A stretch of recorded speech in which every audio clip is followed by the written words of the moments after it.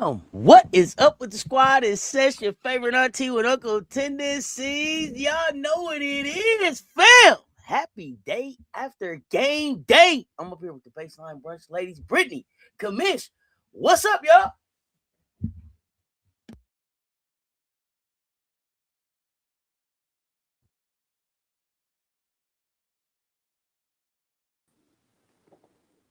Do we have Brittany? Hello.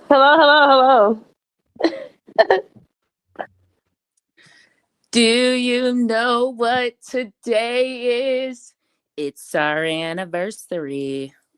Our anniversary of beating that butt. Big bank take little bank. Big bank take little bank. Type of money you ain't need a safe. And then remix back to sit down. Be humble. Sit down. Hey, let's go.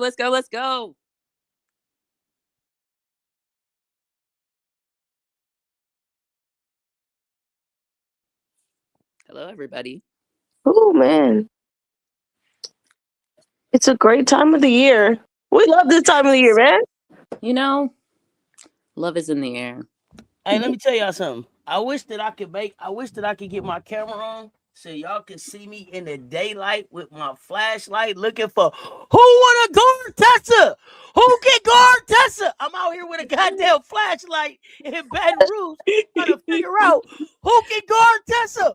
Who wanna guard Tessa? Hey, listen, that shit was like Mayday!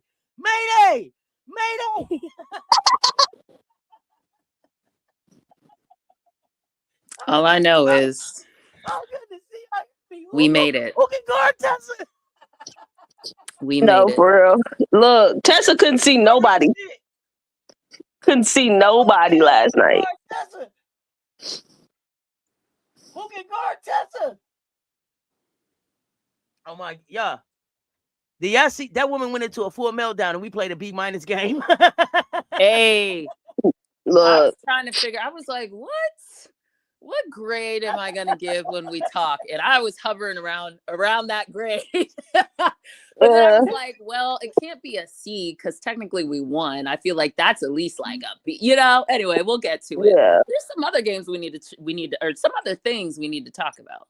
There's a lot. Let me tell y'all something. Hold on. Y'all gonna have to indulge me for a minute. Let me tell y'all something. We're gonna take a stroll. Let's talk about the internet streets real quick. Can we talk about these internet? Wait, are you trying to tell me, Auntie, you want to take a long walk around the park? A long walk after and read dark? A book? And read a book, yeah. Oh, listen. Some conversation, verbal elation, stimulation. You know what I'm saying? Might as well. Jill Scott to drop the new album too. Let's go for a walk. A long walk. Exactly. Let's take a long walk. I gotta know who has been in these internet streets. Listen, the internet is unforgivable. The internet is unforgivable and unforgiving. Do you hear me? Did y'all see? Oh goodness. It's been quiet. It's been quiet by some individuals. Yeah, it's been quiet. But listen, I laughed till my sides hurt yesterday. Do y'all hear me? Okay, y'all might not have been having as much fun on me. Oh, I was having a good time. Okay, first of all, let me say this. Michael Jordan going off about the 2026 NBA dunk contest wasn't expecting to wake up and see that. That made the day even better. Okay? Let's just start there.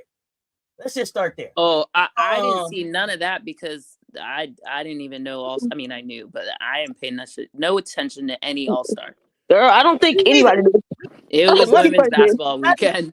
And all the women's basketball, not just college, just women's basketball. So me either, Commish. But once I got in the mansion and I saw the man try to jump off the side of the backboard and bounce his head off the floor, I said, "Oh, let me check on this. Let me see what happened." But let me tell you about the internet. The internet took me down. Can I share a few things that took me down on the internet? Do y'all mind? Go ahead. We got time. We taking a long walk. Let's take a long walk. So let me and listen. I want to just shout out these people who made these, who made these posts, okay? Because I'm just gonna share them how I saved them. So I no harm, no harm, no foul. Okay, listen. Let me see. I don't know if I'm going to be able to share the sound on all of these, but let me tell y'all something. These was the ones that had me cracking up the most, okay? This one right here, where they say, Don Packett came up once again. Did y'all see this one? They say, Don Packett came up once again. Yep, I saw this one. Look, took me down. Oh, let me see. Oh, did I stop it? I didn't mean to stop it. I'm going to for a minute. I'm gonna be silly for a minute, okay? And I'm gonna be cocky. I told you, Reuter. I don't even know what I am now. I don't even know what I am now. Okay, let me see which other one took me down. Oh, this one right here. This one. Oh, wait, this right here. That's okay. We'll talk about that later. It was the 4 right there, but this one right here in the store, in the hookah guard Tessa store. Kim shopping in the hookah guard Tessa store. Oh God, listen. Let me see. Who was this one? Let me see. Who was this? These took me out. Who was this? Who was this? Okay, Tori J. Kim Moki at the Hook and Guard Tessa store. Took me down. Took me down. Let me see. Extreme Rooter? I don't know. It can't be Extreme Rooter. Oh, they don't even want me to show this one. Hold on. They don't even want me to show this one. They don't even want me to show this one. What else took me down? Let me see. What was this one? Oh, hold on 1 second, child. Hold on 1 second. Every single week, you wonder why your ass don't dance. Hold on. Let me fix this real quick.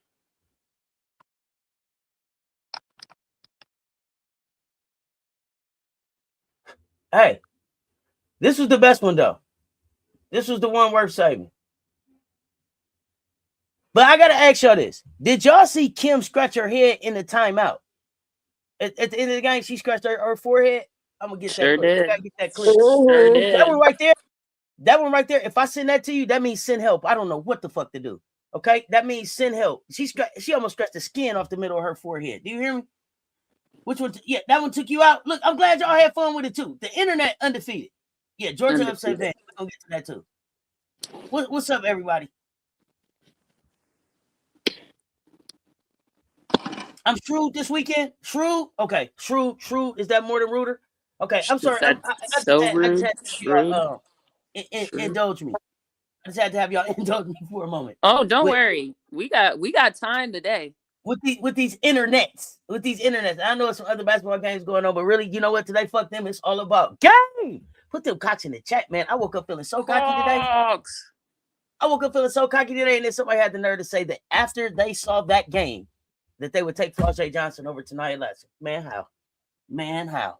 Okay, this is okay. I'm here for it. Okay, I'm gonna get off my soapbox. I'm gonna turn it over to y'all. 161 in the chat. Hit the like and the share. They both right there. Run it up. Let's go, Gamecocks. Well, speaking of Gamecocks, I would like to take us to what started this glorious week for me. It started with Unrivaled in the one-on-one tournament. I don't know about you, but I've been trying to tell people for a while about Aaliyah Boston. Not like people seem to forget that Aaliyah Boston was a National Player of the Year, a champion. Unfortunately, COVID happened, but in my mind, she's a 2-time champion. But, whatever. She's won.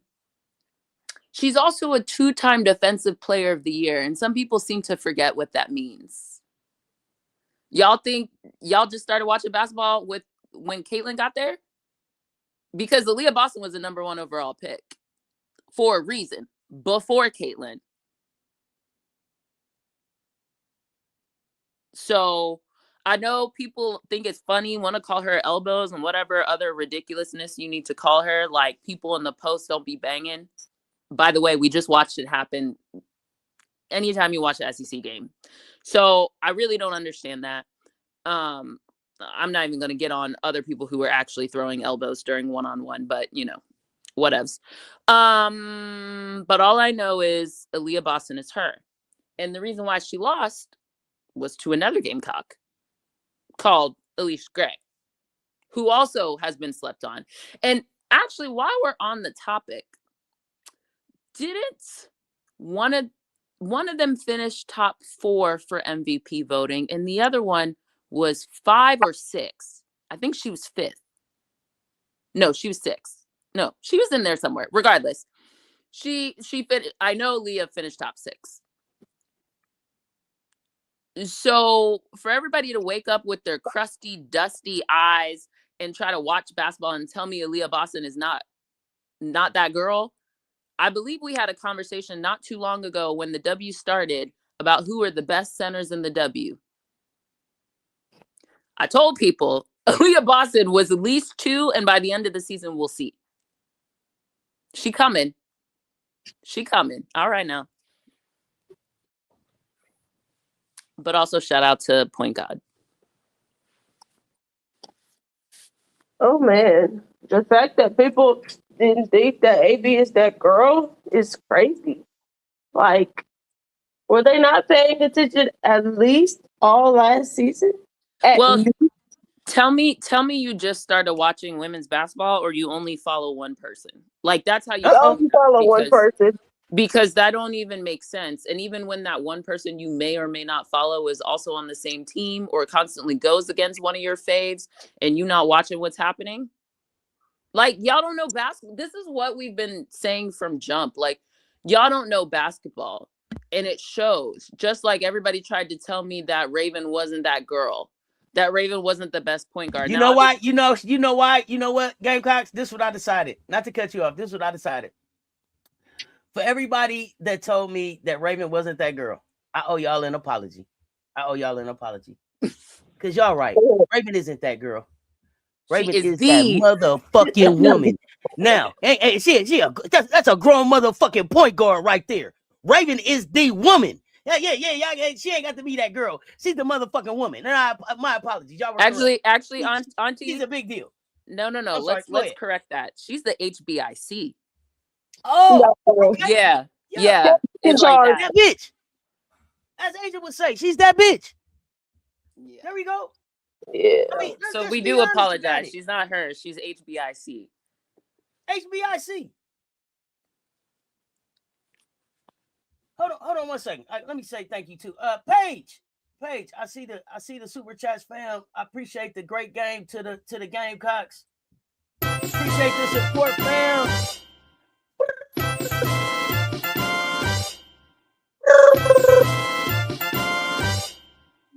Showing up. I appreciate that, fam.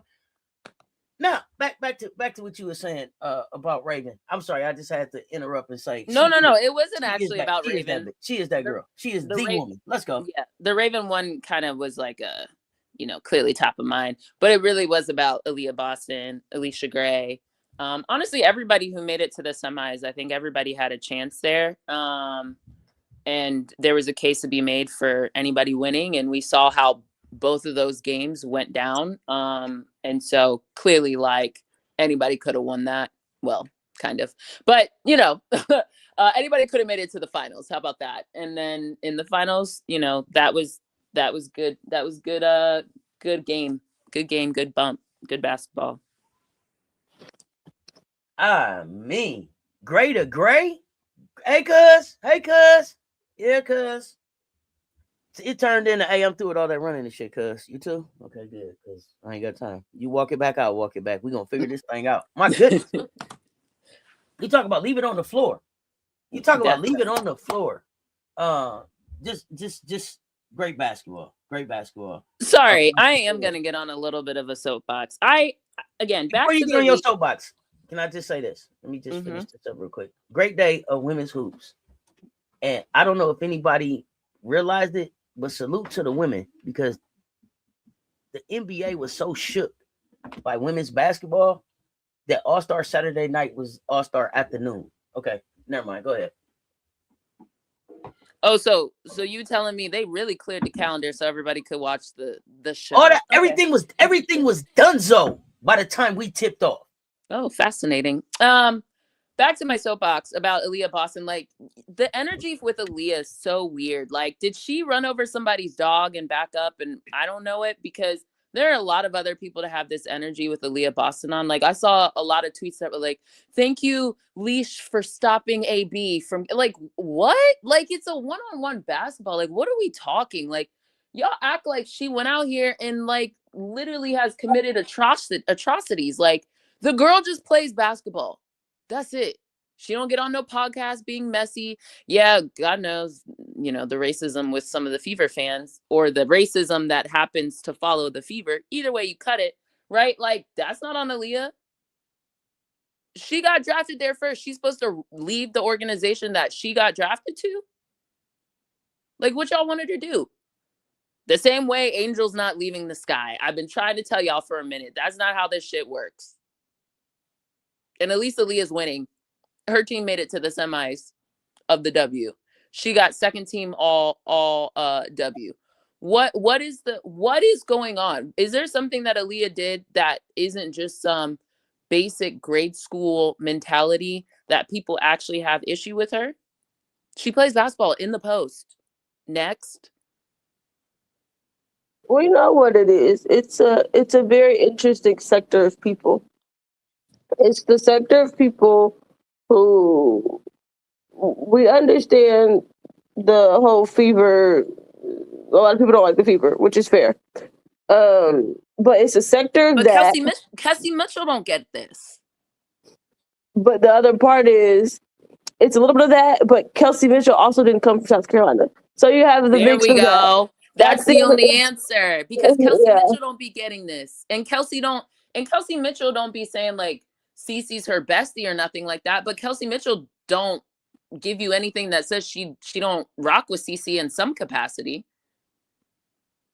So again, it really can't be Cece. It can't be the Fever, and then there you go. You actually arrive at the answer. South Carolina.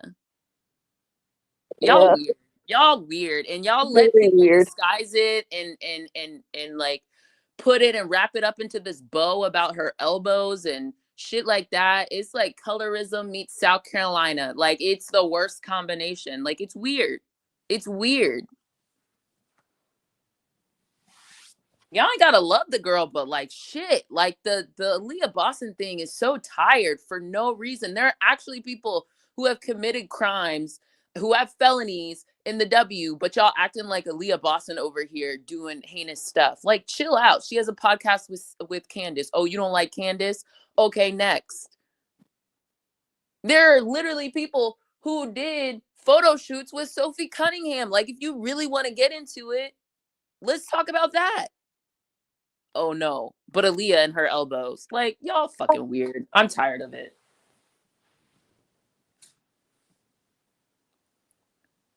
Okay, I'm done with. I'm currently off my soapbox. We can move on unless y'all got something else to add.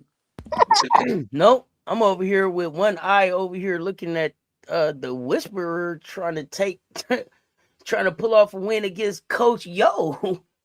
Oh, wake up. Yo, wake up. It's after like, all the tweets she did this week, she better wake up. Yeah, yo, wake up. I have something for Yo's ass too. But we gonna wait till we talk. Yeah, I got something for that ass too. Mm-hmm. Yeah, AB is the least problematic player in the league. I agree. AB is the least problematic player in the league. AB is the most just go along with the getting along for the going along for the getting along. What we doing? Okay, I do it without. Yeah, you know what I'm saying. But even just like hearing Lauren Betts talk about AB, like she gushes over AB. William Goins, I appreciate you showing up, fam. I appreciate you showing up. Great game, fam. I appreciate you coming through. Thank you. I'm sorry. But even the Lauren Betts thing, like, you look how Lauren talks about AB. If AB was really that bad, like, besides BG, who got her own issues, and like a couple of people, but like, I don't understand. And then it's like, well, look, even Asia don't like fucking AB because AB beating her ass in that post. I wouldn't like her neither. AB's a problem.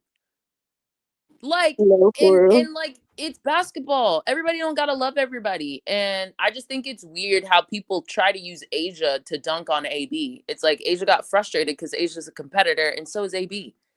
But Asia doesn't like AB as a misstatement, I think. No, I'm just saying. I agree. Like, we don't actually know. No, not for you. I'm saying in general. I think what Asia doesn't like is Asia doesn't like to play against AB. But I think that's everybody that plays against AB. That's just like people don't like to play against Asia. But it's all love. I don't know why they try to turn it into a beef. Well, that's because they're always. She gets frustrated with her. Then they use that as like as proof. And it's like, you don't know what Asia and AB's relationship is. And even if she doesn't like her, so be it. Like, everybody ain't got to like everybody. They're But it's always trying to weird. manufacture some beef that's just Yeah, not it's there. really it, because like you look for shit. It's confirmation bias. You look for shit because in your head you've decided XYZ. And I'm just trying to get to the root of what constitutes that needing to be the root. Like, what did she actually do? Well, it's like this. Yeah, There's like, some people that will stare at the sky long. If they stare at the sky long enough, they'll try to convince themselves that it's not blue. right. Mm.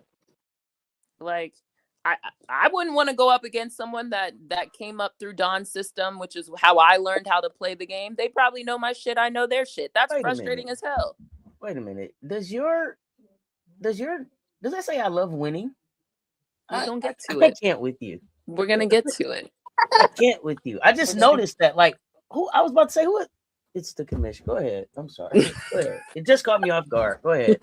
Continue.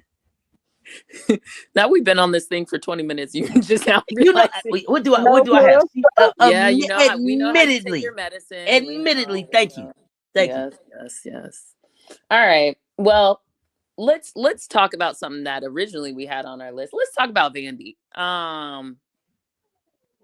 Anything from wait a minute. AU Unrivaled? Did we talk AU? Did we talk how well Breezy's playing? Did we talk any Gamecock girlies there? Oh, yes. Go ahead, Auntie. I skipped past that. Go ahead. I'm just so excited to talk about the main dish. Go ahead. Oh, yeah, we're going to get to the main dish. But, I mean, I just wanted to talk about Athletes Unlimited for a minute. Because it's my first season really following it, and I'm thoroughly enjoying it. And I don't know if it's because there's more Gamecocks involved, but Zaya, Bree, who am I forgetting? Pow and Coates. Coates. Bree especially. I'm really loving what I'm seeing from Bree right now. Bree gonna be on a team. Bree gonna be on a team. Yeah. Bree gonna be on. Bree gonna. Not only is she gonna be on the team, I mean, she should have been, but yeah, no. Bree is gonna be impacting team. Yeah. Because you got Bree. Bree has been put in the position to which at sometimes I don't really love, but I think it's good work for her. Thank you, fam. Appreciate the support. I'm gonna check it out. I knew somebody was gonna put him out. I'm gonna guard Tessa. Yeah, I'm not wearing anything that has Kim Mulkey's face on it. So if Tessa's on it, cool. But I ain't doing the Kim Mulkey on face thing. No, absolutely not. Final Four gonna be on fire. Go ahead. But Bree is doing really well. And she's guarding the 4. So she's been matched up against Liz, Anissa. I just think that's good bump for Bree. Bree looks taller to me. Hold on. She MVP in a lot from our trip. Go ahead. What? Was Bree? I was asking you. Was Bree MVP? Was she voted MVP in a loss? She was voted either second or first. I can't remember. I'd have to go back and check. But she did get out. I mean, because the top 3 get published. She did lose, and I think she might have been second or first. But regardless, that's still pretty good. Okay. But Bree looks taller to me and thicker, maybe. Either way, whatever she's doing, it's been great. I think, again, New Zealand was good for her. Really like seeing that happen. She's not in AU, but Sanaya will be taking Bree Jones's place. So it'll be interesting to see how she does in EuroLeague. But I think going to the land down under has been good for the Gamecock girlies. So I'm excited to see that. And then Pow has been running point more consistently on her team. So I think she's getting more of those reps. And then Zaya's been, I think she's still one of the top points per game.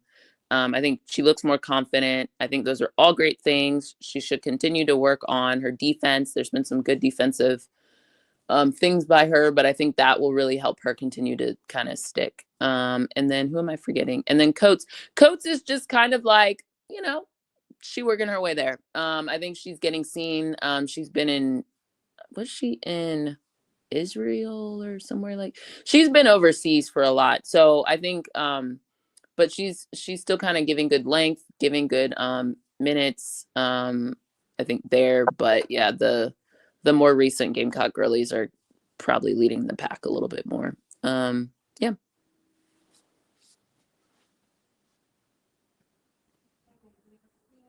I was trying to pull up, of course. I was trying to pull up the numbers real quick. What Breezy been doing, but of course everything's moving slow. So we can move on. We can move on. When it pulls up, you can read it. We taking a long walk anyway. Breezy came from one of Dawn's best recruiting classes ever. They lost the last of the dogs. Breezy's a straight dog. See, this is the other thing though. I'm glad. What are we talking about? Did we just watch a game or no? That's this Darnell saying last of the dogs. What? I don't know why he think it's the last of the dogs. Let me say this. Darnell, no, absolutely not. Goodness. Did we just watch a game? It's still dogs at the Gamecocks. Let me say this though. I don't think that people realize how important Breezy was to our success. And I keep telling y'all, when Dawn said when we lost to Iowa, she didn't say it to Raven, she didn't say it to Camilla, she said, Breezy, get us back here. That's how clutch and important Breezy is. Breezy is a fucking hooper. But I do want to say something about dogs. We got a team full of dogs over there. And I remember people was like, they not a dog. Let me tell you about LSU. When it was time to be a dog, I only saw one dog step up. Can we save this? Can we save this? Because this is gonna take us into a lot of things I want to talk about. Okay, I'll wait. No, just because it's good stuff, but I feel like no. You're right. Yeah, you're right. I'm gonna wait. Let's save this. Let's sit it all with the right appropriate. You are correct. I was about to put the cart before the horse, Commish. No, you good. I know. That's why I was like, we speaking of dogs, we biting off trying to talk about it. So let's take it in pieces. Let's take it in pieces. Yeah, because that's a long chat. Can we anything else on Unrivaled or overseas people or whatever AU? Nope. I think I got leaderboard up now. Okay, go ahead. Leaderboard right now: Odyssey Sims, Natasha Mack, Rebecca Gardner, Shea Petty. So I believe that's going to be the 4 captains for next week. Oh, look at that! A Don Staley guard from Temple. That should be the 4 captains. Let's see. Where are we falling at here? Zaya Cook is number 26 on the list. Yeah, her team didn't win much is at 28, and Bree Hall is at 30. Now, I say this too. Elena Coates has not been getting the run that I thought she was going to get. So I hope that picks up in the next couple of weeks. I thought I would have been seeing her a little bit more. But other than that, that was all I had. There's been some good games. I'm really enjoying it. I'm glad we're following. Commish, did you beat me this week in fantasy, or do I get another shot to try to catch up with you? It's not over yet. They took a break for All-Star. That's what I thought. Okay, so but the Commish is currently leading me in fantasy, so I got to fix that. The NBA fantasy, which is funny because I'm not really watching a lot of NBA games, is there's a lot of good teams. There's some good. Brittany's been crushing too, so crushing. Okay. Yeah. I'm surprised. Currently undefeated, but clearly between Auntie and I, somebody will suffer defeat. Somebody, yes, a L coming. And can we, as far as the CessTalksSports pick'ems, listen, if we are all so like-minded, it ain't no damn separation. It'd be about 4 or 5 people with all the same picks. Like, goodness gracious, there's no clear winner. There's no clear winner separating themselves. I'm probably gonna lose because my strategy, it's not even strategy. I just always pick whoever is playing against LSU. So I'm not gonna win. Your strategy's not gonna work there. Okay. No, it's not. I'm not trying to win. No, I'm just telling you. And if I win by choosing against LSU every week, then so be it, Let me see. Week 7, I think. Look like it's Boo Cooter. Look like Boo is leading so far this week. Oh, but you know what?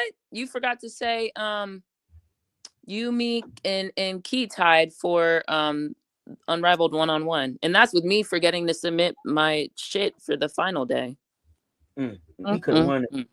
I really could have, because I would have had Look at Chelsea us. Gray in the final. Look at us. So We're the perfect match. Look at us. we really are. Perfect match. Ting. Yay. Oh, don't forget to get y'all picks in. Got homework in for this week. I don't think I did mine. So yeah, Ole Miss is, I don't even know what's happening with Can we Ole talk Miss. Vandy? Can we talk Let's talk Vandy. Been trying to talk Vandy in Texas for like let's get into it. Cause Brittany, you want to kick us off? You want to start? Yeah, sure. Darnell, That that's game? what you said wrong. Darnell asked you, wait, before you go there, clarify, because Darnell said, what did he say wrong, Commish? I heard Auntie read something that said we don't have dogs, or Breezy was the last of our dogs. Is that what you said, Auntie? Yeah. He said, I shouldn't have said dog class. I shouldn't have said dog class then. That's what he said. He said, remember, Breezy came from one of Don's best recruiting class ever. The last of the dogs. Breezy is a straight dog. Yeah, but we got more dogs. I'm confused by that statement. You don't think we have dogs, Darnell? That's what we want to know. Yeah, maybe we're misunderstanding what you're saying in that class. Because the name of that class was the Freshies, right? No, the Freshies wasn't Bree. Wait, my timeline is getting so messy. There's too many Gamecocks. Breezy. So tell us, help us, remind us, Darnell. Maybe Breezy was with Raven and was with Sanaya and the other Sanaya, right? It was the four of them. Yes. I forget what that class was called. Yeah. Maybe they were called the dog class. Maybe I missed that, because that sounds like a name Raven would make up. No, for real. No, she wasn't a freshie. Yeah, more structured, more standard. But that's the standard. That's the standard, William. We're gonna talk about it though. Let's go. Go ahead, Brittany. Yeah, this game.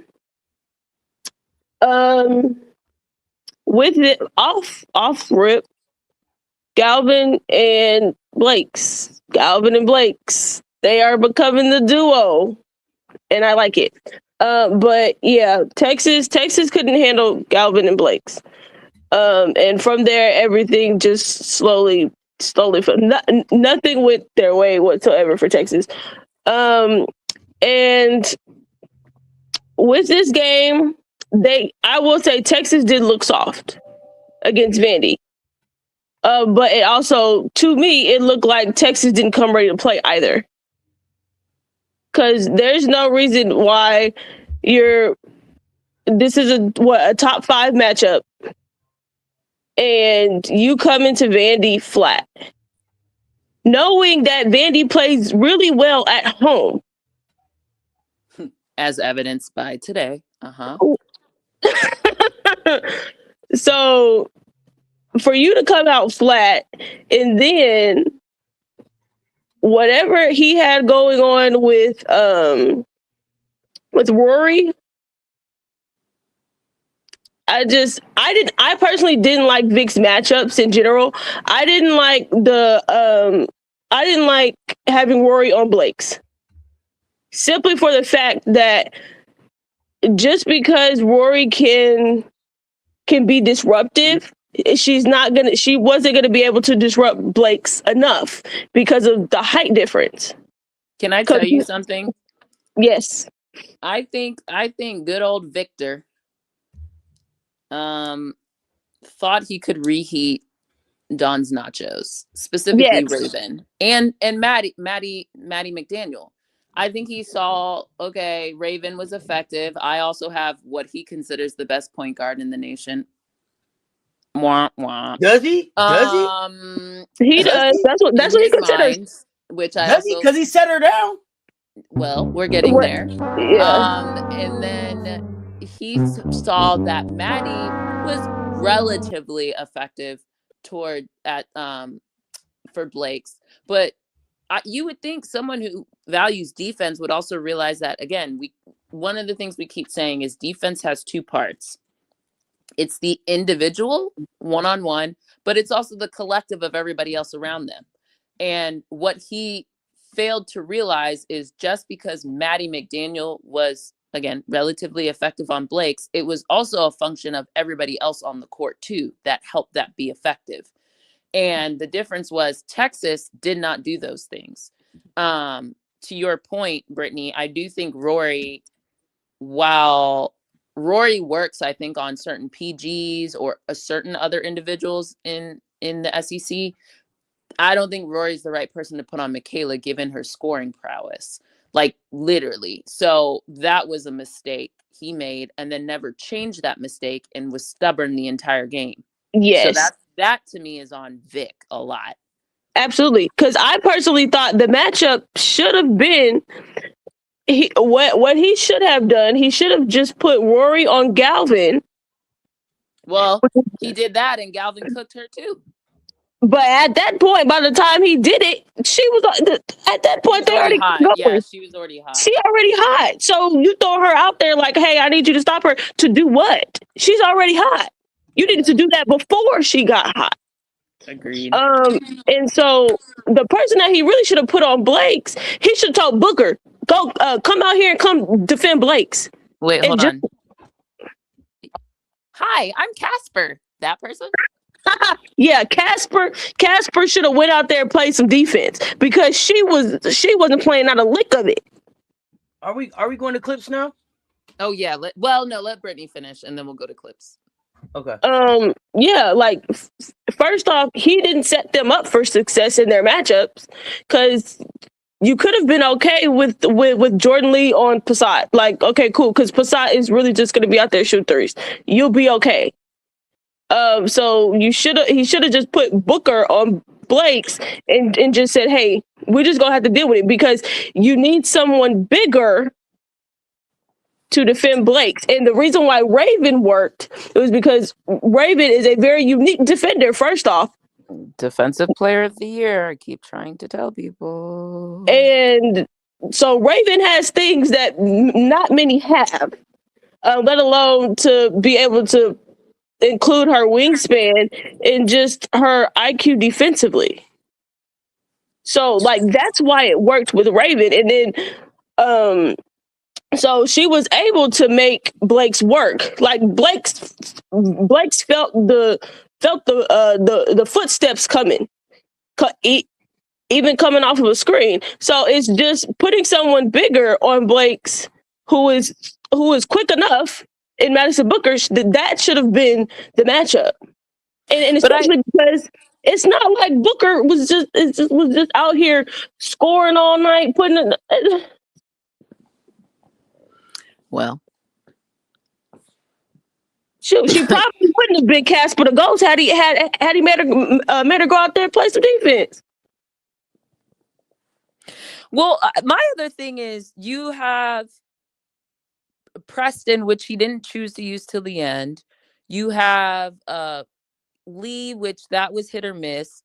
Crump was it just was like you had body. Like I agree that I think the matchups were messed up from the beginning, and like not really spoiler alert. I think everybody knows. He told us that he had a person work on Scout for 2 weeks. Well, that Scout was really flawed. No, for real. I don't know how many times I've seen them going under screens. Yeah. I was like, what are we doing? I understand Galvin, though. That one was, although if you look at Galvin and her production, as a freshman, she plays better at Vandy than anywhere else. And then the thing is, she's been on a hot streak the last week. Right. Exactly. And then they didn't do enough to disrupt her. So it was kind of just all bad. And yeah. But they also weren't giving Texas was those BS calls. They weren't giving them that. The flopping and the whatever else. Like they weren't getting those at Vandy. So that also messed them up. And then Brea was in foul trouble. It just none of it. Right. So can we get to his comments? Yeah. Auntie, you can just roll them all through and we can just talk it all at the end, or unless there's specific ones you guys want to stop and talk about. No, either one. The way StreamYard was acting, it didn't let me load the clip, so I'm just gonna play them. Okay. So I just got them set to play. That makes sense. So cool. Let's rock. And you want me to play them all, and then you're gonna talk? Is that how we're gonna do it? Yeah, unless one of you say stop and you want to talk immediately. Otherwise, just play them all, because he contradicts himself through all of it. So you can just play it all. All right, let's go.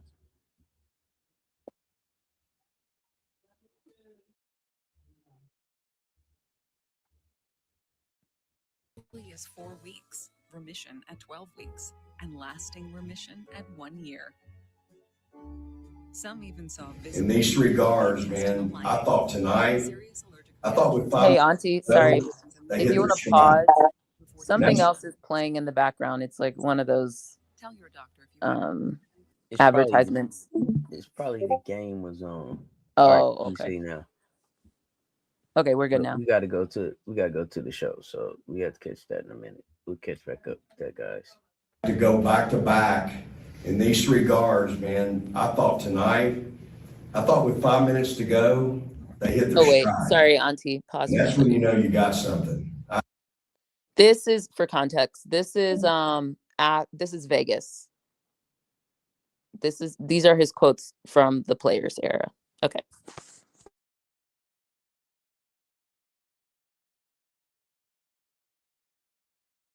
I thought we answered when we were down 8 with a minute and something to go in the third. I told them, let's try to get this to 4 to start the quarter.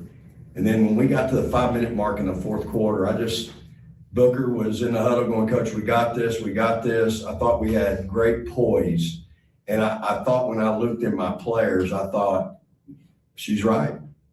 There was a lot of confidence in this group. And again, this team is really special. They showed the country today, and you people in the audience, an incredible amount of toughness, competitive spirit, and resilience. When they made their run, and they're always going to make a run, when they made their run, they answered. And that says a lot about my kids and their character, their heart, their toughness. We always take pride. They don't like me to tell them they get punked. They don't like it. Well, they didn't get punked today. They really played their guts out to be in the position we're in when we came here and to answer the bell back-to-back days against 2 great teams, great players.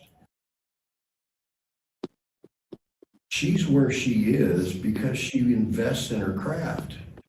She doesn't show up 5 minutes before practice starts and doesn't leave when the horn sounds. She's there an hour before getting shots up, just like Book, just like Jordan, just like most of my team. But that's why she is who she is. And then, bless her heart, last year, she's just trying to play after having a pretty traumatic injury. Doesn't really get to him. She's trying to get her body ready instead of her skill set ready. So that was him talking about Rory. Keep going. And they are tough.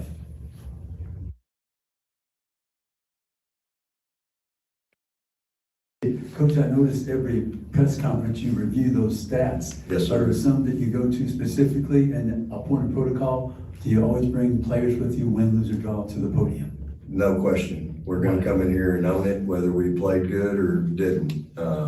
I think that's the maturity of our players. That's the character of them. That's what we try to teach and instill in them. We're fortunate. We don't have to come in here very often after an L, but every now and then it happens. We're going to own it.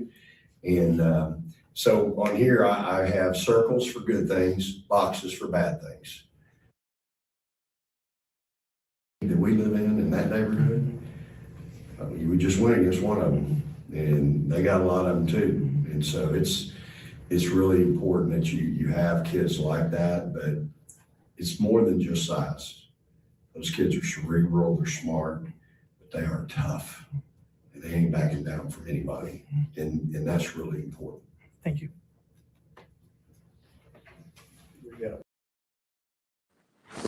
Fascinating, riveting, Interesting.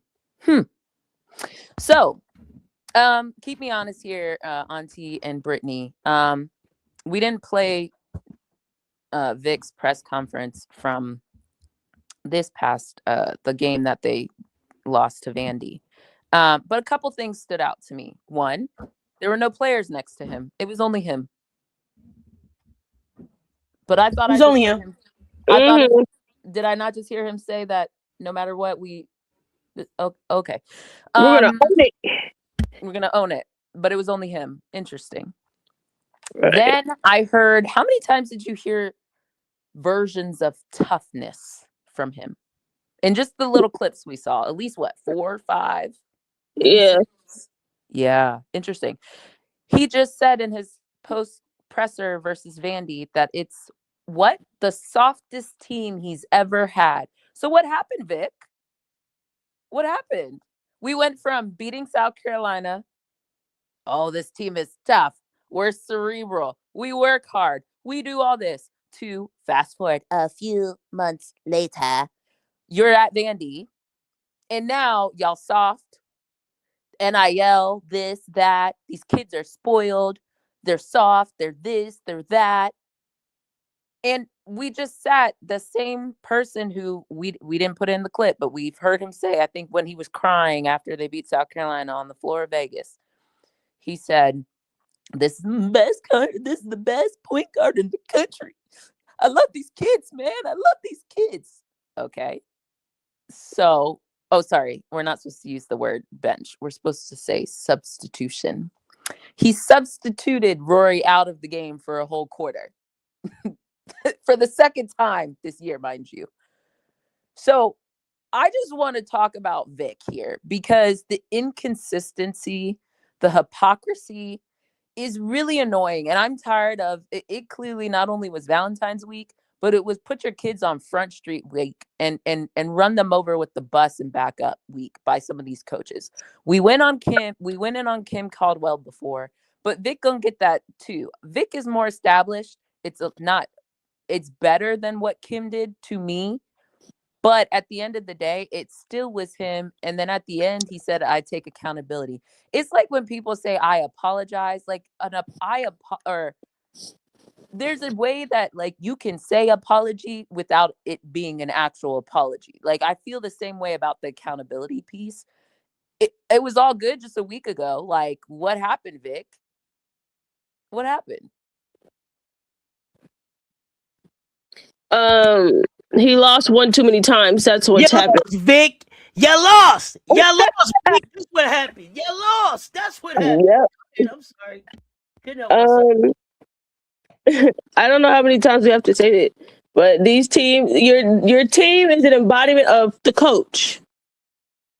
So he for whines Vic, every week. exactly. Every week he whines. No wonder. For him to say they're soft, they whine, they're spoiled. Well, Vic, you are those things. You get in the press conferences and cry when you lose and cry when things don't go. You do that. So why are you surprised that they are doing that? If my head coach can do that, why can't I do that? Because you're the mouthpiece for them, are you not? You are. Or at this point, look, they are shaping into you. So there's no reason why at the beginning of this, at the beginning of the year, you were saying, "Oh, this team is so how great this team is," and now come February, you're singing a completely different tune, and it sounds like you're very off key. So. It just doesn't make sense to me. And you said how great Rory is at the beginning of the year. Now you're not singing that same tune. And one thing that I will say about him and all this stuff that he's saying about his team, well, where are your leaders? What are your leaders doing? Hi, I'm Casper. Yeah. Like that is just disappearing, nowhere to be found. So yeah, the crying that Vic is doing, I don't feel bad for him. And him, like Kim Caldwell. Okay, y'all thinking that coming out and saying that your teams are soft and whatever. Okay, I hope that goes well for you. I hope you've built such a great relationship with them that they take it as just a challenge and they don't take it as disrespect. But you know what's funny? We're about to have the hard off, the soft invitational, or who has more resilience invitational, about to literally tip off right now. So we're gonna get answers shortly. Literally. But yeah, we gonna see. And like what he was saying in that press conference definitely gave the good old Southern nice nasty. Oh, it was nasty. It was nasty. Yeah. Like it's just some things you just keep in the locker room. You can tell them that they play soft, whatever. You can say that in a locker room. But I don't know how many times we have to say, stop putting stuff out on the internet for people to clip. Your players are gonna see this, and then people are gonna ask them, "Well, your coach said you soft." You think I guess soft? the thing is, and what's so funny is Vic is exactly what people accuse Dawn of being. I find it hilarious. Absolutely. They say Dawn plays favorites. They say Dawn is stubborn. They say Dawn's system is antiquated. Well, what is Vic? Oh, something. Because to me, Booker wasn't playing well enough to. I guess you don't really have many other options, but Booker wasn't up until the point of the third quarter. I think Booker had 8 points. She finished with 20. Your chain's fake. That's not real. But whatever, fine. She got 20. But I still think Fat padding. It was fake. It was a fake 20. Fake the box comeback. score says 20, but she had 8 or 6. And she was on a tour date that I can't even remember what it was at the moment. Rory, while wasn't amazing, but I think there were reasons, again, back to the point of, I think Vic didn't set up Rory for success from jump with the matchup. So I actually think that was more on Vic than it was on Rory. Yep. It's like, sir, do you know who your player is? How about you put your players in good positions? Yeah. Rory had no business being the primary defender on Blake's. No business whatsoever. Well, he thought Rory and Raven, what did he tell us? Like my point guard, Raven is da-da-da-da-da-da. He honestly thinks Rory and Raven are the same. They're not the same. Not at all.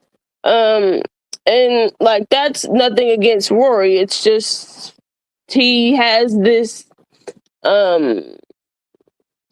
this way of thinking that his point guard is so great, and trying to mirror her to Raven is just like, that's not your point guard. Do what's best for your point guard. You don't have Raven. Okay? You don't have Raven Johnson over there. She does not wear a Texas jersey. The front of that jersey says South Carolina. There's only one Raven. Take your shirt off and whistle like a helicopter. Like, there's only one Raven, and I need him to understand that. So for him to be playing whatever game, and then the other thing that's crazy to me is it's just how much faith are you showing to your senior, your senior. God, you're showing her you have no faith in her, none. For the second time this season. Yes. And she's supposed to go to the draft, and she's already a short guard that is already experiencing height bias. Yeah. This is the shit I be talking about. People be really saying, like, accusing Dawn of all these things that other people actually are. Like, Dawn is preparing people to go to the W when you're short. She would know the irony. She would know firsthand, but y'all don't want to listen. Y'all think Dawn's a hater. Okay. Hate this. I just glanced up at this heart battle the heart.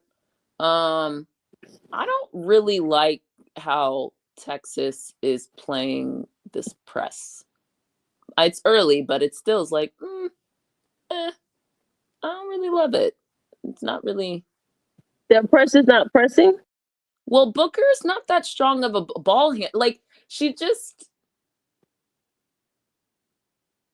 We'll see. All right, that was better. But yeah, I'm paying attention with one eye. Anything else you got, Auntie? What you got? Oh, I think y'all covered it all. Y'all covered it all. I don't have nothing to add. The whining, I'm over it. I'm quietly over here trying to think what I'm gonna be next since Ruder didn't get him to understand that we done playing around. Quietly over here, seeing what we gonna be next.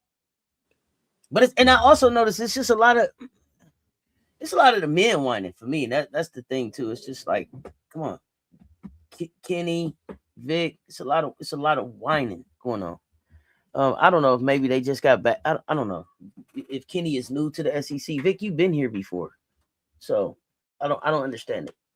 I think I was off Vic when he tried to tell us that Raven was Rory like. It's like, bro, like, no, not at all. Yeah, one of them occupies 2 championships, multiple SEC rings. Rory Naismith. Yeah, exactly. Come on, Rory Naismith. Come on, man. Come on. This is why she doesn't have a Naismith. Sir, you remind us every chance you get why she's not deserving of the Naismith. So there's that. But that's all I have. Worth mentioning that I was gonna come here. I still think Blake's is probably your national player of the year, but it didn't help how I didn't see all of the Georgia game. I tuned in towards the end. There were just a couple plays where the ball was not in Blake's hand, or Blake's made a decision and like passed it off, which I think was the right decision. What's her name? Not Passot, but the other white girl. It's like Merkett or something off the top of my head. Passed it to her. She fumbled it out of bounds. Like, it just is like, no, Blake's not in that moment. Like, it's tough because I am of the belief, like, it is a basketball court. You want to utilize your teammates, but I don't think she was having that crazy of a shooting day. If that was Passat, I think that would have made more sense. But her, like, again, just looking at the box score, she didn't have that crazy of a day. So I don't know the context and circumstances. And then, dang, they called a foul on Rory. I prayed for times like this. I don't know, that's tough. And then it looks like it was Galvin didn't come ready really. I'm sure Carnegie ended up with like 29 points, 27. I saw something like that. So she probably was giving her the business. But yeah, Georgia is your Ole Miss of previous, where it's Mississippi, where it's like they can beat you, they can also get beat. But Georgia, I've noticed they're beating people at home. So it's very much a home thing for them. So, I'll be looking at a couple of the remaining teams and seeing who got Georgia at home or who's coming to Georgia. That might be something to watch out for. Oh, yeah, I think Georgia's a young team. So their games are going to come at the crib right now. But if they keep stacking and they keep developing, they're going to win some road games next year. Will Carnegie still be there? I forget how old she is. Carnegie just a sophomore. Okay, well then that works for them. And I think Woolfolk a sophomore too. Like Georgia, for the most part, is a young team, I believe. Let me now hold on, because I got CRS. Let me not make that up. Hold on. Jesus, who wants to give the ball away more, Texas or Tennessee? Come on now. So yeah, Turner is a sophomore. Carnegie is a sophomore. Gonzalez is a junior. and Woolfolk is a sophomore. So they got a sophomore core. They actually are in a really good spot, and then they could probably get somebody out of the portal, kind of like they did with Carnegie. So they've had success. Zen Craft over there, 6'2", 4 freshman. You know, they got some freshmen they can work with too. So they got some size too. Okay, we'll see next year. What else? Anything else from the Vandy? I don't know. I didn't watch a whole lot of it. I just saw the final plays, and it just was a lot of Michaela not having the ball. Their final inbound play, the one that Sasha missed, like, it was a good look. I'm just not sure that's Sasha's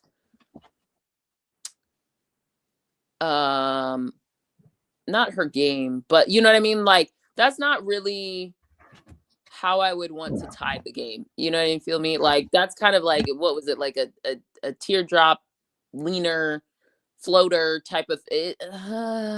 That's not what I want from Sasha. And also Michaela was open. So like Sasha could have, again, this was back to kind of our Oklahoma thing. Sasha probably could have squared up and probably seen Michaela on the weak side. Because I think she had the ball. It was like 3.8. By the time all that happened, there was at least 2 seconds. But, you know, I don't know. I don't know what they took away Michaela originally, but it didn't look like the play was really for Michaela. So I don't know. That's just tough in that situation. Like, you need your best player to be your best player. And it felt like Michaela wasn't really the one taking the shots down the stretch. So that's my only critique. Auntie, you have anything to add on that? I think you watched more of the game than I did. No, I really kind of just watched the end, and I was in and out on it. Okay. Cool. Bad loss, Vandy. It's definitely not a good look. It's not a good look. I don't know what's up next on their schedule. But I do agree. I think they're still locked as player and freshman of the year. I don't know about freshmen anymore. And I don't know about national player. I mean, Michaela, but I think she was inefficient. But, you know, apparently. Oh, wait, I'm talking at the SEC level right now. Oh, okay. Yeah, I think TBD, because I don't think Galvin's a lock. I think Michaela is. Okay. Yeah, at this point, who's challenging Galvin? I'll tell you. Go ahead, Brittany, with what you were saying. I think it's the lady that they've been pushing all year. City of Norman. They've been pushing that. Yeah, they've been pushing that agenda all year. They ain't finna just let it go now. I think it depends. They beat South Carolina. That's gonna give her a little bit of. That's gonna give her a little bit of a jump. And that's that game. Oh my god, that's why I hate it so much. I was like, oh, they put so much stock in. Oh, you beat South Carolina. Anyway, yeah, it's City of Norman is still there. I think freshman of the year is probably going to come down to the full season. I think it's going to be nip and tuck. Have they played each other? Yep, and Galvin went gangbusters. Remember, they lost to Oklahoma. Yeah, right wasn't that like Texas? Or sorry, Oklahoma lost. No, I do remember the game. I was trying to think about the head-to-head matchup. Yeah, I mean, you made that's a good point. That's a good point. Yeah, I think it's just a function of what happens for the rest of the season. I think this is going to just be, if Galvin had stayed where she was for the past few games, I think she would have stayed there. But I think Chavez has also had, the difference is Chavez has the green light to shoot whatever the hell she wants. And again, people don't look at efficiency numbers, and they just look at the final box score and don't look at how we arrived at that. Like, were you down by 30 and all of a sudden you started making shots because the defense sagged off of you? Or did you know what I mean? Like, when did you make it? But, you know, they don't do that when they look at the box score. Yeah, they just check the box score at the end of the game. And they don't open the field goal percentage. They just look at the absolute points. So yeah, they just look at the point total. That's it. How many points did she put up this game? Okay. I will say Booker's being more aggressive. I would hope so. After her coach called her soft. You said your pick for SEC newcomer of the year is Cody? Oh, I didn't say that. Are you reading the chat? No, I'm reading the chat. My pick for SEC Newcomer of the Year? Is newcomer? I always have a challenge with this. It's Tanaya Latson for me. It's not Tanaya, but the issue is, I think Cody's gonna win it. Yeah, it's probably newcomer going to be Cody. Isn't freshman, right? Right. Mm-mm. Okay. I don't think so. I thought it was just like came from another conference. That's how I looked at it. I think so too. If it came from another conference, it's Cody. Yeah, because why? I just think when you again back to these people and how they look at numbers, Cody. I think it's Cody. Although if these individuals would actually look at impact or how you changed your role, I think Latson has a case. She does. I mean, this past game, which we'll get into in a second, would have been helpful to be a little bit more efficient. But I mean, there's still games left. Like if she goes on, I think a run these next 3 games, you maybe could. I just think Cody and what she means for, she's like the engine for Mississippi. It just is going to carry more. Damn. She threw that girl to the ground. I think it's just going to carry more weight. And then you think about like, again, you look at Latson, 8 points there. You know, there's like games where it just isn't as many as Cody, even though Cody's had inefficient games at time. Her counting numbers is just higher. I guess. I hear what you're saying. I know it comes down to that. But here's the thing. The engine don't mean nothing to me. If it couldn't beat Texas, it couldn't beat Georgia. See, if the engine stalled when it was time to get some wins, this engine lost to Michigan State. This engine lost to Kansas State. This engine lost SEC. to Alabama. It's SEC. You lost and we got to see how they end. You just lost to conference. You lost to Alabama. Okay. You lost to Georgia. Yeah. You lost though. And it wasn't close. It wasn't a close loss to Georgia. Georgia stomped on y'all 82-59. And that, I believe, was Cody's worst game, if I recall correctly. Today remains to be seen. Let's see. We'll see, but you know how they get down. If we have, I don't know. It don't seem like the SEC even really loved Cody to me. That was the other thing. I thought that's Cody also true too. I think they're paying her dust, but that's a whole nother conversation. Got you. Okay. When she came, I thought it was going to be a bigger thing, but it's not even like they really pushed the fact that Cody is in the SEC. Well, she's a Black woman Mm-hmm. with a Black coach. I think that's the part that's really important. Because if you say you got Tony Morgan as the comeback player of the year, not comeback or newcomer. I would give it to Cody over Tony. Yes. Jania's not getting it. Tony lost to Alabama, Mississippi State, Tennessee, Georgia, Vandy, Texas. Nah, newcomer. You might should have stayed where you was at, big dog. Yeah, I think I would have Cody right now. Now, again, we'll get to Latson specifically during our game because I do think there's some good stuff there, but if she can run off good games for the next few games, I think we're gonna have a stronger case. Good games from Rory, no, an efficiency standpoint. Anything else y'all got on Vandy? We want to. What are we talking? We're talking awards now. Are we still on awards? No, are we good? I just said that. I don't know who 6th player of the year is going to be, by the way. I still haven't found who that answer is going to be. I think 6th player of the year is going to be like freshman of the year, except for there's way more people who could win it, not only because of the technical definition, but I just think it depends, like who continues to start, who comes off what are we doing?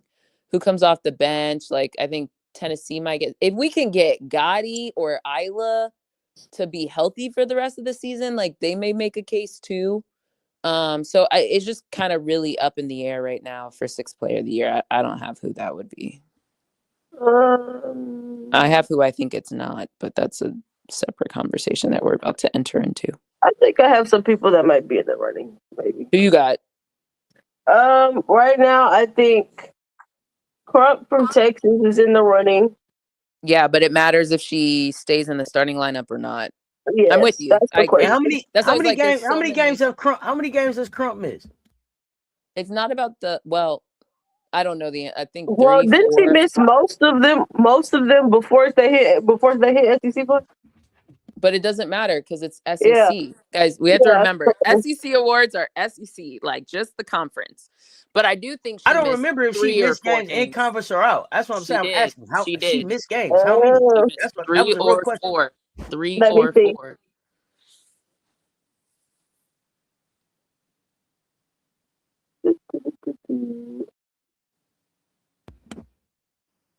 Because she didn't play against us. So then why can't it be Gotti then if it don't matter how many games, if you can miss games in the SEC?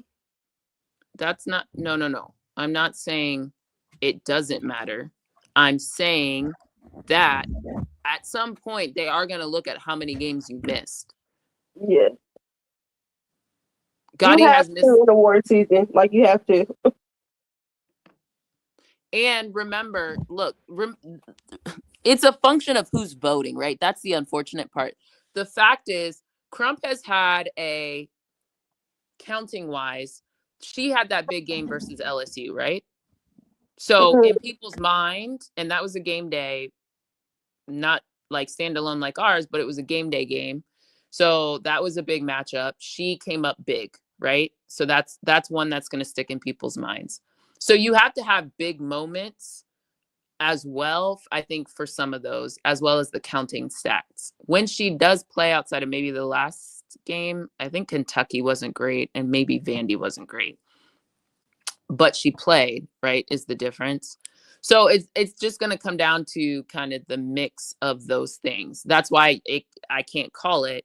But I'm saying I think if Gotti continues to play because of the impact Gotti has, I think Gotti can get back in the conversation.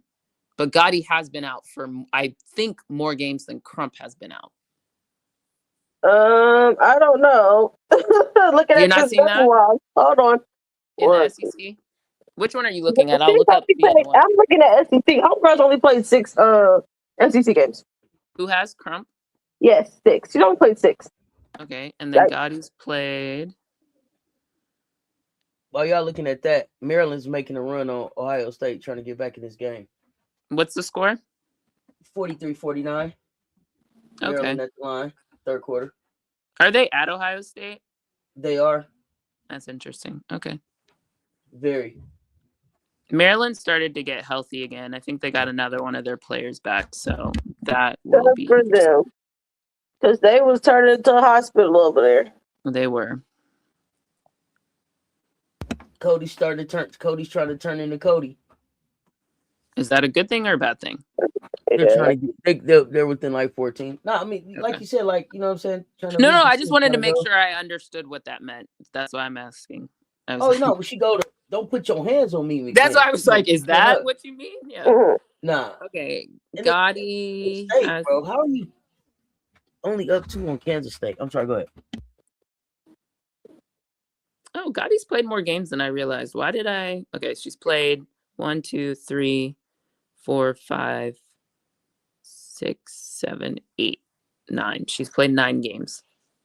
Yeah. In the SEC. Mm-hmm. All right. And you said Crump only played 6? Girl, yeah. I looked at that and said, ooh, never mind, girl. You ain't in the run. You don't play 6 of them things. Yeah, I didn't realize that. In my head, I thought it was more. Okay. Well, then literally, I thought it was more too. I thought it was okay during the during non-con. I know she didn't really play.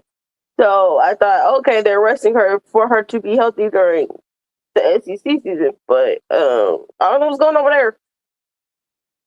Interesting. Well, Gotti has more of a...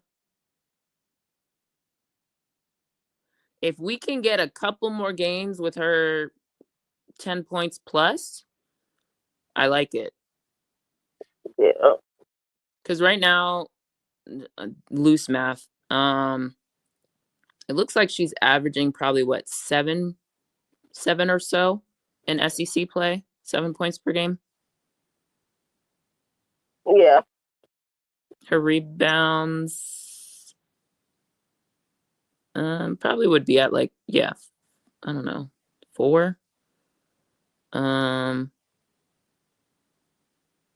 So I like that. Yeah, if she can get healthy and kind of back to that Vandy level, where she was like disruptive and stuff like that, I think Gotti probably would have a good chance. The other one that's a little difficult is Tennessee, because they changed their starting lineup so much that I don't know who at the end of the day will technically qualify for 6th player of the year. So that's the other question. And then Crump, same thing. If she starts a lot of games, then that's going to decrease her ability to get. So that's why it's a moving target until the end of the year.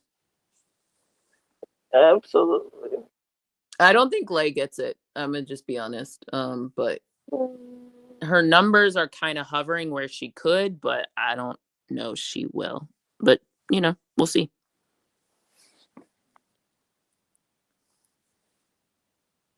Yeah, we shall see. Because I want to see, are we only factoring the stats during SEC season?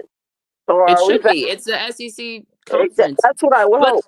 But all of a sudden we started doing this thing during non-con and people started getting player of the week. And I was like, but we're not in conference. So I'm unclear, but to me, I thought it should only be conference. I don't know if that's a new thing they changed this year or what, but to me, it should only be conference play because everybody doesn't play the same non-con. So right, you can't equate that. That's not an accurate comparison. So we'll see. Anything else? All right, let's get right into it.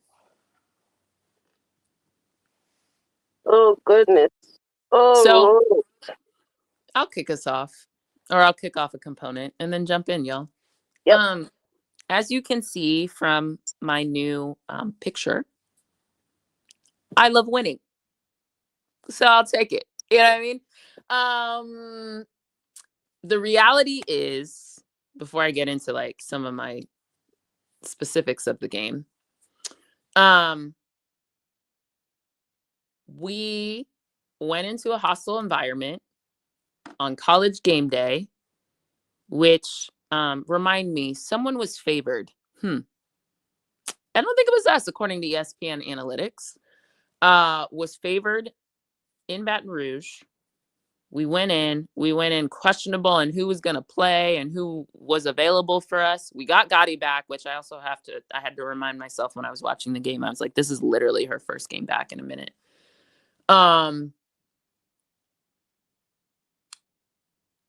We have that. Contrary to whatever people say, we do also have a very young team, or maybe experienced is maybe it's kind of a mixture because we have certain people, but like not everyone is comfortable or seasoned in their role. Maybe that's the best way to say it. Like we're new to our role. The roles, people are playing different roles than they've historically had to play. However you want to call that. You can call that experience. You could call that young, but that is true about our team. Outside of Raven, and even Raven has had to play a different. Damn, Kim almost ran on that court and cussed. Well, she did cuss them out. So,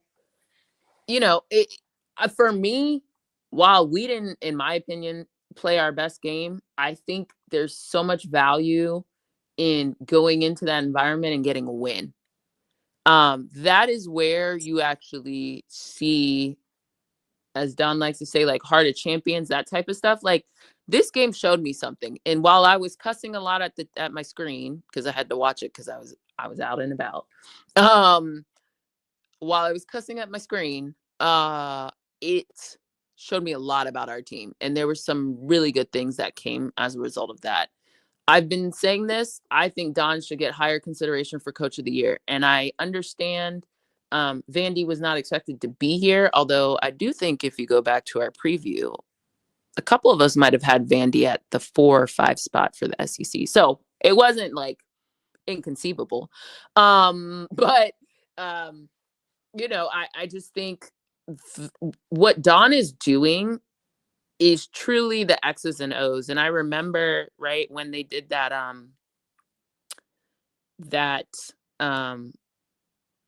when they did that thing like a while ago, that was like, who are the best X's and O's coaches across the nation? And Dawn was like way too low. This is what we talk about. Like, I don't know what y'all are looking at, what you're evaluating. Like, we also can clearly see people don't know how to develop people, right? Like, and that's not even just like directed shade. But like just in general, like across the landscape, like I don't think there's a lot of programs truly developing people. So how are you able to evaluate Dawn when like it's not really happening by and large, right? And so you see kind of that happening. Yeah, just to have that team, like, and Raven, right? Like all kudos goes to Raven for the poise and the like consistency, and like Raven's leadership has been amazing this season. There are a couple of times I called her out, but just like, hey, this is like part of your maturation as a leader. But the work and the relationship building she's put into Medina all season, I'm sure like being intentional about being her roommate, like you got a big call Raven, right? We've seen it happen time and time again. Raven is the big whisperer for real. So be smart. If you got some bigs on your team, you might want to consider drafting Raven for real. Like no bullshit. Not even on some fandom, just like the intangibles.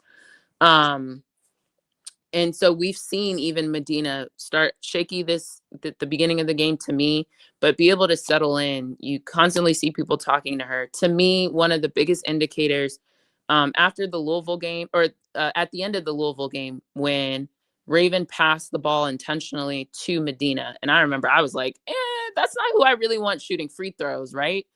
But I did say one of the best parts about that is it showed that they have faith in her and it will pay dividends later. And we saw that come to fruition in this game. So I think I'll stop there because there's like a million things I could go into, but I want to add just to right there where you talked about the free throws, because I felt like Medina held the ball. Medina wanted to shoot the free throws. Yeah, she would. She didn't. I remember being like, to me, Medina had enough time. Mo had enough time to pass it back to Raven or to somebody else. Mo wanted that. She wanted that responsibility. Either Gotti or Tessa was streaking down the other, like wide open. She could have just turned around and passed it. But yeah, to your point, it looked like she was ready to take it. Yeah, she was like, "Nah, this on me. This on me. I told y'all I was back. This on me." I wanted to acknowledge the fact that I felt like Mo stepped up. And this game is I can't wait. I can't wait for her to get home and feel the love, because I know she couldn't get the love like how we really feel about what she just did. It wasn't even just that. It was the play. So Raven, oh gosh, one of my favorite plays was Raven took Lay back to practice. Did you see her at the end of the game? It was just like practice. She slapped my laser hand away, and she. By the way. That's one of my favorite things that Raven does. The whole like move your hand off me. Like get your hand off me. And she's intentional about it. And she does it all. Move your hand. Move. Yeah. She took her right back to practice. She'll just keep slapping it until, because we've gotten a couple. I think the Tennessee game, there was a foul called that way, and I was like, that's hilarious. Like Raven will just slap your hand. You are not keeping your hand on Raven. Yeah, don't get your hand off of me. Get your hand off of me. That's one of the things I do love about her game. Raven is intentional about touching you and letting you know she's there. But she was coming up. She was bringing the ball up, and Lay came and picked her up. And Raven took her back to practice. She backed it back up to the corner. She gave her back. Gave her. I don't remember if it was 2 or 3 dribbles, and then she went on Lay. And she knew that she was gonna be able to turn that corner on Lay. She looked like she's been doing it for years. She turned the corner on Lay, and I thought that she was gonna just go with her scoop layup, but the pass to Medina.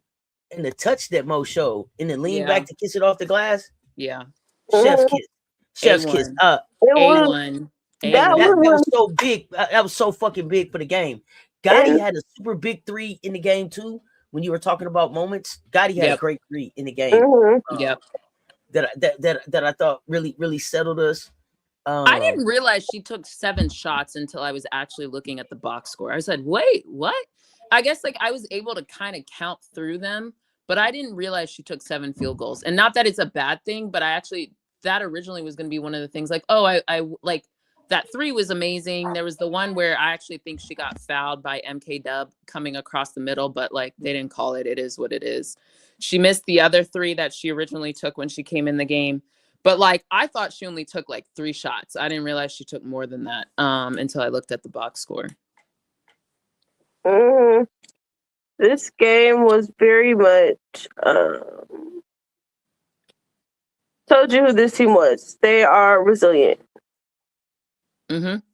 I think pros. They stay so poised through everything. Yes. Yes. So I was telling y'all, and I'm gonna say this, and I don't listen, and y'all know how I am about other YouTubers. I don't shout out a whole lot of people, but Aisha Travels, listen. Yeah, she's a goat. She be giving us insight. I always be like handshake line because she'll at least give me what I want, or she'll give me moments. The crowd. If you didn't watch the last 1.5 minutes of that game from the perspective of Aisha Travels, then you missed out on what really took place because they was on fire in that bitch. It was LSU. They thought they had that thing closed, and they were screaming LSU before Flau'jae gave them this my shit. Right, all that happened. We never got rattled.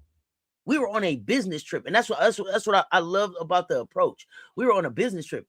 So in this last minute and a half, right? LSU, they going crazy, and then it got quiet. Right, it gets, and you hear Aisha Travels like, where everybody going? And you just see purple and gold and everything leaving, and then you hear USC. Like, let it be known in that thing. Go watch that with them, girl. Television doesn't give you the hostility of the environment that they walked into. Right? You know how some of these new iPhones, because technology, it'd be like selectively like turning things up and turning things down, like the pitches and stuff like that. That's how television is. I feel like sometimes you don't fully capture the crowd, right? Because then we got to listen to Lobo's ass and D. I'm about to get into D too.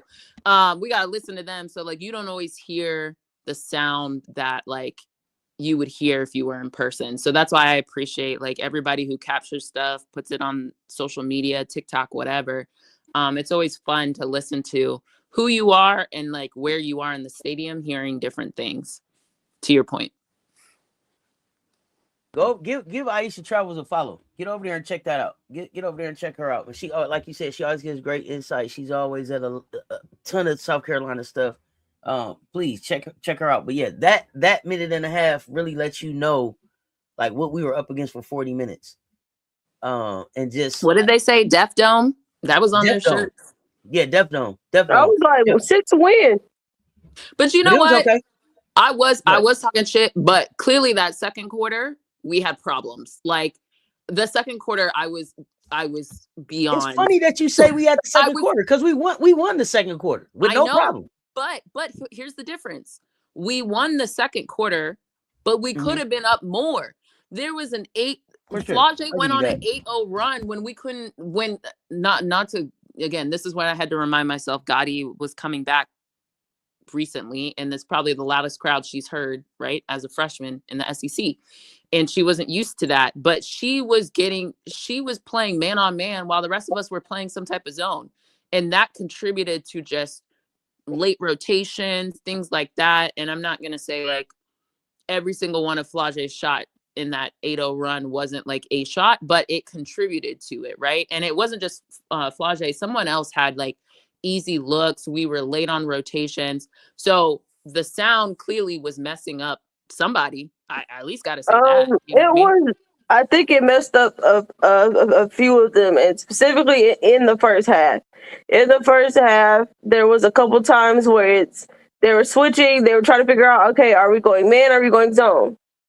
And it's just like, okay, are y'all in the zone? I was like, are y'all actually in the zone? Because some people are in the zone, some people are playing man. What are we doing?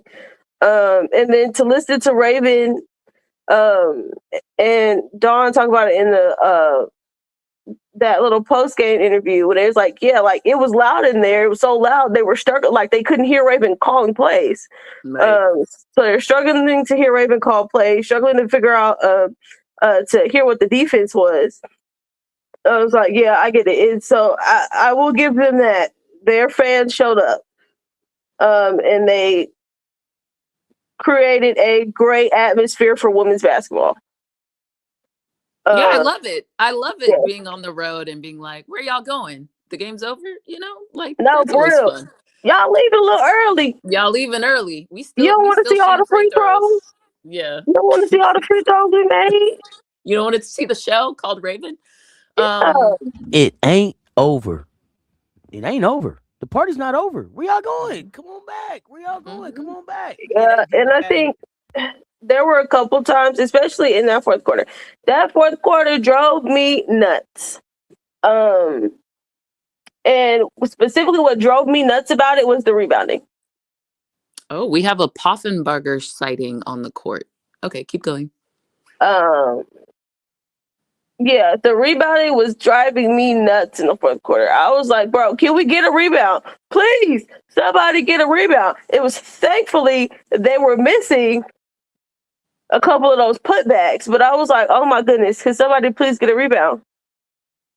Oh, it's a game. It's a 2-point game. And they were... Oh, Madison. The fact that they came back very poised, like, okay, cool, whatever. We didn't get the rebound.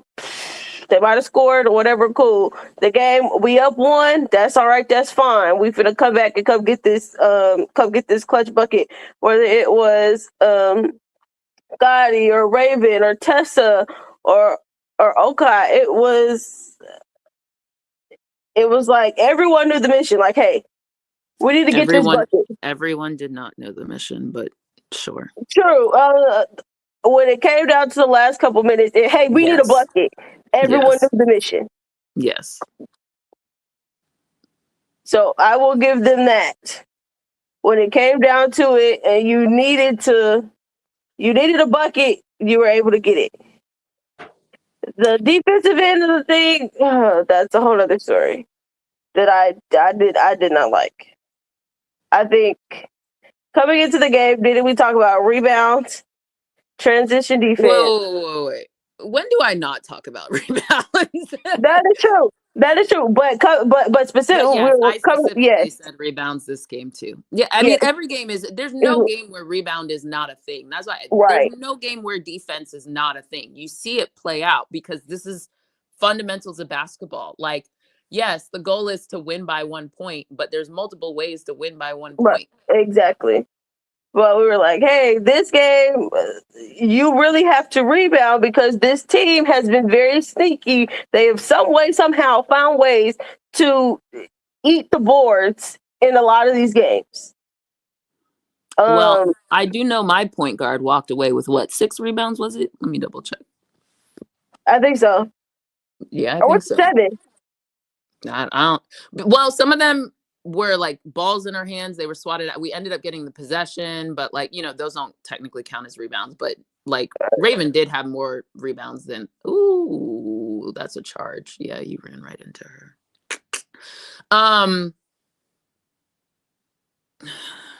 That one was she flopped a little bit, but that she ran into her. Look, you watching that Tennessee Texas game? Square? Huh. That one could have been bang bang, maybe. You watching Tennessee Texas? I'm trying to see if Ole Miss gonna complete this walk down on Kentucky. Oh yeah. Oh shoot. There's so many games. I'm on Tennessee Texas. I'm on the Battle of the Hearts.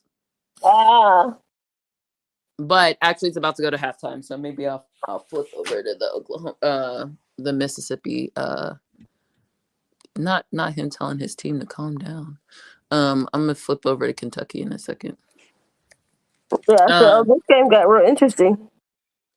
What else, y'all? I did like how. Oh, the other thing that I said we needed to do was we needed to have good energy to start the game, and I do feel like we had it to the start the game. Apparently, I should have said make your layups in my preview.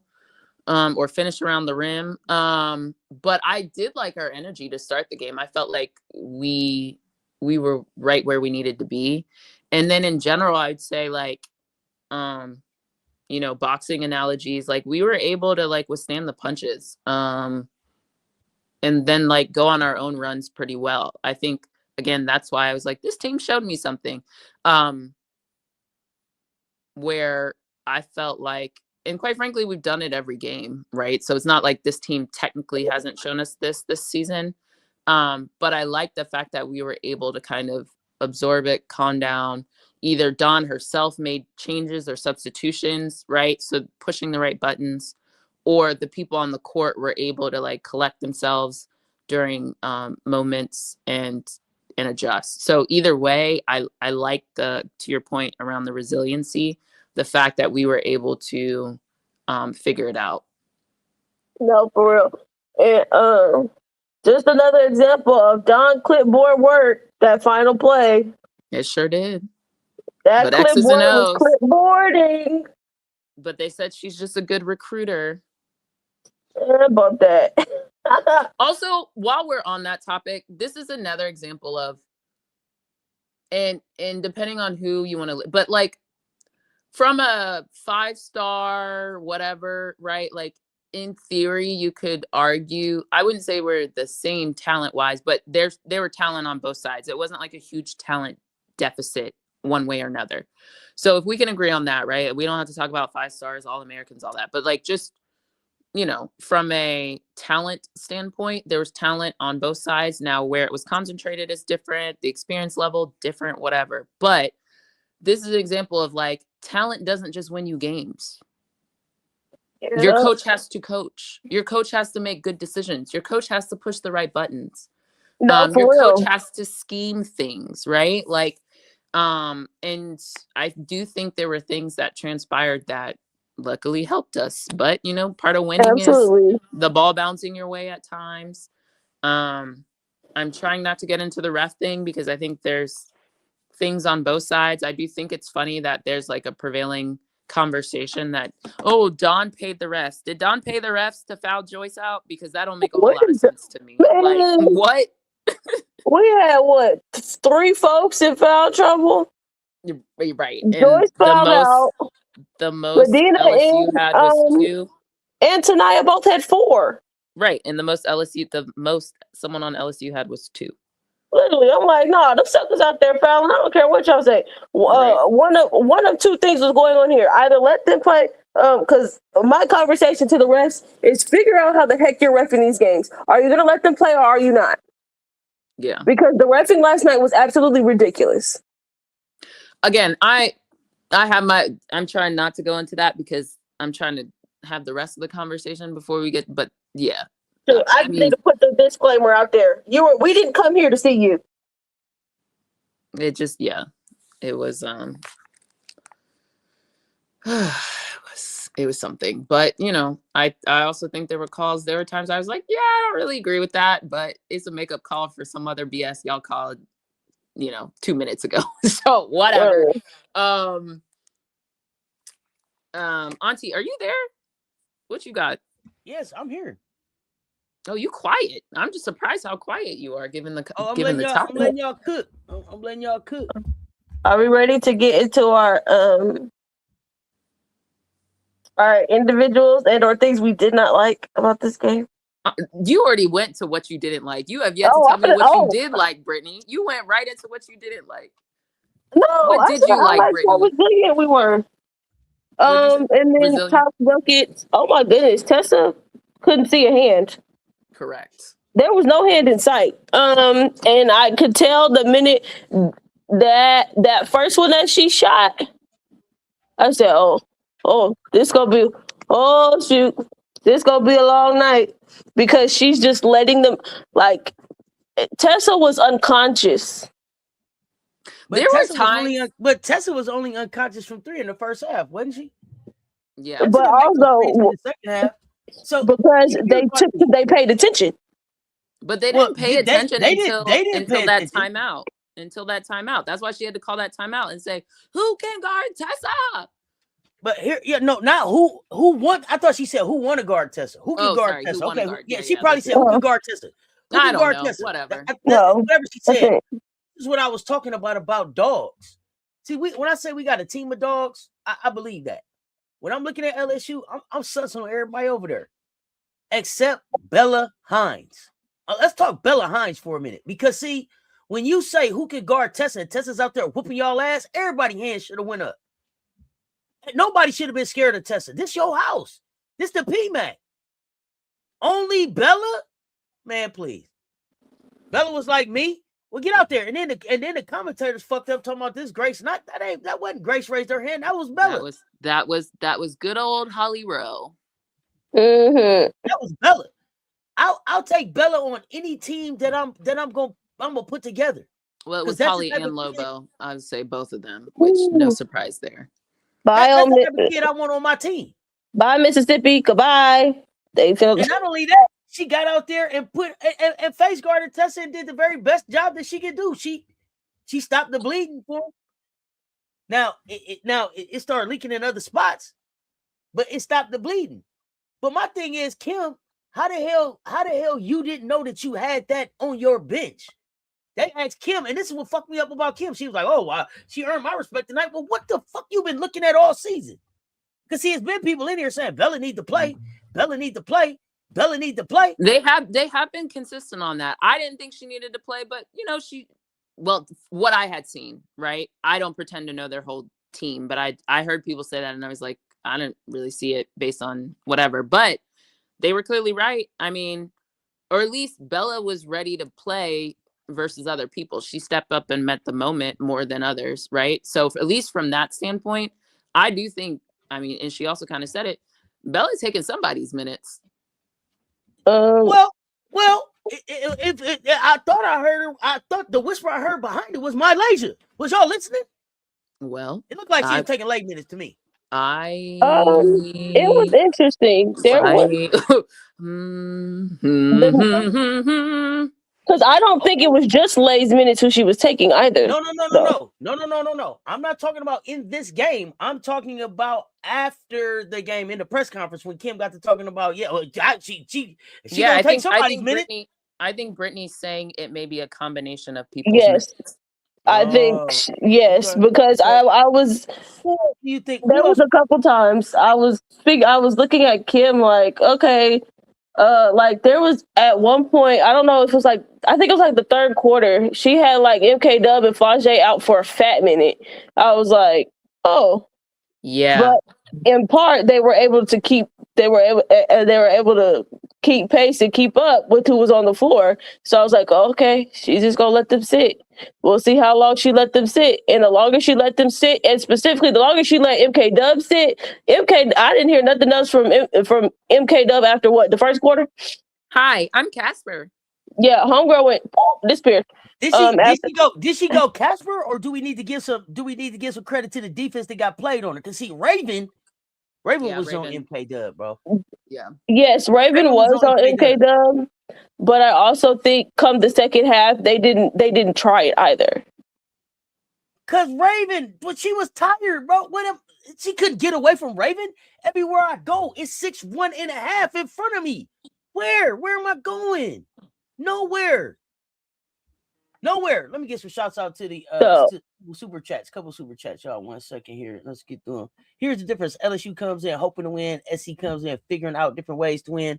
An 18-game losing streak does not a rivalry make. I agree with that. KB says it was a great 18th win. Loretta Turner, yes, it was.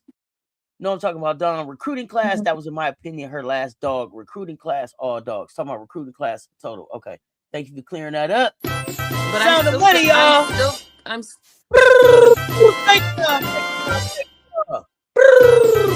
Commish, I cut you off. You say you still what? Go ahead. No. You're good. I was trying to let you do your, thing.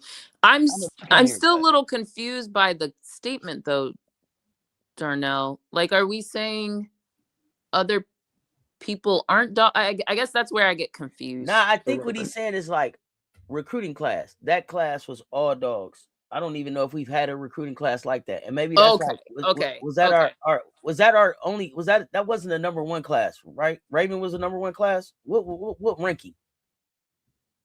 I guess maybe, okay, I'm going to take it as he's just saying that class was full of dogs, not meaning other people aren't dogs in other classes, right?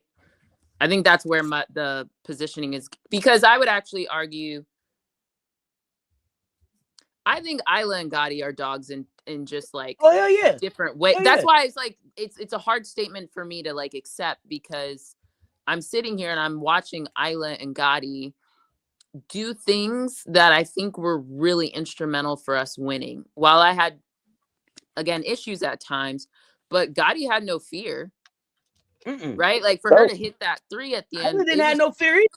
Right. But just one person at a time. Like Gotti had not really hit before that. And so to hit that at that moment was critical. Then Isla, on the other hand, I think she came in, and at least while I'm trying to be positive, but I'm going to, I guess, give a mini dig. But her defense wasn't my favorite, but she didn't foul. And in that moment, that's what we needed. So I guess like that's still critical too. And I think Isla, like coming in, she wasn't afraid to shoot that first shot she got. And I do think she probably was doing little things on the back end, probably getting her body on boxing out, taking up space. So from that standpoint, she was doing kind of some of the little things. And then even the block that Grace Knox got on her to get that back and still have the wherewithal to kind of put it back up and that to drop in, we needed that too. So I guess it's a little hard. I think I know what Darnell's saying. I just wouldn't say it that way, but that's me. But I feel what Darnell, I think I get where Darnell is going. Oh, can I say something real quick that has nothing to do with this topic? Go ahead. Hey, Coach Yo, you did a lot of tweeting this weekend. What happened? What happened today? Can you tweet about what happened today? I'm just asking. Just asking. That's all. Well, while we're on the Coach Yo topic, which still connects back to this topic, speaking of tweets, the one that I'm paraphrasing, but she basically was like, if I'm in the W and I need to win, or I'm competing for a championship, I'm not getting a rookie out of the draft. I'm going to go get a vet, or sorry, a rookie PG. It was specifically about PG. I need to add that.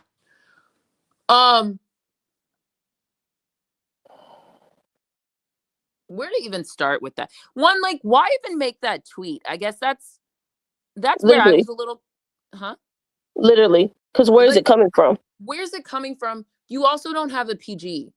That's the other part. Like that.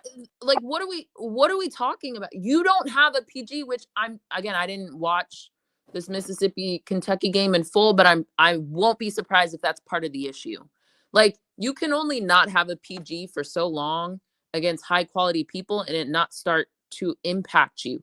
As we saw, Raven was able to control the game. Good PGs are important. So like I'm not even all on the Coach Yo bashing, because I still think she was right about her ranking comment, even though she then lost to Georgia, which now doesn't look that bad. Now does it? Now does it, people? I still think she was right about what she said. She just turned around and lost. But as someone who hasn't really had a PG for real, in my opinion, she's had PG like KK, but she hasn't had the quality of PG that she's needed to compete in the SEC, which I think is part of her challenge and why she hasn't seen sustained success. I don't know. That tweet just like, it irritated me. One, you don't have anybody on your team who's going to be drafted at the PG position. Literally. So why are you talking? Two, don't mess up other people's bags. Like, you didn't need to insert yourself in the conversation. I think it's just kind of how I felt. Now, if you wanted to have the conversation about, it's really important for contending teams to get high caliber PGs, I think that's different. And then you could have said, but the reality is the PG position's in a deficit. That's the whole, in college, Exactly. in W, it's at a deficit. Shoot, you even want to talk about Unrivaled? That's part of the issue too. That's why they had to go make that trade. And some of them teams, they don't have a PG, someone who can facilitate and handle the ball. That is the problem. And again, Auntie's always said this. I think that's where LSU fans, or some people, not everybody, because some got sense, have been wrong for a while, and where they keep trying to say, oh, our guard, like, oh, Don favored Raven over Lay, which did become part of the conversation, is why is Lay sitting behind Raven? First thing, Lay is not a PG. Second, Raven is a damn good PG. So either way you cut it, right? Like, she should be behind Raven when it comes to PG duties. Now, if you wanted to have a conversation about shooting guard and slashing guard, off guard, like, we can have a different conversation, but the PG conversation, there was a reason. And also people act like these were scrubs. She also was sitting behind Pow Pow. Like, what? Like, what? Like, I can't believe we all watched the same thing and like really come to completely different conclusions. Like, we can't even have basketball takes because like y'all shit is rooted in weirdness. But like the Coach Yo specifically, again, back to Raven. I think Raven, and yes, I'm a South Carolina fan, but I do think Raven has the capability. Yeah, it may take her a full year. I'm not sure I feel that way, but depending on which team drafts her, I actually could argue that Raven going into the dub. We lost you for a second. Oh, how'd you lose me? Did we lose me or did you lose me? I was like, because my Yeah, because I heard you. Okay. I don't know. StreamYard like made it seem like he was muted. So I don't know. Oh, what part did you miss? I can just repeat it for you in case it happened to other people. The most important part. Cut off right there. I don't know what that is, but I'll just go back like 5 seconds in my brain and hopefully. I mean, you had made the point. You were just about to make the point, and then you went out. Oh, the point I'm making is, I was talking about Raven, and I said, I believe that Raven going into the W, I think I can confidently say Raven would be a top 5 point guard immediately, even as a rookie. And I know people would, not you, but some people may bristle at that and be like, oh, and this is South Carolina. No, like, look at what's happening, right? Like Raven's defense alone would have her in the top 5 conversation. Then we get into the distribution of the ball, the poise. Like, I do think Raven would be like truly a top 5 point guard, even if I don't even say offensively and I just give you defensively, right? But we've talked again before about the role of a point guard isn't just scoring. And you see that come through, especially when you're competing against Raven. Raven is basically Revis Island for basketball. Like, we've put her on Madison Booker, and that's stopped Madison Booker from scoring. We've had her on MK Dub. We've had her on Chavez when Chavez wasn't getting any points.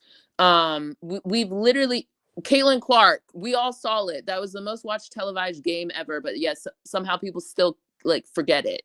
Like, we have seen her on a multitude of people.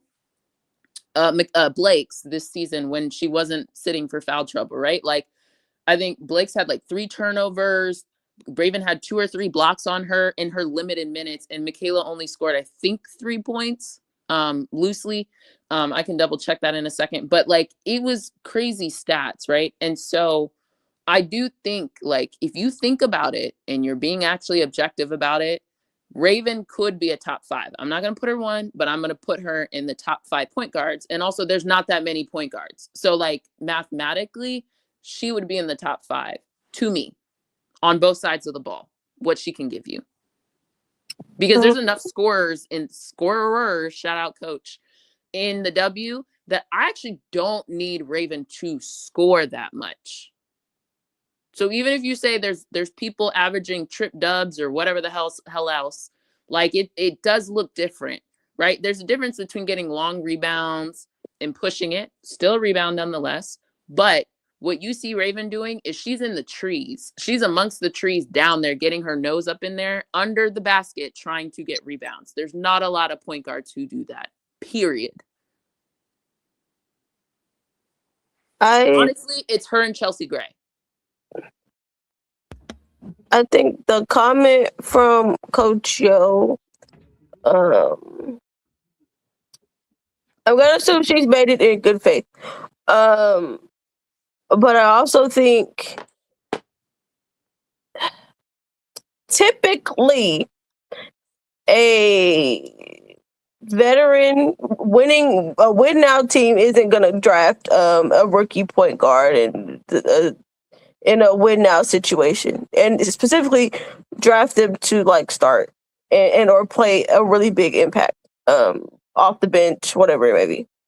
But I also think with what she's saying, you're also she overlooked Raven Johnson coming out in this draft. No, she didn't overlook it. She's playing them in College Game Day next week. She knows. That's why I was irritated with her saying that. Yeah, it's just that's not an overlook. She knows. I'm gonna give the lady the benefit of the doubt, and I'm not. I'm not. I'm gonna be nice and give her the benefit of the doubt because I really think I had issues. And yeah, it may be about Olivia Miles, but she said point guards. She didn't say, and it would be stupid to call someone's name out like that in college, but she didn't specify or curtail or give context to why she said that. She said rookies versus vets. That's what she said. And then I also don't think she realized that, okay, well, how many of these contending teams are looking, most of them are looking for point guards. That's why I didn't make any most sense. of them just need the point guard to finish it off. And it's like, hey, yo, if there was vet point guards out there that could go on to these championship teams, these teams with championship aspirations, they would have done it. Those veteran point guards are already signed and getting paid big money. Well, everybody's a free agent, remember? So true, but they would have already been locked in last season. They already would have been locked in last season. Yeah. In terms of, hey, this is who they would have been like, yeah, this is who I'm rolling with, and we would have saw it last season. Because there was plenty of teams that were juggling, flip-flopping between point guards. But also like the premise of like, I'm going to go acquire one, which like, again, no like hate in the game, but like Coach Gio, right now, your strategy is going to acquire talent, right? Through the portal. And I'm not saying she's not developing people. That's not really my point, but it is kind of part of it. Like you're currently acquiring other people's whatever development they do have. To me, as a W team, why wouldn't you want to draft someone and then develop them? And I think that's the whole issue. They either don't have time or whatever, but then you get into this place where you don't have ample PGs ready to do what you want. There isn't a marketplace for, or rather, the demand is high, but the supply is low. So like you don't have enough. It's a scarcity to have a veteran quality point guard. So the whole premise, just like, it doesn't make sense to me. I think had she said that there are very few. Yes. That's what she should have said. There's very few. Therefore, you're acknowledging that there's some out there that right now are looked at to be high picks where we're just like, if you put them on a contending team, are they really going to play? Are they really going to give you what a championship contending point guard needs? Team needs. Had she said some, or she should have, or what she could have said is that usually you wouldn't do it, but I think there might be a star. There's an exception. That's what she said. There's an exception. All she should have tweeted is point guard. The point guard position is in scarcity, and to find a good one is highly, difficult or whatever. Or if you have a good one, keep one. And we could have been done with this whole thing. But the other part is, what do we expect for someone that's running Cody as a point guard? Well, Well, what can we expect from someone that's running Cody as a point guard? It was just like, yo, you're taking. I got a question about Yo. What do we know about Yo as a player? Like, was Yo a hooper? I assume so, but I don't know. Yeah, I would assume so. I mean, she's pretty short, so I just feel like her career probably, or her capable. I mean, she's from the Bahamas. I don't remember when Let she me came Google to the it. States. Yeah, I was wondering, like, what position did she play? I was looking at her and her stature and her size, and I was like, seemed like she would have been a point guard. Yeah, I guess it depends how long she played, right? Because if she, I don't know, stopped playing in middle school, she could have been like a 3 or a 4, you know? So, and again, depends when she came to the States. So I don't know. But I just think it was just not a good tweet. I just don't understand why that. I know it was her off day, but it just seemed like such a weird thing to tweet. Oh, this is hilarious. Go ahead. Well, I just read. She was a point guard. I mean, it would make sense. That's why I was like, she gives me like she's a point guard, especially a defensive-oriented point guard. She earned all-state honors by averaging 9 points and 6.9 assists. Was she in the United States of America or the Bahamas? In the United States of America. She went to Miami-Dade County Community College. Oh, okay. Though she initially signed to Florida Atlantic University. Oh, and then she went to Rhode Island. It was a point guard there. Oh, wow. Look at that. Your Rhode Island connection, Auntie. I mean, let's go, Rhode Island. You know I am. You know I am about Rhode Island. So, yeah, that's the part that don't make no sense to me. To make that comment for someone that was a point guard. Again, if her point was it takes rookies a long time to get there, or just like the skill set of kids these days, I don't know. I just feel like, one, did you really need to say that? And two, if you wanted to say it, you should have said it better than what you said. Literally. So I still take umbrage. Because it comes off as a dig. It you does, might not have intended for it to come off as a dig, but yeah, no, it came off as a dig, especially with you're about to play South Carolina. Okay. I just hope Raven didn't see it. She probably did. Probably heard about it. Oh, okay, cool. You don't. Okay, let me show you a point guard real quick. Since you don't have one. Isn't it senior night, or are we not there yet? Let me see. No, I don't think we're there yet. I think we have one more home game after this. Okay. All right. I was gonna say college game day, senior night. Yeah, good luck. But I don't think it's senior night. So that's that. Okay. Anything else? Anybody else you wanna roll through specific people for the game? While we're on the Raven topic. That's my point guard as I cry. Absolutely. Shout out to Raven. Clearly everything I've said, like her poise, her calling her own number when necessary, her trying to get people involved. Again, just I think her leadership overall is a culmination of the game on the court, right? Like her investing into Medina. I still remember the press conference when Medina was like, do you always have to call out when, I'm not doing something right or whatever? And it was like, with love, basically, yes. For reasons like this. So like we can, talk about things and adjust in real time. So shout out to Raven.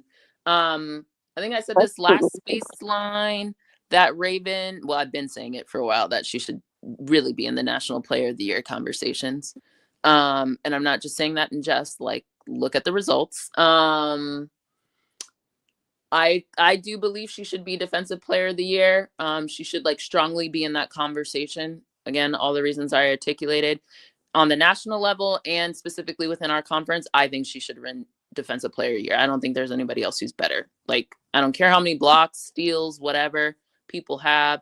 No, for real. It's not a conversation. It's not. It really shouldn't be. Like, I don't even understand how it's not super clear. It should be Raven. I think, what else? That Nancy Lieberman award, I said that before. I think Raven should win it. I don't care how many steals Hannah has or doesn't have. Her team's not winning. Like, I'm even surprised they're even on the 8 or the 9 line the last time I checked of Charlie Cream's whatever bracketology. Like, just fundamentally, I'm taking Raven. So yeah, this is my daily TED Talk for Raven. Should be in more award conversations than she is. And on the national level and the SEC level, Raven should be like first team. That's not no second team. I don't care how many points Liv McGill's scoring or anybody else. Like, you can't tell me. Like, no.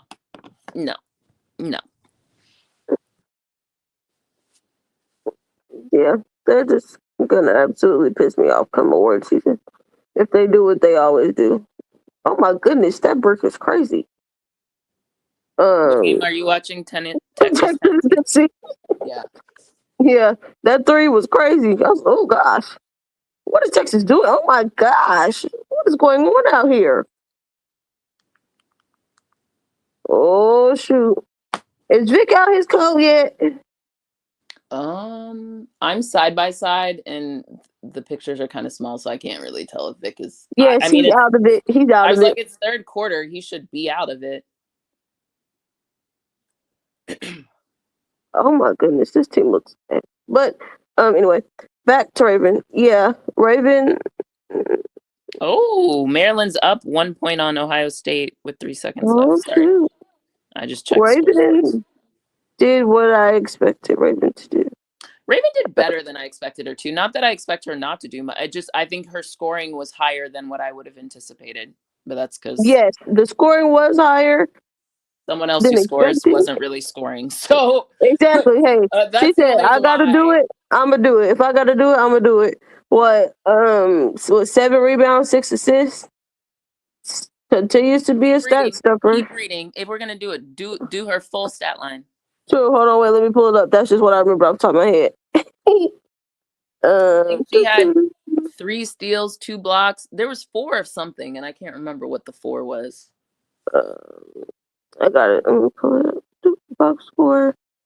Raven had 19 points. 4 for 9 shooting is crazy. Great work. 3 for 5 from 3. 8 of 10 from the free throw line. Those were the only missed 2 free throws that we had. Yeah. Yeah. Shout out to the team. Woo woo. Turn the free throws around. We did actually. Yeah, that's worth highlighting. Good point. Absolutely. Only missing 2 free throws. 15 for 17 on the road. Absolutely love it. We didn't really get that many free throws for real, because no, a lot for of real. that was padding at the end of 4 came at the end of the game, right? Yep. With Medina and Raven. Yep. She had 7 rebounds, 6 assists, 4 turnovers, 4 steals, 1 block. Oh, the 4 was the turnovers. That was unfortunate. Well, and 4 steals. I didn't really. They didn't stand out to me because I remember seeing 4 and I was like, really? But 4 is 4. Yeah, some of those 4. I don't feel like she actually had 4. I think some of those were. It's just all right. We have to give it to you, but probably could have with somebody else. Right. I think they outside of 1. I think Lay did have a steal. Yes. Right, the steal back, and outside of that one, if they were turnovers, oh no, there was one where she fell. So 2 of them were live ball that I can definitely say. Yeah. But after that, I don't remember that. I don't think they were horrific turnovers. Yeah. Yeah, no. Shout out Medina. 12 points, 4 for 10, 4 for 4 from the free throw line, 17 freaking rebounds. Yeah, beasted. 7 board rebounds. 7 of those on the board. Yep. 1 assist, 1 steal, 1 block. Love to see it. Tessa came in. Tessa was on the heater, unconscious, couldn't see a hand. So we were having a conversation about who was the best driver of driving the ball on the team, and I put Tessa 4th or 5th. Tessa told me to shut up. I said, "Oh well." Oh yeah, Tessa Tessa said, okay, you want to run me off the 3-point line? That's fine. Well, That's fine. I'm going to take it in there for you. my Hey, caveat y'all was, just go back. Y'all go back and see how many times I said over the last 3 years, I love the way Tessa drives the ball and finishes through contact is under fucking rated, boy. Tessa's a hooper. Hey, no, that big bucket in the fourth by that Tessa. like that where like she went, up where and she went to the under she basket. did, Yep. and then finished on the right side or the right side. She was on the left and finished on the right. Like it was almost like a up and under, but not quite a up and under, but it was like a light up and under. That was good. Yeah, when she did that, all they heard was doo. Yeah, the storm warnings went off. Yeah. My caveat I made about Tessa was that her drives were unassuming because people are trying to close her out on the 3. And I felt like there were a couple games where Tessa just like was blowing layups, but this game she finished all of them. And I said, if she starts doing that more, she can go higher. And she was like, oh, okay, bet. And she did those exact things. Yes. I love the decision making for like, I think for the most part, I was like very on board with Tessa's decision making offensively. I want to read something real quick about Raven. Okay. Breakdown. Spot up. So Raven had 19 points on 70.9% total shooting percentage, right? That's 3 of 5 from 3, 8 of 10 from free throw, right? All of that. Spot up, she had 8 spot up points. Pick and roll ball handler 5 off of that, 4 off isolation, 2 free throws in the bonus. Raven went ISO at the end of the 3rd and the 4th, and she weighed off the ball screen both times. That's courtesy of Pasquale here. Appreciate that. Yeah, that's tough, man. That's hard. Mm-hmm. That's hard right there. Raven is a hooper. Raven is a hooper, a winner. Winner. I think it's so funny now watching the tweets come in and be like, people are like Lynx fans, like, hey, Cheryl, you watching? Like, oh, now y'all want Raven?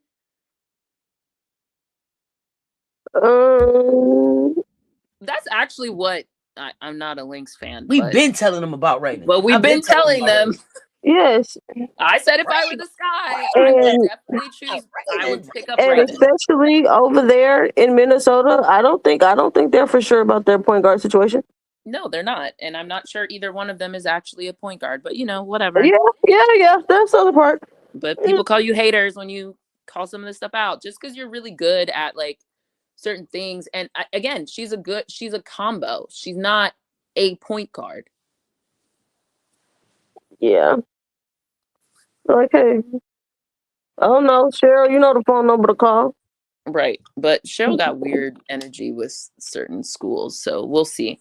But I would strongly consider it because you know what's not going to happen? You're not going to get cooked defensively at your point guard position. I can tell you that. Absolutely not. And then, hey, I don't know. A Raven and Fee combo that might make me like Fee a little more. Just a little bit. I would try to figure out how to get a big. Well, they have bigs. They have Yorka and all those other people. Like they don't need to draft a big per se, unless they like the bigs. I would consider. I'm not even playing. Like I would consider. And I just don't think a certain point guard, I don't think is Cheryl's style. There's too many turnovers and not enough defense play. And low-key, I would say, I wouldn't mind. Well, depending on what Dallas does, Minnesota potentially leaving out with Raven and AZ. Man, you won the draft. Oh, you're saying like in the second round? I don't even know when the Lynx pick again. For them, they could trade up. I trade down. Well, yeah, they could trade. Well, depending on how bad they want AZ. Well, depending on what Dallas does, how bad do they want AZ? Okay, but we're going off the rail. But like in my mind, well, you have to do your evaluation to figure it out. But if you could trade back, someone trades up to the 2, and you're able to like for example, who's someone who has multiple picks? Connecticut. And Mystics. Yes, the Mystics. I would go with the Mystics. You know what I mean? Like I would trade back with them, and then now you could trade back and get potentially 2 picks in the first round, and that's how you could pull off. And even if you don't get an AZ, you get a Neepkins, you get, you know, a Exactly. shooter, another shooter, and then you can still end up with Raven. But the problem is they picked Georgia, which I would have not picked. So that's their own issue over there. They have 50 million picks, so they have 50 million things that they could do.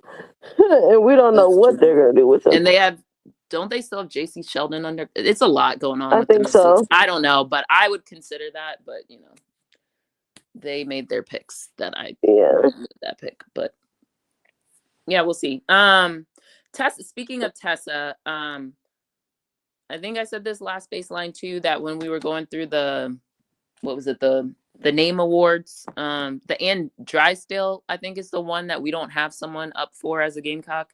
And I thought it was asinine that Tessa wasn't in that conversation. Literally. Yeah, I'm a tap sign again. Tessa should have been in that conversation, right? What was the statistic? She's the first Gamecock to score 20 plus in back-to-back outings against ranked teams. And the only other person that did that was, stay it with me, Aaliyah Boston.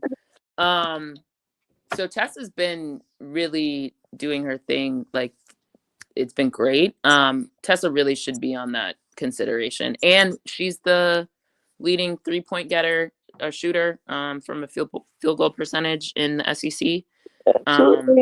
Yeah, Tessa should be on that list, especially when I look at who else is available on that list. Like, that's why I asked the question, like, can you not get on some of these lists with your play in the season? Because I'm not understanding. It looks like y'all made a preseason list and then you prune from there and don't even think about adding people. Like, that's wild. How is Tessa not available on the list? What are we talking about? Literally, it doesn't make any sense. I think Gotti had good minutes. I think there were some times in there. I think, what was it? Like that fast break from LSU, where I think she was trying to figure out, all right, who am I picking up? And she got beat on it. She got beat on it, but is that the one where Lay did like a no-look pass to... Yes. Yeah, that was like kind of a couple people at fault. Gotti was one. A couple folks. Yeah. There were a couple folks on fast breaks in general that I was like, hey, somebody can pick up. Somebody does. I mean, Gotti was definitely culpable in there. So was Joyce. I felt like Joyce was in no man's land. She was just like in the middle. And it's like, you're not stopping Lay. Like, step up and stop Lay, or fall back and actually stop the pass. Either way, you're not giving what I need you to give right now. You're literally guarding air. For Joyce, it was a rough outing. It was a rough night. And the rough outing for me was the rebounding. Well, you already know how I feel. Yeah. I ain't got to say it. This is why I've been calling out rebounding as a thing. Like, you just can't turn it on when you want to, right? Like, it needs to be more innate. There were times though she went for the, I still didn't love it. I mean, but what I will say is, when I think about Joyce's game, I've tried to, let me ask this question. Who had the better game, or whose game would you take between Joyce and Latson? Like, who had the better game to you? Probably Joyce. Okay. Joyce had the better. Okay, between Joyce and Lay. Still Joyce. Joyce and Michaela. We don't even know where Michaela was after the first quarter. So Joyce. Okay, I think Flaw had the better game, so I'm not even gonna ask that. Yeah. But as much as Joyce's game pissed me off, I was like, well, she did. There were moments. How about that? There were moments. Yeah, she had moments where she had some good stops in there. There were moments where. Are you saying something, or is that an echo? Oh no, it was echo. Okay. There were moments. I thought her first quarter, I didn't love it, especially early in the game. I felt like I don't know what was going on there. She wasn't really in the game like I needed her to. I felt like she was a step slow on defense, that type of thing. it was either like halfway through the first quarter or definitely after she came out, because I was actually at some point being like, Dawn, can you just take her out? Because like she needs to recalibrate. But somewhere in the second quarter, I do remember, or later in the first half, I do remember like when she dove on the ball, like it was a transition. I think Flaw had the ball. She like kind of anticipated and was able to kind of like knock the ball out. I thought that was good, like hustle. There were just like moments, but it wasn't consistent, which is my issue, right? Like that's why I'm always on Joyce about this, because it can't just be I have a good all-around game when I'm scoring. Like if that means, honestly, I would have taken 10 points, 6 rebounds, and like 3 or 4 assists or more, you know what I mean? Something like that. I think she doesn't have to score 20 points for me. I just need you to be better defensively and like secure rebounds because of your athleticism and your size. And so for me, this is a game where I'm frustrated because I'm like, you're not either, or you're going, because there were sometimes she did go for the ball but didn't get it, but then it's like you're on the ground, and like that final play where Flaw hit the 2/3 that ended up being a 2, like it was a ton of, nobody was rebounding and the ball was on the damn ground. And then I think Raven dove for it, and then she got like swallowed up by everybody just like jumping on her. Medina dove for it. I think Medina was the primary person who was on top of Raven. There was an LSU player, I can't remember, maybe it was MK Dub. But then Lay was able to get a hand on it, and then Flaw was able to shoot it, and Lay was able to get in Joyce's way. But Joyce was kind of just like being a bystander. I was like, what are we doing? Like, move, like anticipate, like go close out better, right? Like there's just too much passiveness, I think, is where I felt like, and my challenge continues to be for Joyce. When you're not having good shooting days, how can we consistently be more impactful? And this is what I'm talking about. There were moments, but it wasn't consistent. And that shit is frustrating because you get a ton of minutes, and it can't just be relying on Medina to get you 17 boards. Like as amazing as Medina's 17 boards were, Medina also was out with foul trouble. So Medina actually could have got you way more if she wasn't in foul trouble. And then 2, when Medina's out, you go get the damn rebound. I was like, if you're gonna go small, I don't mind the going small if you rebound. But when you're not rebounding, then heck no, I can't have you play the 5. Absolutely not. I would have preferred Medina to get 12 and you to get that extra 5. Like you could have gotten 5, you would have been sitting with 6. We would have been in a better spot. You know? Then it was like, I think some of it that made me a little bit frustrated is it's like, hey, why are you getting pushed under the rim? It's like, come on, my guy. Like, you have to do as much attention to detail as you pay on the offensive end. You still have to have that same type of attention in rebounding. Correct. There's like you're not going to be able to outjump everybody. You need to do your work early. And get bodies and root people out of their spots. Exactly. That's the part that was missing. It's like you gotta move folks out the way. Move so you have the position to get the rebound. There's a lot of and Tessa was pissing me off with this too. Not that I think Tessa's body is gonna move a whole, but you know, that's why you out there do it. Getting bodies on people. There was way too much just like being around the rim and like staring and watching. And then like Flage would fly like that one at the end that Joyce she caught Raven on that one. The one at the end, it was Raven. But it wasn't. But it was Raven for not boxing out. But Raven had someone else because they were in rotation. It might have been Raven got sucked in under the rim to help out down there, and then Tessa caught no man's land. Like, hey, you have to go pick up Flage. Right. Well, the one I'm thinking of is the one where Flage like flew in. Off the like baseline, basically. Raven was kind of there, but Raven was kind of boxing out someone else. Could have been a better box out, but whatever. Raven jumped for it. Flaw out jumped her.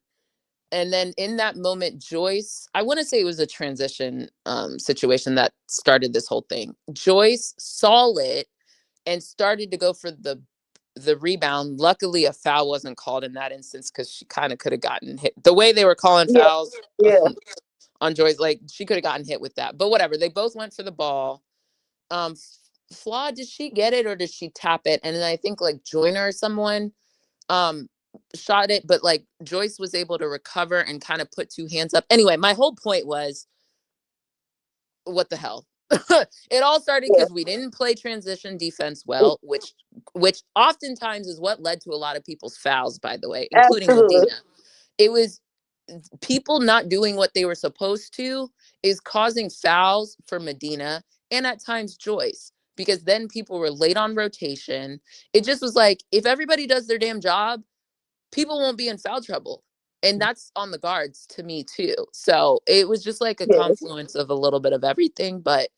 And then when you're there, stop trying to out jump people and actually go find someone to put a body on. Exactly. It was too much. Oh, the shot's up. Let me go to the basket so I can get the rebound. It's like, hey, you have to put a body on somebody first. Right. And then not go just get it. let's just come exactly. Not just let's just come to the basket and when let's get ready to jump for the ball. No. Find a body. Box out. Then get the rebound. And then everybody, I have lots of, like Boyer, I know she in her little paper notes she takes. Yeah. Because those final possessions, way too many multiple rebounds by Absolutely. the LSU I was players. like, my goodness. I think one time it was about like 3. Yeah, like 3 awards. I said, man, what is going on? I think it was the play that Flaw shot that 3 that became a 2. Yes. I mean, it was a 2. Her foot was on the 2. line. Yeah. But, Yeah, I was like, man, this is ridiculous. And then I think there was too many blow-bys for me. Too many blow-bys for my liking.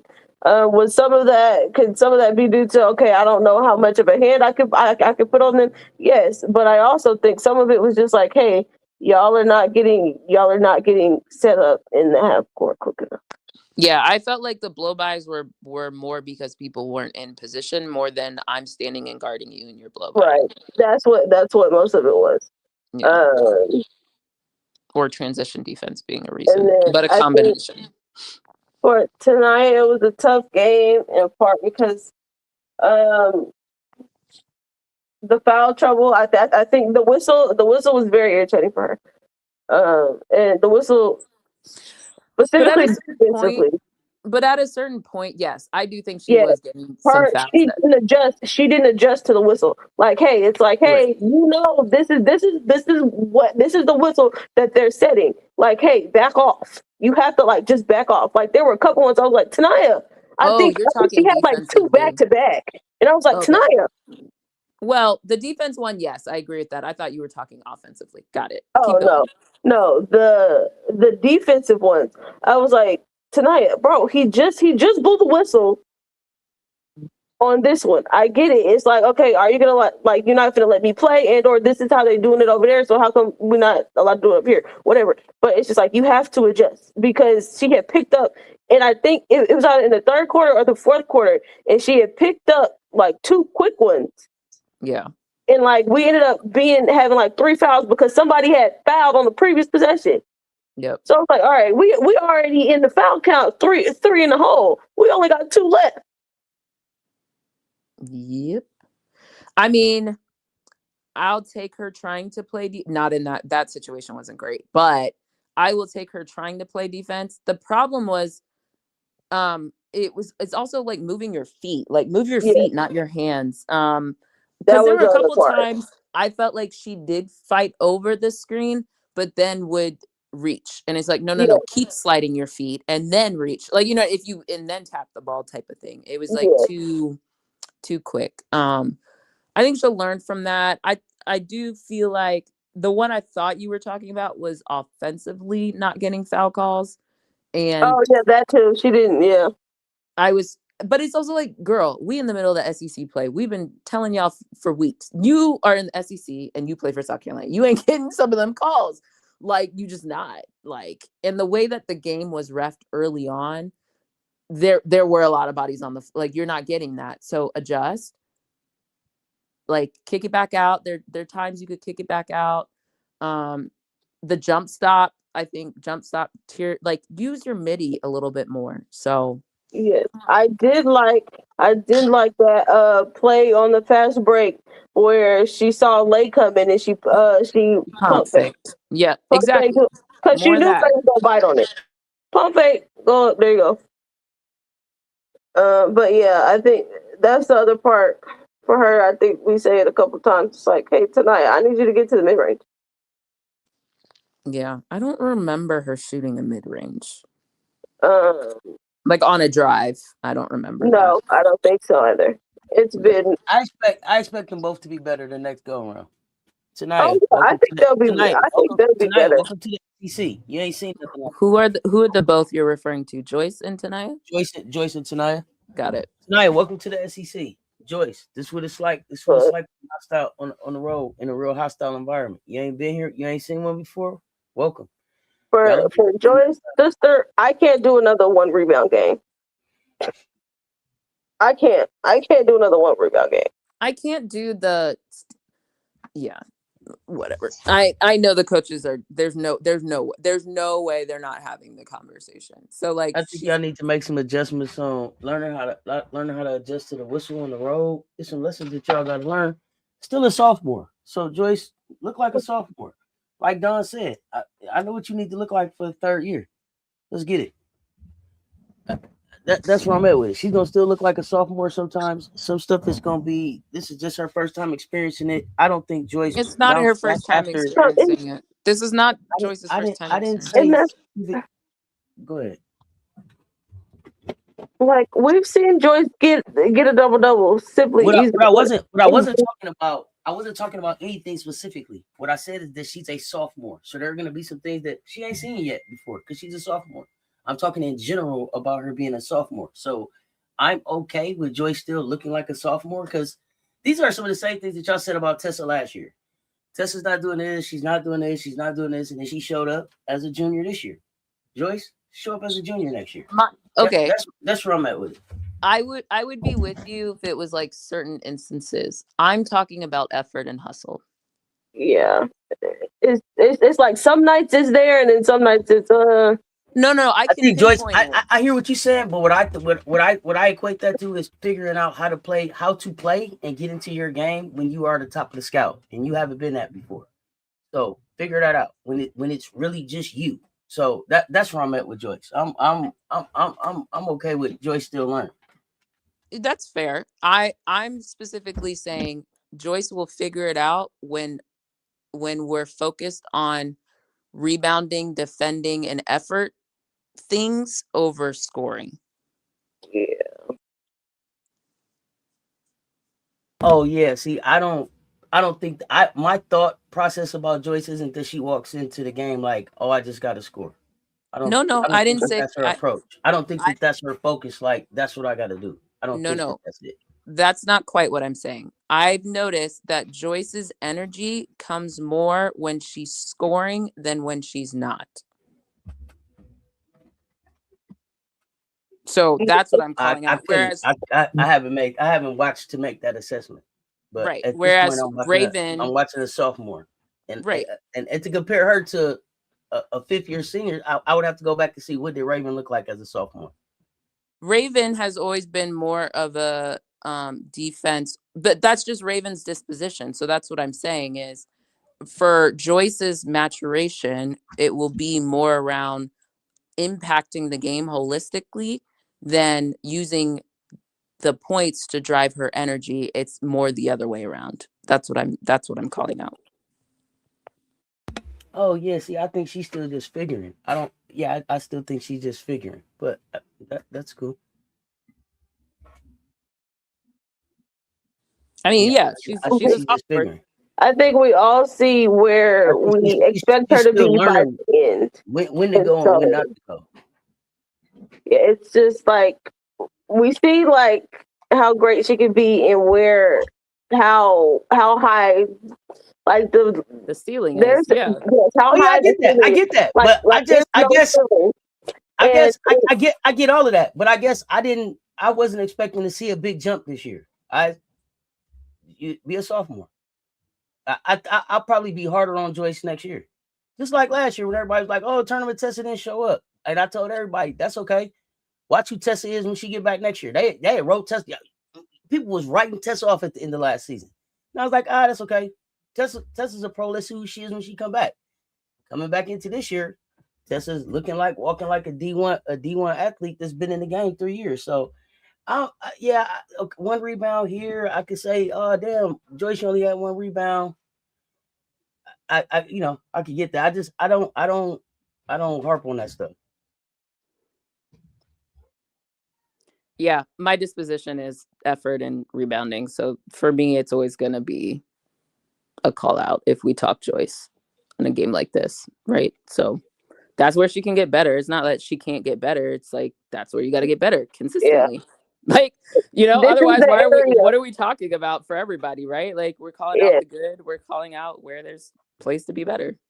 And I think like coming into this season for her, I was like, I want to see how well she's going to handle reading the defense. So I think toward the end of the season, it was like, okay, they're doubling. She was struggling figuring out where the double was coming from, and she wasn't making the pass out fast enough. I think that's something that she's done well. We've seen the shades of it, and especially like the last couple of games. I think since like the Oklahoma game, I think she's been more focused. Like, okay, I need to make sure that I'm making the right pass, and knowing when to go and when not to go. I think she's been doing that well the last couple of games. So now it's like, oh, I have a new thing for you to.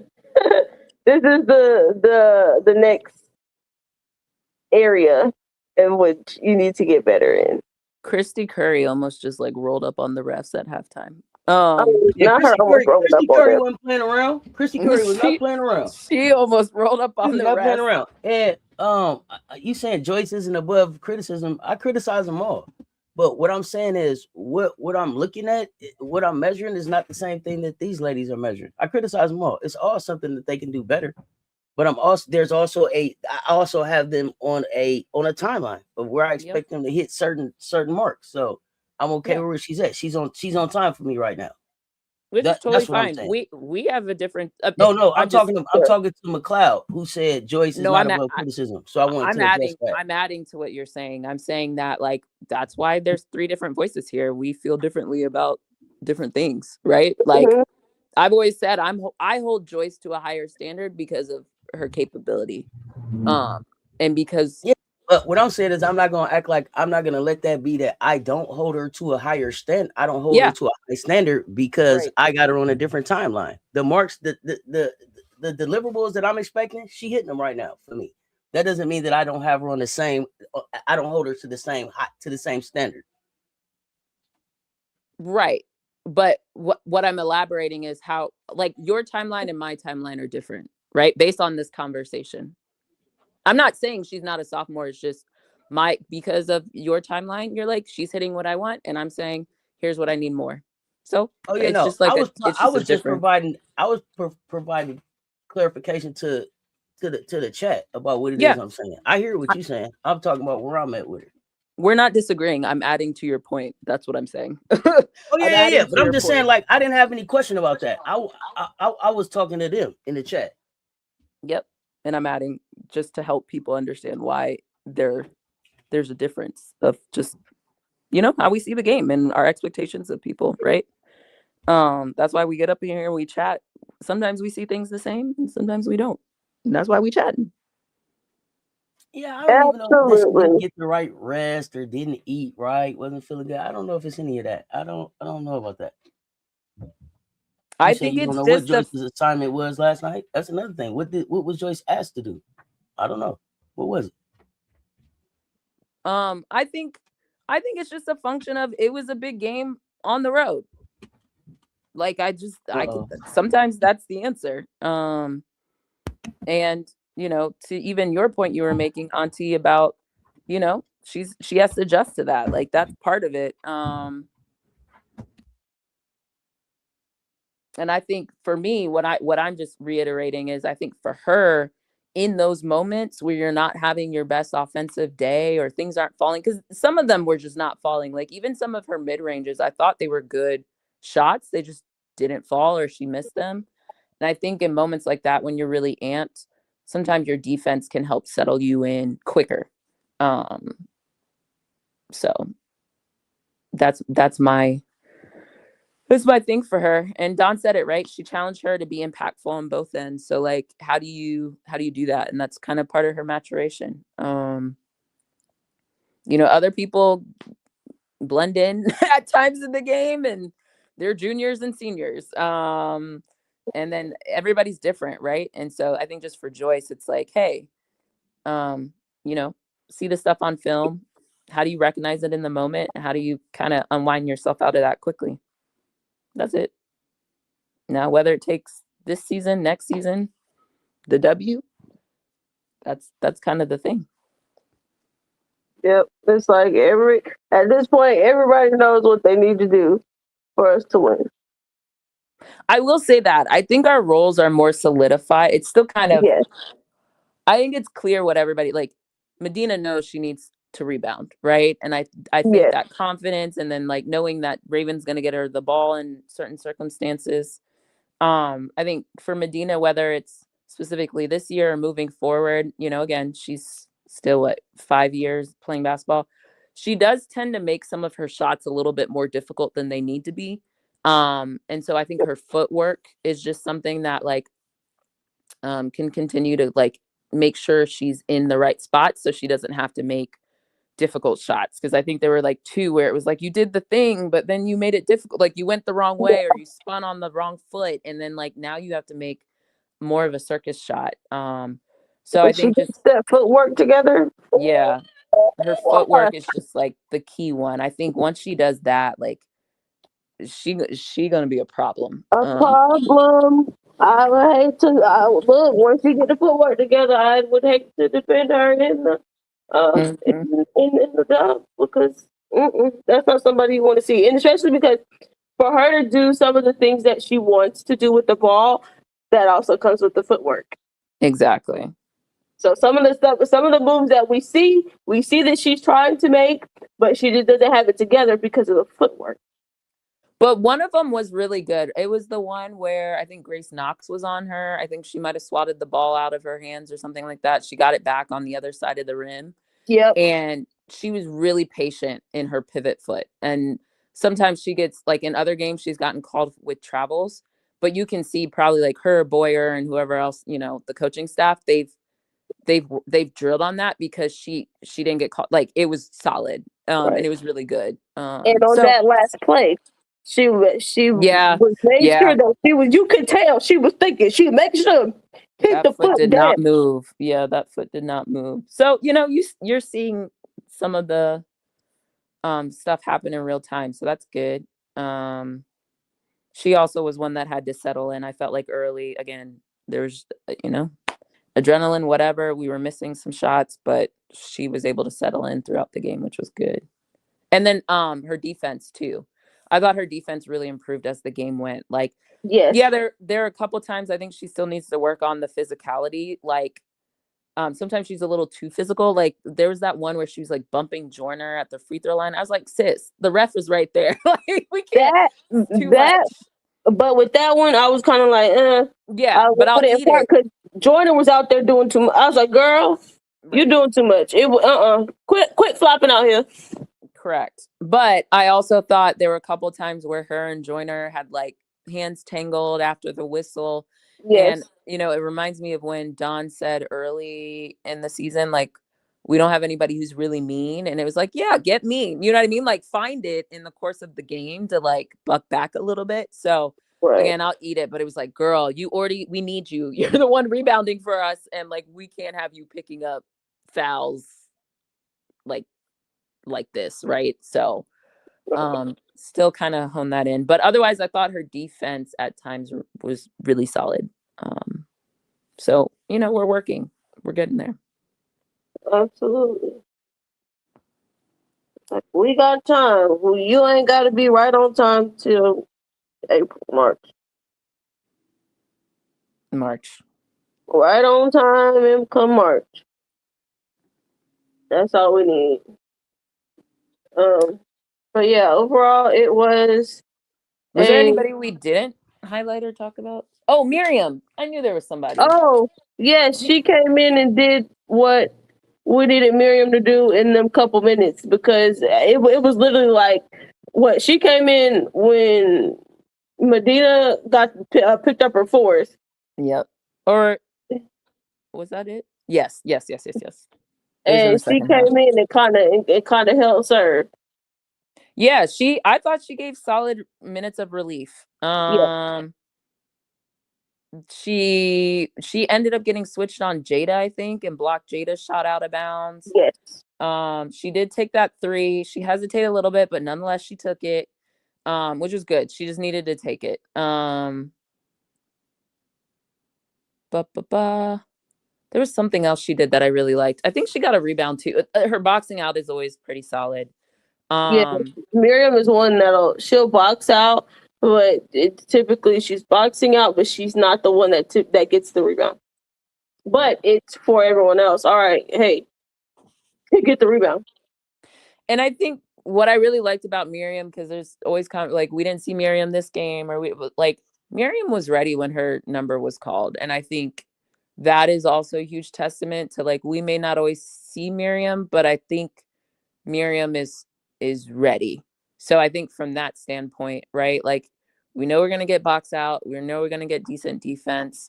The offense we'd like to see, but like at this point, like, especially if she's coming in for a Medina, that's what we need. We need the presence in the paint, especially from a rebounding standpoint. So kudos to Miriam for being ready when her number was called. Absolutely. I would have loved to see Alicia in this setting, but wasn't possible apart because we stayed keeping them in the bonus. Wait, you mean in the second half? Because she came in the first half, right? Yeah, she came in the first half real quick. I would have loved to see her in the second half, just for the purpose of, okay, you need to be in this environment. Yeah, just for the maturation process. But I knew that wasn't possible with how quick we were putting them in bonus. Do you guys feel like we missed Adele this game? Yes and no, because of how well Medina was playing. That's fair. And how much she was eating on the glass. So it was like, maybe could it have saved Medina a foul or two? Maybe, but probably not. Yeah. Also, Adele was jumping up a lot on that. Her foot is in a boot. I was like, should we be jumping? I will say Adele gave us energy on the bench, though. And generally, like, I think that's also the thing that Adele does when she comes in the game a lot pretty well, is she gives us that energy. But I don't know, she should have been jumping up and down on that boot. But I saw her red hair in the bottom of my screen a lot. So she was up in there giving us energy. I'm with you, MJ. I miss Deli. Anytime Deli gets on the floor, we get great minutes. We get great feedback. Medina had four fouls, so she could have spelled her before she even got the 4. So yeah, I feel like we missed Deli. Always want Deli on the floor. Deli is a leader. So even in the moments where and it may have helped Joyce to have her on the floor. It may have helped tonight to have her on the floor to help reinforce what was going on. So she has a great understanding of what it is that we do. And it seemed like people were confused about, are we in a man? Are we in man-to-man? Are we in zone? The communication that she brings, the energy that she brings, the toughness that she brings on defense, definitely missed. Yeah. Who else? Maddie we didn't have. I think my perspective on Maddie is it would have been similar to one. I think the run Maddie was on. Dawn missed Maddie. You could tell that because she brought her up in the press conference. She was like, when you don't have a Madison McDaniel, like, I think they wanted to have her around. I Oh. do think Maddie could have saved Tanaya from some of them fouls because it would have been Maddie in that position. That's fair. I And also could have moved would have. Tanaya somewhere else. Yeah, I also would have just liked Maddie to have that experience. Yes. Because right, she's a sophomore, so her senior year, she'll, assuming they don't mess with the schedule that much more, but her senior year would be the year that she would play in the PMAC again. So what is going on with this game? Which I game? thought I just looked and wasn't Tennessee down 10? I don't know what's going on in this game. I'm looking at this Charlie Cream with the win. Texas will move to 1 seed. Yeah, I mean Vandy lost. Look, y'all just jacking stuff up. Just Yeah, Tennessee cut this. Wow. Okay. Sorry, lost my train of thought. Yeah, Maddie, I would have liked to see her, and just in general, I feel like Maddie was on a really good run. She was putting together really good stretch of games that I just hate for her that she's out right now. But I mean, hopefully on the bench. I actually saw her, and I love this too. This is what I wanted to call out. One of the few bench moments we got, because we didn't get that many to my liking. But when Medina got one of her, I don't know if it was after her second or her third or fourth, but she went to the bench, and Maddie and Adele were both talking to Medina, and you could actually, because it was like the front view, you could see Maddie was telling Medina, no, like you're actually fat, like she was actually motioning like you're coming down, like, and I just really like that leadership aspect and just talking more and talking, especially if you're on the bench, like using your voice to help the team. So I think that was helpful again for, Medina to hear and get reinforcement from her team, what they're seeing while they're on the bench. So I really like that. I hope Maddie's in a position she can, assuming health, she can come back soon, because I think she can be helpful too. I mean, like I think to your points, she probably could have helped people in situations. I think more ball pressure would have been also there too. And just that maturation process for Maddie. So.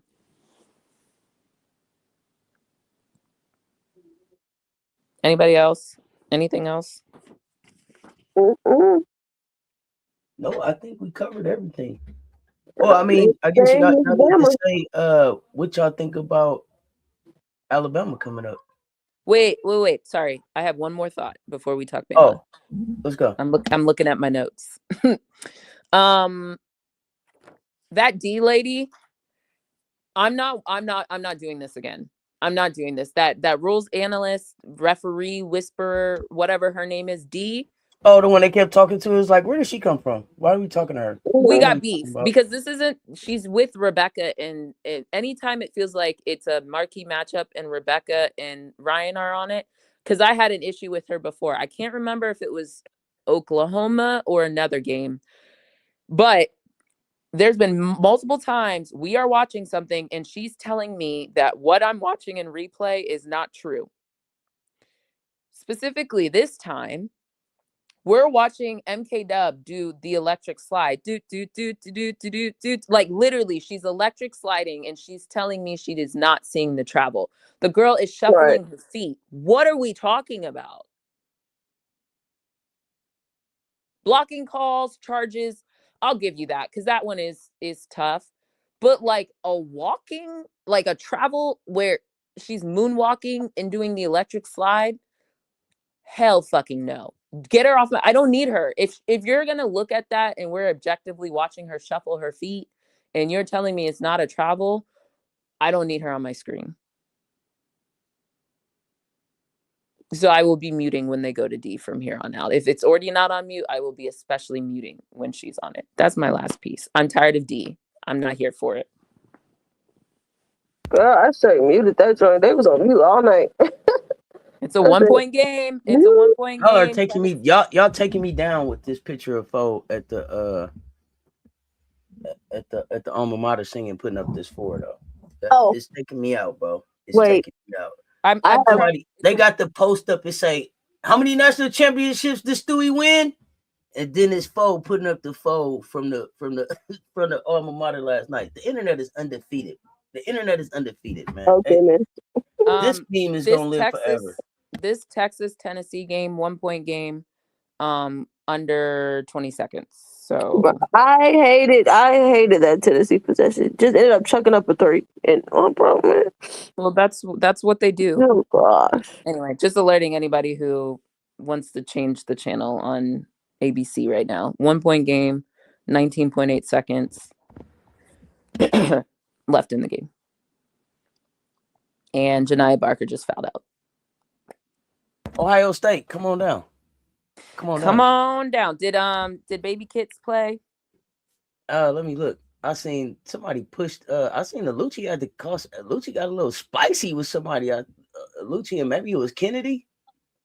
Or what's her name? Gray, Chance Gray be mixing it up. Oh, it might be Chance Gray. Let me see. She liked to mix it up. It might have been Chance Gray. It could have been Chance. No. Yeah, Kylie Kitts, 17 minutes. Kylie Kitts, baby. Kylie Kitts played 3 points, 4 rebounds, 1 assist. Yikes. Okay. Not the best. But of course we don't know what it looked like. I couldn't, box scores never tell you like defense or other stuff going on. But okay, I'll check out. Before we move, I have a comment about that decrepit lady. Oh, go ahead. Don't y'all ever talk about compare that lady clipboard to Dawn ever in y'all's life. Ever. Yes. Well, yes. Dawn Staley would never call that. First off, challenge that call. That was right in front of their bench. Like, how do you mess that up? Challenge the call so you lose the timeout. Dawn would never. That's all. That lady, Oh, does she? Oh, no. Why does it kind of look like Tennessee's getting hoed by the refs at their own house? Yeah, no, for real. That foul call was kind of crazy. Yeah, she dribbled it off her foot. Oh, gosh. These calls are a little... Yikes. Oh, wow. Let me get out of this picture, this multi-view, and just go big screen. Okay. Yeah, I'm glad the game is over. I guess we should address my picture and pick my avatar. This is less about, well, I guess it is about Lay. Let me say this real quick. I'm sorry. Let me say this. All y'all part-time ass YouTubers. All y'all full-time YouTubers, part-time ass Gamecock fans. Some days you cocky with it, some days you in the hen house with it. Miss me with your posts now, with your chest out, talking about raving this, raving that. You ain't been big up and raving like that. You ain't been doing it. Y'all be killing me with that. I'm so sick of y'all fake ass, garnet and black ass halftime. Y'all not even real Gamecock fans. I'm just gonna put it out there, man. Y'all out here switching up. Y'all ain't holding it down like normal. Y'all ain't holding it down like real Gamecocks. And then when we win, y'all trying to stand on these women's backs and make some money off that shit. If you not gonna stay 10 toes down with them through the wins, through the losses, through all of that, get the fuck out the chat with that. I'm so sick of it. I'm sick of seeing these posts up. You beating on your chest, talking about Raven is this, Raven is that. You wasn't calling Raven motherfucking name at all before this. That shit is sickening. That shit makes me sick. Stop trying to make money off these women. You wasn't loving Raven like that. You was half a goddamn Gamecock. Half a Gamecock. Is we gonna win? I don't know. We're gonna have to see. It could be. We don't know. I'm scared. I'm nervous. I ain't scared no motherfucking days. None of them. I ain't scared no days. Because I'm a Gamecock. Y'all killing me with that shit. Keeping a fuck with these girls. Y'all trying to get clicks and views off shit. Y'all wasn't standing with them before. Y'all was kiki-keying and laughing when they got waved off. Y'all motherfuckers was sitting up on the goddamn internet talking about, well, yeah, UConn already won. Who gonna beat them? The goddamn Gamecocks. How the fuck you gonna sit up? Man, come on, man. I'm sick of this bullshit. I was Rooter last year. I don't even know what the fuck I don't even know what the word finna be. for what I'm on about these Gamecocks now. I'm sick of it. And stay off my page with the likes. I know you in the chat. I'm sorry, go ahead. But I'm sick of seeing this old fake ass bullshit. I was gonna add to it. I was just waiting for you to breathe. Yeah, go ahead. You can have it for a minute because I'm sick of this shit. Oh, I was just gonna say if you need. No, I'm not gonna do that to you. You hot. I'm not gonna put you in that situation. I was gonna be funny, but what I will add to is No. It's always room to be funny. No, I was gonna say you want to name names. You want to name names, but don't do it. Don't do it. Don't do it. Don't do it. Don't do it. Don't do it. Don't do it. Don't do it. Don't do it. Don't do it. Don't do it. I'm not gonna put you out there like that. Don't do it. All right, it's a 2-point game with 6 seconds left. Let's see. Or my TV's behind, but that's what my TV says. I'm sick of this shit though. No, to add to the point. Not only just, I mean, it's encompassing in your ladies, but I want to make sure it's not just the young women is one thing. And let's add to it the Don, because the Don and using Don as a tool or using the ladies as a tool to dig at Don, I think is also part of the issue. It's just a consistent either trying to exploit Black bodies in a capacity, right? And I think it is, I'm with you. I've been very turned off by certain individuals that I at least like followed because they were Gamecock fans or whatever. Or I've watched some people just like rail into Dawn and say she don't develop guards. Like, we had to stop with the bullshit. Like, there is no showing all 32, grinning and skinning on that bull. Oh no, fuck out of here. Exactly. And then we get out here. We say we're one player, we're injury away, we're screwed. And this, what are you? And then saying if Dawn loses this weekend to fill in the blank team, people will be calling for her job. Who will call for the job of a 3-time national champion who is consistently putting South Carolina in positions? Oh my God, Tennessee. The same ones who helped start that energy about Lay need to get in the portal. Exactly. Lay need to get in the portal. I don't know. Maybe she take that halftime ass. I don't even know if your shit garnered. It might be light burgundy. That light burgundy and black you got on, get the fuck on, man. The same ones that were saying Lay needed to start last season. Huh? Yeah. The same ones that were saying Raven doesn't score enough, which I would argue Raven didn't need to score like this when you had the offensive firepower that you did last season. Yeah, could she have scored a little bit more? Yeah, sure. But did she need to score? Like, there are other people on the team for that. And then, quite frankly, sowed all this dissonance in this discord that has happened, that has led to, well, at least contributed to the situation at hand. And that's actually where I would like to continue the conversation. Look, I'm a Gamecock fan, and the people that play for the Gamecocks is who I support. That is me. That is not Auntie. That is me. I just want to make that clear, because some people get confused by my position and then say that's Auntie's position. That's not Auntie's position. This is my position, right? And that's how I do my fandom. I do loyalty that way, right? That's me. I just want to say, don't worry, next week my avatar will not be this, but we need to have the conversation again about how all this has started because people wanted to dig at Dawn and say Dawn wasn't a good coach. Dawn was jealous. Dawn takes the spotlight off of her girlies. But I just watched Dawn put on jerseys of people's boyfriends. I've watched Dawn big up people on a reoccurring basis. Sanaya Rivers even told you when she left South Carolina, Dawn would check in with her parents to see how she was doing.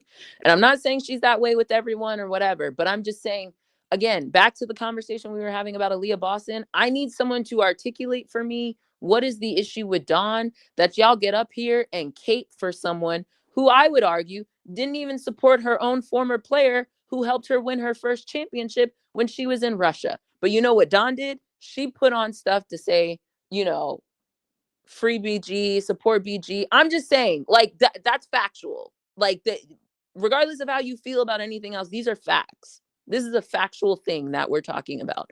So I'm still trying to understand why Dawn is being perceived or gets articulated as some horrible person, especially within the Black community. It's weird.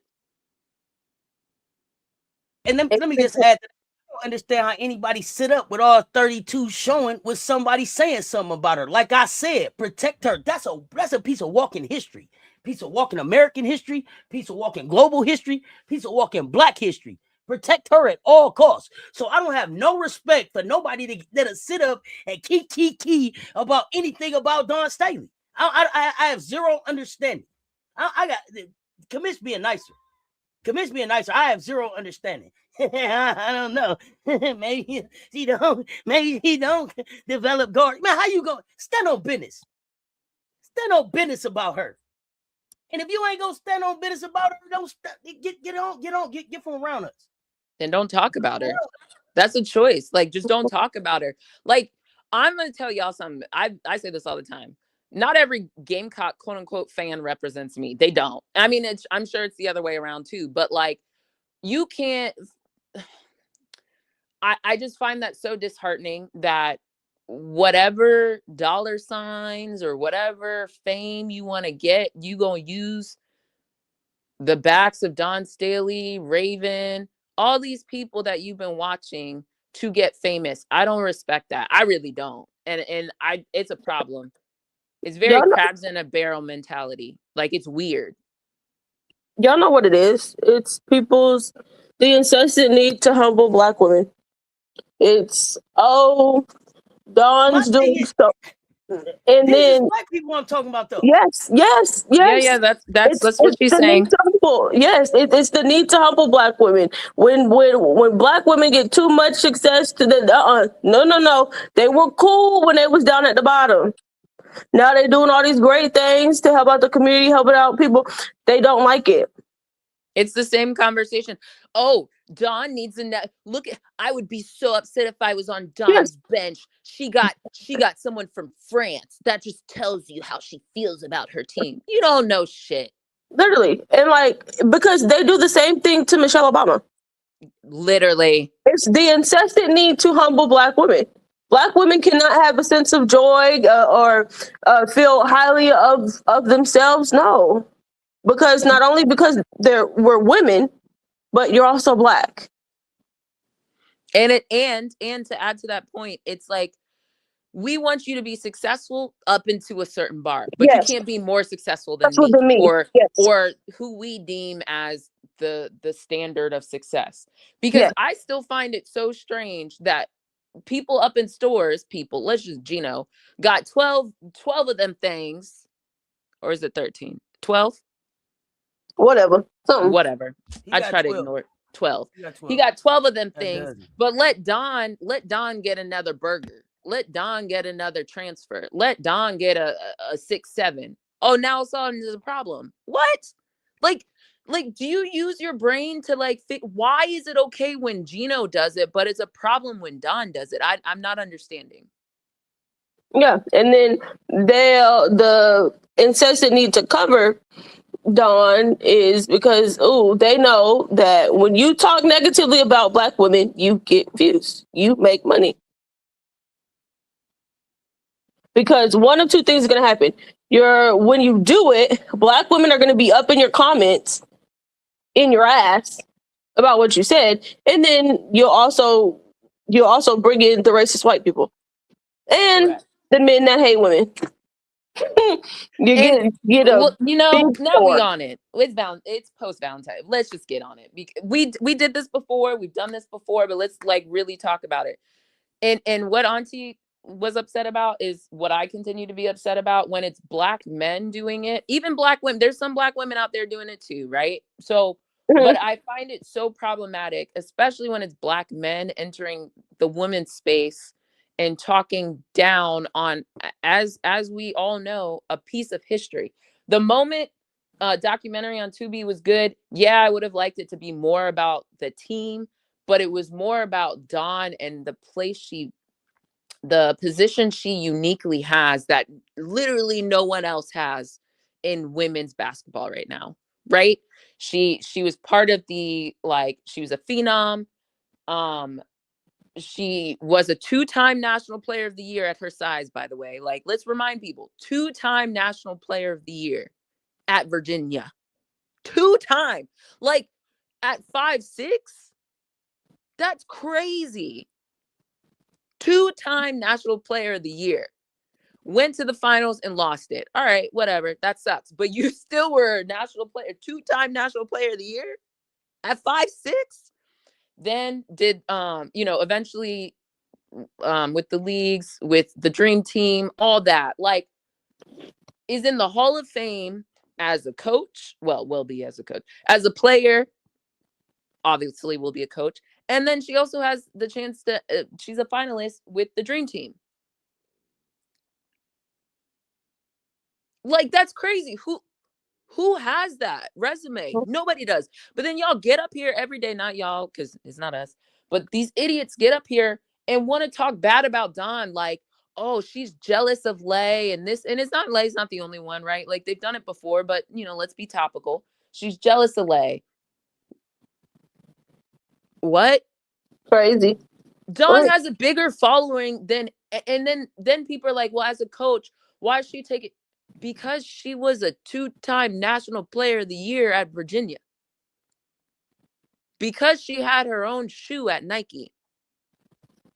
Because she was one of the faces of the W eventually when she came in. You know what I mean? Like, what are we talking about? She was on the Martin TV show. Like, what other coach has that resume? And then anywhere. Like, anywhere. Like, I can't even think of another sport, like, for real. And people like to put Nick Saban, but Nick Saban wasn't like that as a player. Like, you know what I mean? Like, there's nothing that comes to that. And by the way, she was at Temple playing at night and templing during the day. Like, what? You were a player and a coach? Like, that's Bill Russell stuff. Yep.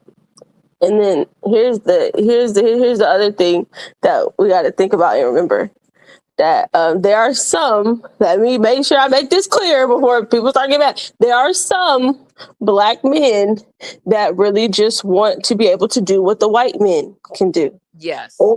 They want to be able to have their foot on somebody's neck.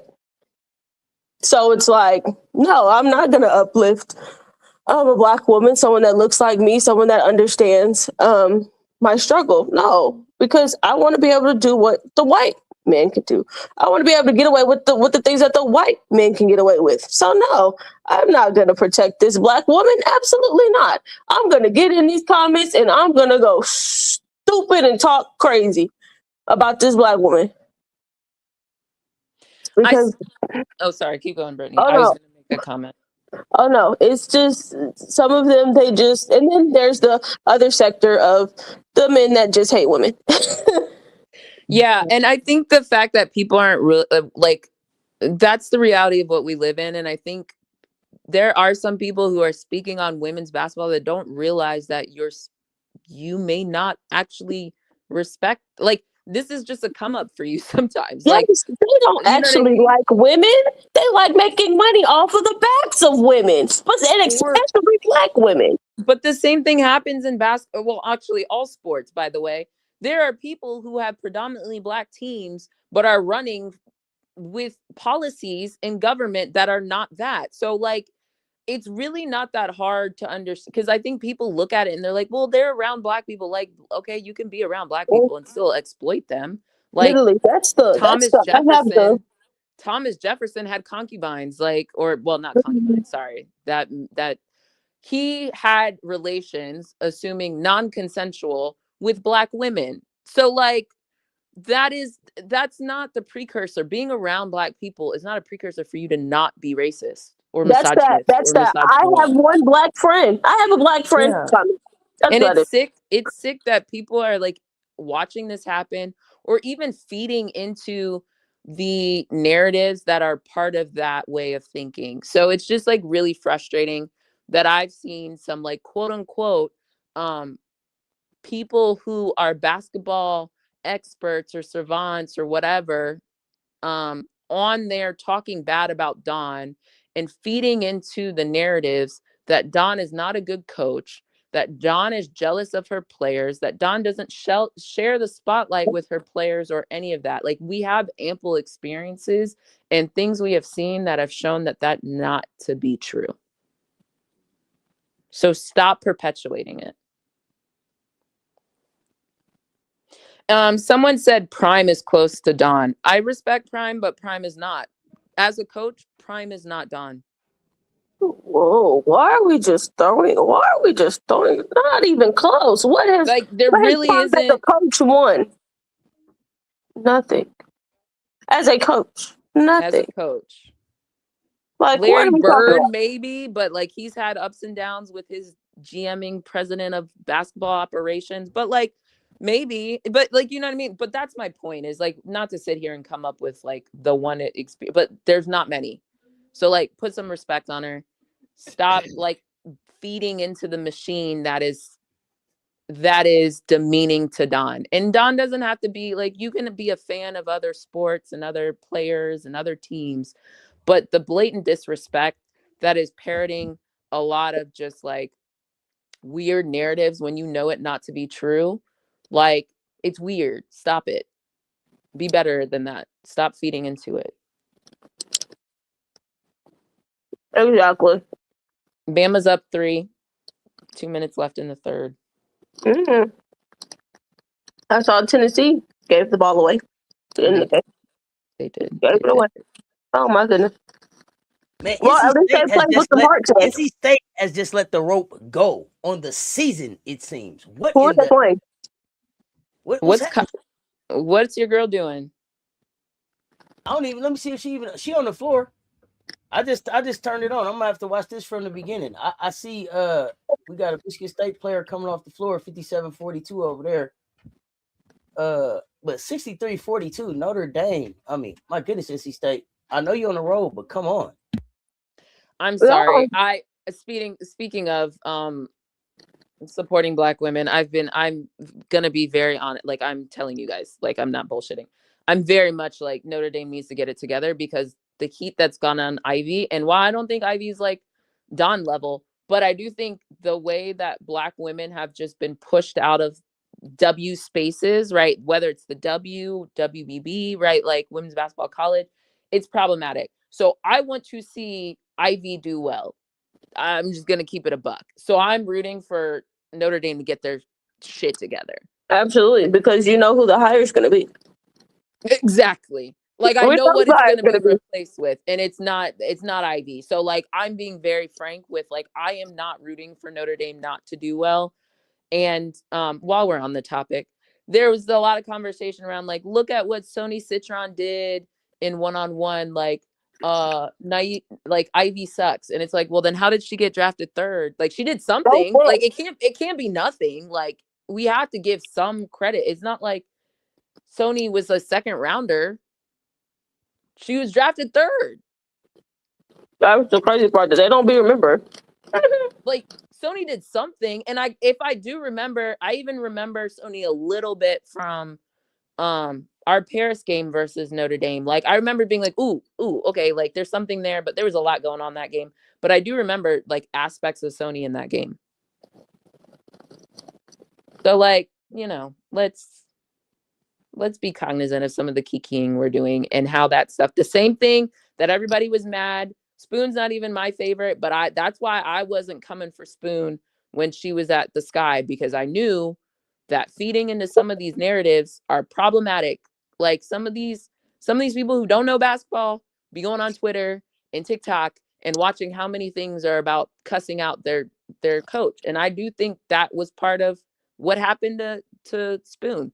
I think it's more nefarious than that, but I'm just saying, like, that was their rationale for, oh, see, even the quote unquote Sky fans don't like Spoon. They want her gone. Well, ask them for who? Crickets. Like, where do you think they're getting like a sentiment of fan or the public? Like, they're getting it from somewhere, like, not sending surveys out. So anyway, I think I was talking about Lay. Let's dead the Lay thing. Let's please. I really don't want to dunk on Lay, but like we saw the first play, right? Like, and shout out to whoever scouted. I think they did a good job of I think Raven was the one that cut off a lot of those baseline things, but like, you know, I think Lay for a second still thought she played for the Gamecocks. Like the way she gave us the ball, like, you know, also I think Lay got better as the game went. Like she was more composed. So there's that. But I do think this whole like Dawn held Lay back, like, no.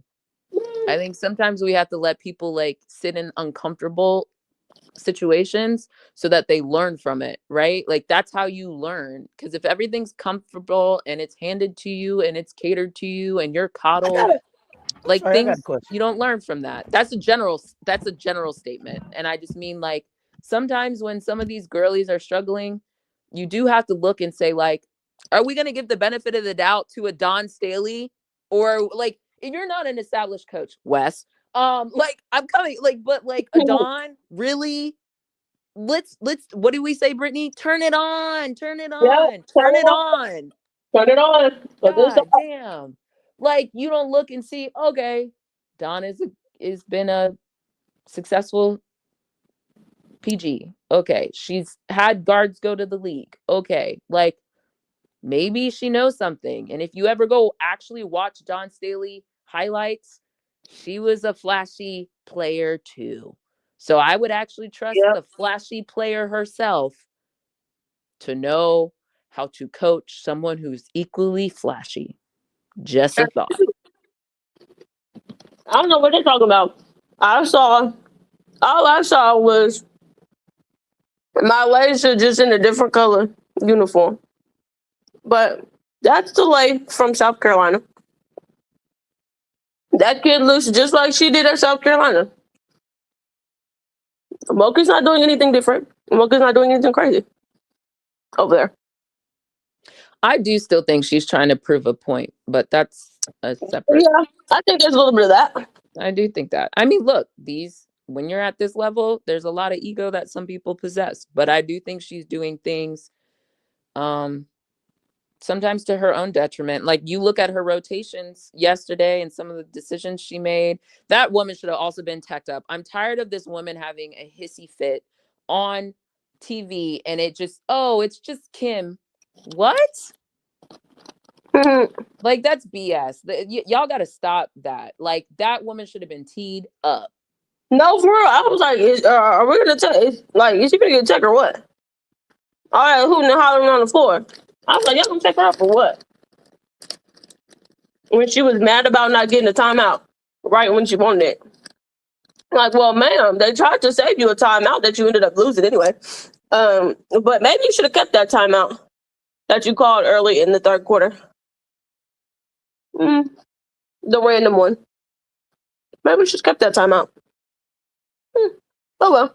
I saw the comment about people wanted to give Lay back. Lay wasn't even all the full issue yesterday for LSU. That's the irony about it. Wait, let me say this. Let me say this. Paige, I see you asking about the link. This isn't a link drop show, but I will get you up on another show to talk about the stuff that you want to talk about on this one. We do appreciate you pulling up, but this isn't a link drop show, so but we will get you up. But do y'all think Lay was the reason they lost that game yesterday? No. And just like I said before we went to the game, Lay is not going to make or break that game. It is going to be the team aspect. The team is going to make or break that game. How they play as a team. Oh, Auntie, you probably didn't because I probably sent it to you like random. Did you see the other one that I said to check out? I did, but I didn't know if I was just supposed to check it out or if I was supposed to have it ready. That's fair. If you can have it ready, I would love it. If you but I can't pull it. I mean, I could pull it up. It was just two spots. It was just two spots. Two instances. Yeah. If you can pull it, that'd be great. Because I actually think this feeds into the Lay conversation. Gotcha. While you're doing that, I'll just yap. Let me know when you're ready. I think to Brittany's point, she just made team. This is a team sport. And while Lay did help us, I appreciated the gifts, Lay. The 3 turnovers were very helpful in a short situation. But if I'm not mistaken, there were missed free throws, no? Whoa, girl, missed key free throws. Yeah, I mean, like in a game that's close. Okay, I'm sorry. Let me say this real quick.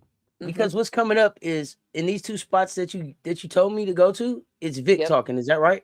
Oh no, it's Big 4. All right. Let me see. Okay, I gotta go further. I got you. Let me. MJ, when did you say that?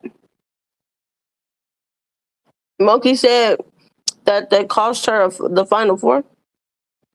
And she got mad and she said that fucker cost me a Final Four. And so I was like, damn, how you gonna say you lost the Final Four already? And then they told me it was back when she was at Baylor. They did it.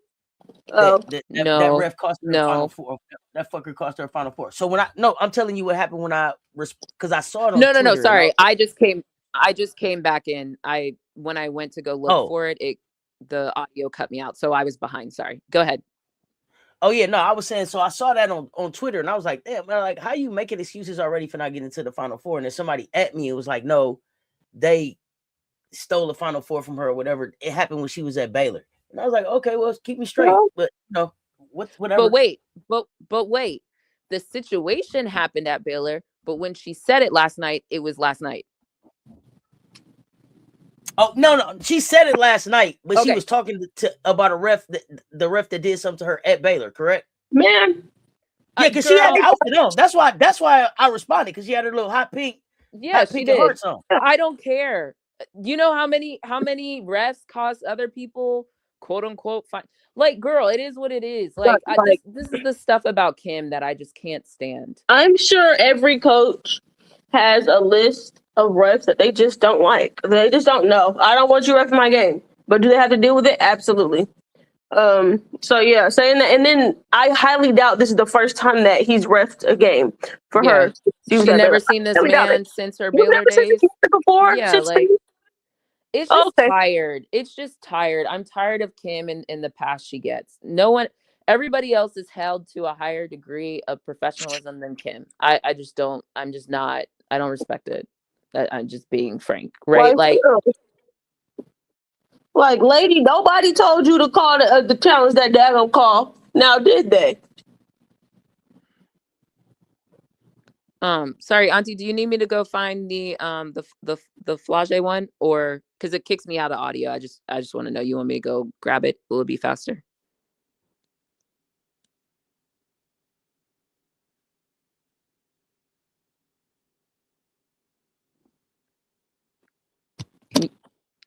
I got Flage talking now. I don't know what part you want, so we could just let it roll. Give me 1 second. When I go click out of this, I'm not going to be able to hear you. So just because I see Flage like with the hood on and Ari Chambers up there. No. I don't think I sent.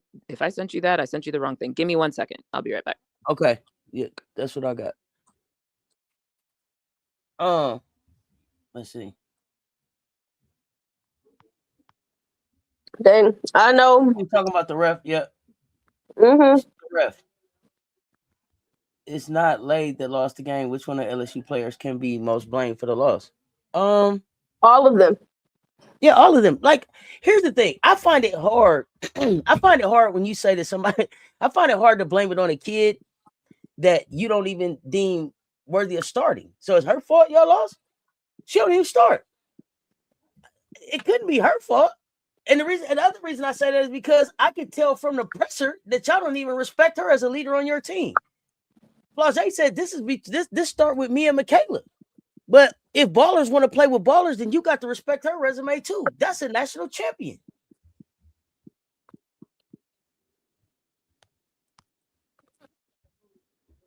So I don't know. There's no, in a game like that, there's no individual that you can say, okay, yeah, they're the reason we lost the game, because you didn't lose the game on that one play.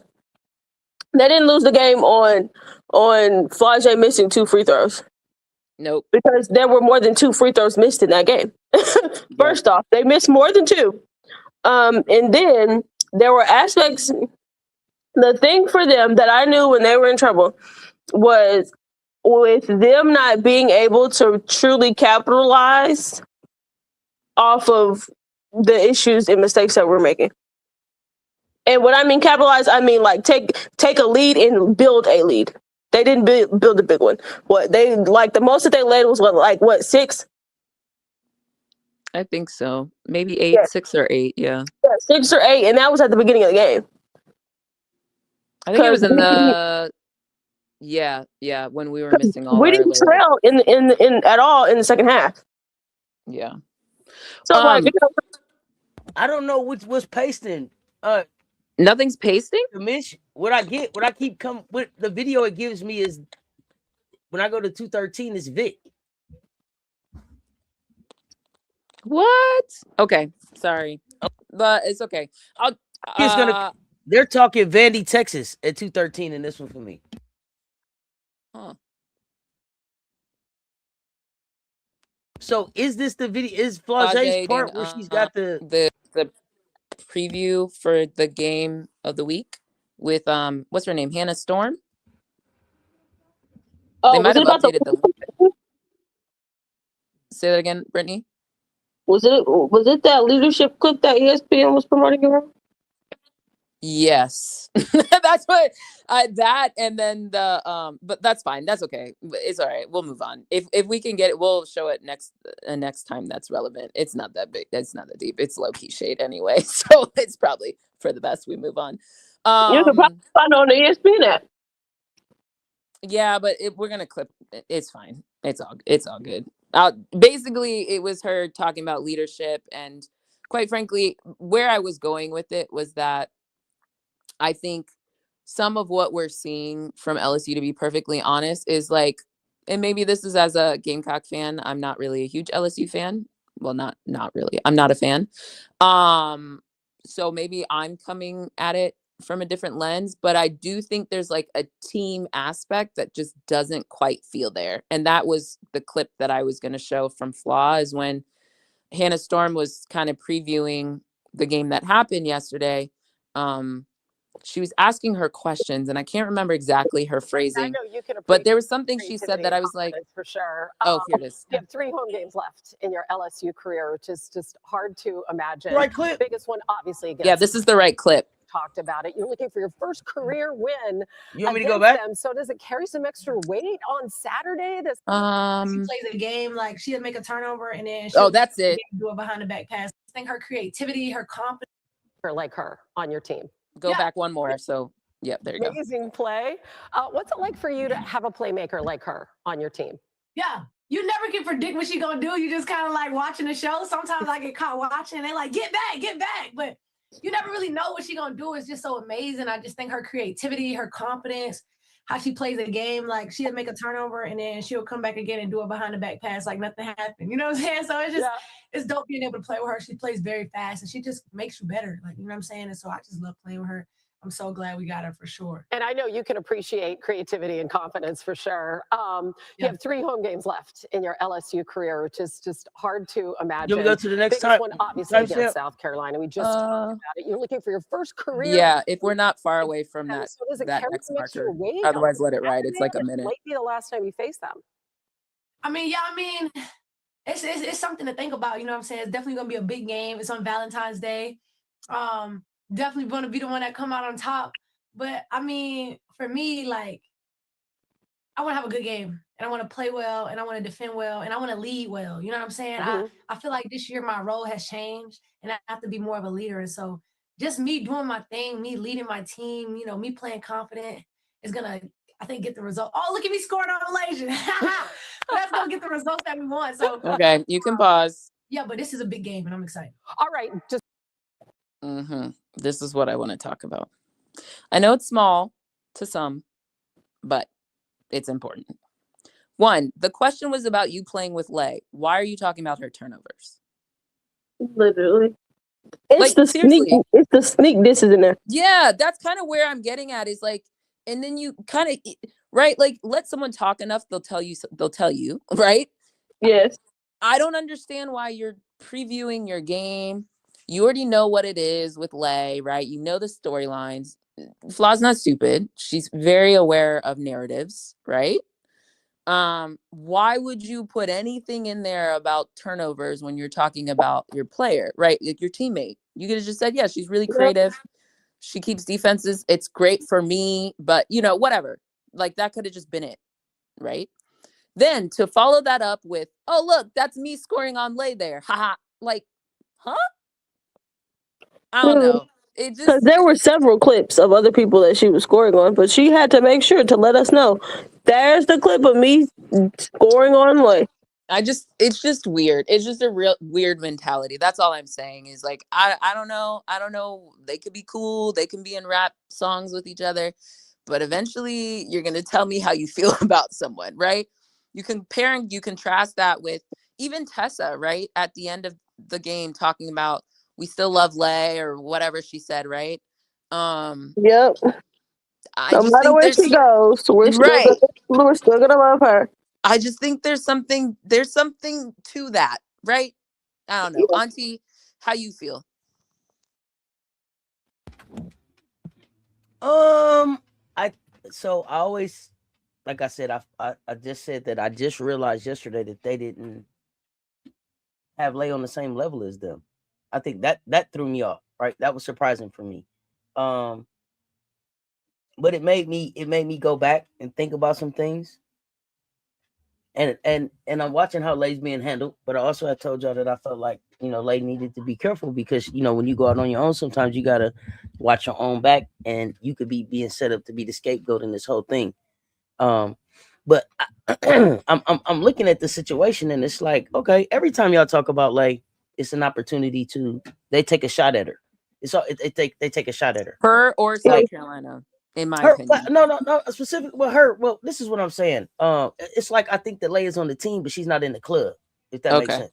Mm-hmm. Lay is on the team. She got a uniform and everything, but she's not in the club. Like she's not considered one of Kim's crew. I guess if for no other way to say it. So like Kim when she talked about like, well, such and such and such and such, and it's 6 turnovers, but. What did I have to do with the question that I asked you? And we didn't have to go there. And did she have any more turnovers than she had? Maybe one more turnover than MK-Dub that game. And I think Lay and MK-Dub had the same amount of turnovers last game. So if it was my latest fault, it was MK-Dub fault too, wasn't it? I'm with you. I think I feel like she's not necessarily in the club. And I feel like, dang, Lay, you kind of out there on your own for real, fam. And is you cool? Is it cool for real? I don't know. But I agree with you. You don't have to take those shots. But I definitely think that I've noticed that Big Four does a lot more I, me. What she wanted to do this game, what she was gonna do, I was gonna do. This is what I'm a not we gonna do, not we need to, we locked in. Right. When I saw Jada Rashard talk as the leader, she was like, we doing more, we going to the gym, we getting together when the coach is not there. And it takes me back to what Paige was saying last night on the show when she pulled up about, maybe it being just, Paige was saying that maybe it was time for, Flau'jae should have had left last season maybe. And Flau'jae is more in the way. And then she talked about, the contract that you get when you come back in certain minutes and all that stuff that you have to have. And it may be too Flau'jae centered. And it's unfortunate because you don't have to dim Lay's light for Flau'jae to shine, and they should be able to figure out how everybody there can have a part of the spotlight, because I think it will work. It will work a whole lot better for them. But I've been saying y'all keep fighting the wrong monster. The monster that's been getting the boogeyman is Raven, but they keep focusing on the wrong thing. I'm sorry. Go ahead. No, I was going to say that's. Again, trying to take my South Carolina fandom hat off, but just like when I watch stuff like that, it's just really interesting to me because, again, the phrasing, the words, we've talked about Kim Caldwell and her quote unquote taking accountability, but not taking accountability at the same time. But whatever, y'all have that. It was very nice, nasty. Yeah, that's kind of what that felt like to me. That's still not a, oh, you're oh yeah, you're on my team. It's like, what? It's a she speaks so well. She's so well Yeah, spoken she's so type well thing. spoken. That Yeah, tongue in cheek type shit. That's that nice nasty for you. They will exactly. eloquently shade you. Right. And I do find it interesting because again, for 2 years we sat and we heard why Lay should transfer and everybody's jealous and da da da da da. But when someone had one of their career highs, or at least a really good game, not a career, well, no, Tessa didn't have a career high, but she spoke highly of Lay. I think Raven did too, but I have to double check that. But I don't think it was bad. I think it was. But those were two of the guards that the narrative was around. They were holding Lay back. So I just wanted to at least articulate that whatever you believe in, call it juju, karma, whatever. I do think like it's a little bit of a testament of what people were making it out to be at South Carolina, at least when it came to teammate dynamics and Don favoring people and stuff like that. I do think, again, we've been said it. There's apologies owed. I think we came, not we, sorry, y'all, y'all, other people, came for Raven's character, came for Don's character, came for a lot of people's character in that locker room that I think has demonstrated and showed that they have each other's back and love for one another. So again, why are people so quick to believe and to perpetuate some of these negative connotations about people? That's all I'm going to say. And the image that sticks in my mind is when Ray went to Medina and they gave each other that big hug at center court. That's all I know. No, for real, because that's who Ray is. Do you remember Raven hugging the shit out of Lay after Lay stayed down and played defense last year? Do you remember that play? I remember. Yeah, that's who Raven is. Raven, she wants to see you do better. She's trying to pour into you. She loves her program too. So do you want the leader of your team who also is going to the W next season talking about, I want to play well, or we want to play well and our goals are still available to us. We want to win the SEC, right? See the difference? And then you pour into people, right? How do you feel like Lay ruined her own reputation and career? She's 20. How old is Lay? 21. Is her career ruined? Did I say? Oh, sorry, that's the chat. Okay, why? Like for real? How was her career ruined? And what?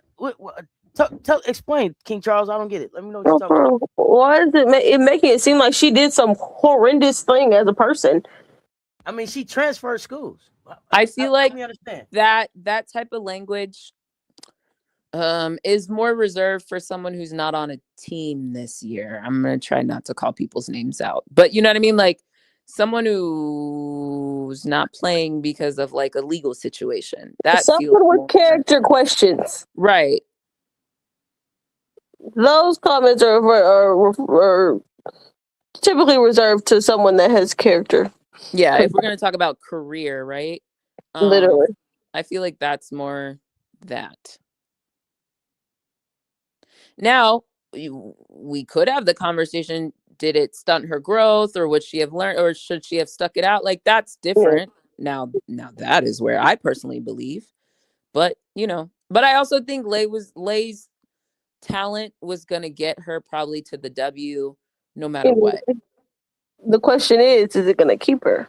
Correct. But that's also that's the same question that we ask about all players. It's not okay. Can you get drafted? That wasn't my question for Lay. Lay's talent can stick. No. Lay's talent can stick. My thing with Lay always was work ethic, maturity.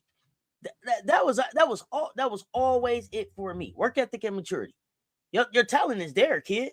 Are you gonna work? Are you gonna do the work? Well, that's typically. Go ahead. But are they related? What it is that makes them stay. Because once you make it to the dub, everyone's talented.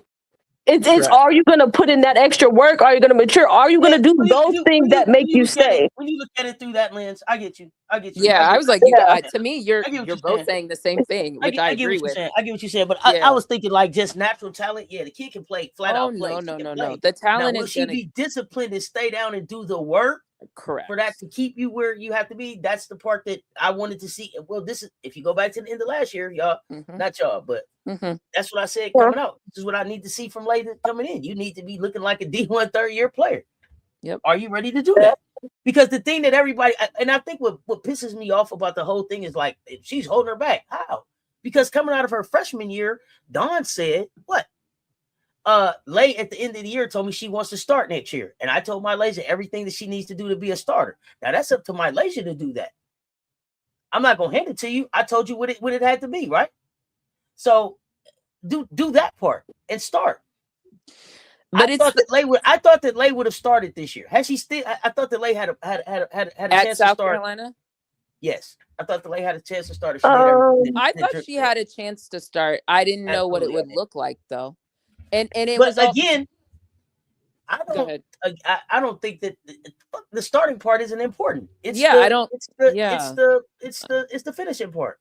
Well, yeah, it's what you're being asked to do on the court and how long you're being asked to do it, right? Like, and when, right? I agree with that part. For me, it's kind of hard to say would she have started at South Carolina because the whole getting in the portal thing to me, that negated it. But if I could try to, I guess, go into an alternate timeline. I got you. It took it off your mind. Like, well, because they were commingled, right? The things that would have had Lay starting were the discipline and the wanting to sit through the things that might make you uncomfortable. Correct. Right. The willing to like face it. Like, what do I need to get better at? I need to be more disciplined. I need to like read the floor a little bit better. I need to pull back on some of the flash. I need to do the simple things really, really well. Like that, those type of things, the defending before scoring points, right? Those type of things were the things to me that would have had her starting. But I do think if we go back and watch last year's LSU game at CLA, those were exactly the things that the commentator said that Lay said she needed to work on her own self. Right. But yeah, these are the things that she admitted she needed to work on. But the difference between I don't get how come it becomes shade. Go ahead. No, sorry. Go ahead. Oh, sorry. Are you still talking to me or are you talking to the chat? I just want to make sure. I'm saying people took it as shade. Okay, got it. When we say these are things that she needs to work on. Yes. Go ahead. Well, I think part of it is the coddling. And I mean, I've been very upfront about that. I think there's been a lot of coddling. And unfortunately that's come with the mindset because I think, and even I not that Medina's been coddled, but I saw it a little bit with Medina when she was like, do you always have to point out like to Raven when I'm not doing something? And it's like, sometimes to get better, you have to like Raven was like, yeah, every time. Yeah. Even though you know what I mean? I need to remind you. Remember that play? Yeah, I need you to remember. Yeah. And the thing I'm liking about Medina, and sometimes she gets frustrated, rightly so, and she's also being asked to carry a heavy load as the back anchor for South Carolina defense. It is frustrating, but that's part of where you lean into the support staff around you. You lean into your teammates. You lean into the staff that you trusted, quote unquote, your career with, right? And no one's saying like you made a decision, you can change your decision, but like that's part of leaning into coming to South Carolina is that you're trusting that I'm going to sit through the discomfort. I mean, Dawn talks about it all the time with Latson. She reminds Latson why she came here is to be a better W prospect and to last in the W, right? Like on those off days, that's what you lean on. So I think to me, where I'm kind of a little bit is it's one thing to say it and it's another thing to do it. Like, yes, you know what I mean? Like I could say I want to be more disciplined. I could tell everybody in the world I want to be more disciplined. But are you doing it? Yeah, more discipline means I might have to sit on the bench when I don't want to because I didn't do the thing. Or like I have to practice more or I have to get in the gym more. I have to lift with Molly more. Like those weren't the things that were happening. Okay. So, And then the thing about it is, these things are things that you could take, that she could take and use in her everyday life outside of basketball. Okay, You this is this is the other thing though. I'm sorry, I didn't mean to cut you off, Brittany, but here's the other thing. Especially when I look at this team, Lay ain't the only one. No, MK Dub's conditioning is clearly stopping her from being throughout the entire course of the game. There's something happening. Not only that, her reluctance to just use her voice, and I don't know, and I know y'all say that that's not who she is, but I think that she's got to get to a point where she uses her voice. And I've been saying this since last year's closing press conference. Like, hey, open up your mouth and say what it is that's on your mind, kid. Whatever it is that she always look like it's something worrying her. Whatever it is that's worrying you, Michaela Williams. Okay, I just want to make sure. At every presser, she looks like she got a secret or something was worrying her. Get it off your mind. Tell us out here in the public, and we will protect you. Well, I don't know what it is you need to say. Maybe don't tell us, but tell whoever you need to tell. Yeah. I'm not gonna. I mean that in like whatever that is that's on your mind. Like even when she's in the pressers, it's like, Flau'jae is saying what she want to say. Flau'jae to the point where she was like, I'm not done. I wasn't finished. Like, come back and let me finish talking. And then it's like Michaela is reluctant to step up and lead or take over or have the team or whatever. I don't know if that's if it's because the slap on the hand comes from the university, the boosters, whatever it is. Everybody needs to get out of the way to let this thing grow into what it could be, I think. But go ahead. Well, it also, to me, it seems like that's not her personality. It seems for Michaela, she seems as though she's one of those ones to kind of like chill and play the background. She'll speak when she absolutely needs to. But isn't that right now? You absolutely need to speak right now. Yes, but that's the hard part. The personalities that you're dealing with. It's she has to, but the way in which they're set up, she can't, because the minute she says something, they might explode. It might blow the whole thing up. Are you talking about a locker room? Or are we talking about a team? What are we talking about? As a team, as a team, as a locker room, whatever it may be, she might have something to say, but it's probably, I'm gonna mince my words, because I think if I say this, someone is going to take it the wrong way, and it's going to be an issue. If it's that volatile, shouldn't you blow the shit up anyway? If it's that fragile, where we can't even have a real conversation about where we are as a team, then what are we doing anyway? Well, that goes to culture. This is the culture that they have created. Okay. It's a culture thing, because in a healthy culture, they would be able to, whatever she has to say, whatever's on her mind, she would be comfortable with saying it in a way in which they're all on the same page. We're going to be, I can say this to you and you're not going to take it as a slight. You're not going to blow this up and turn it into a big old thing. You're going to understand where I'm coming from. You're going to take it and we're going to have an adult conversation, because at this point they're adults. We're going to have an adult conversation. If we need intervention from the coaching staff, then so be it. That's how it'll be done. But I don't think they have that. Let's go back to the coaching staff. Do you expect this coaching staff to be the coaching staff at LSU next year? As long as Kim is there, absolutely. I don't think I am specifically asking about Kim. Do you expect Kim to be the coach next year? Yes, because they paid her all that money. Yes, Kim will be there as long as Kim continues to win. That is just how LSU is set up. Wait. Oh, I'm sorry. She has to win, and win in terms of, as long as Kim keeps making the Elite Eights, they don't care. I don't think they're going to apply. Maybe with the new AD, we have to see how the way in which the new AD is coming. But as long as she could continue to just like get to Elite Eights, they don't care. I guess I'm confused by you even asking the question that Kim will be the coach next year. Is it because you don't believe she'll be the coach, or are you just asking like for? Oh, because there was a discussion. Because there was a discussion. The question was asked, and I just thought I would ask you guys' opinion too. There was a discussion earlier, and there was a discussion last night in the mansion.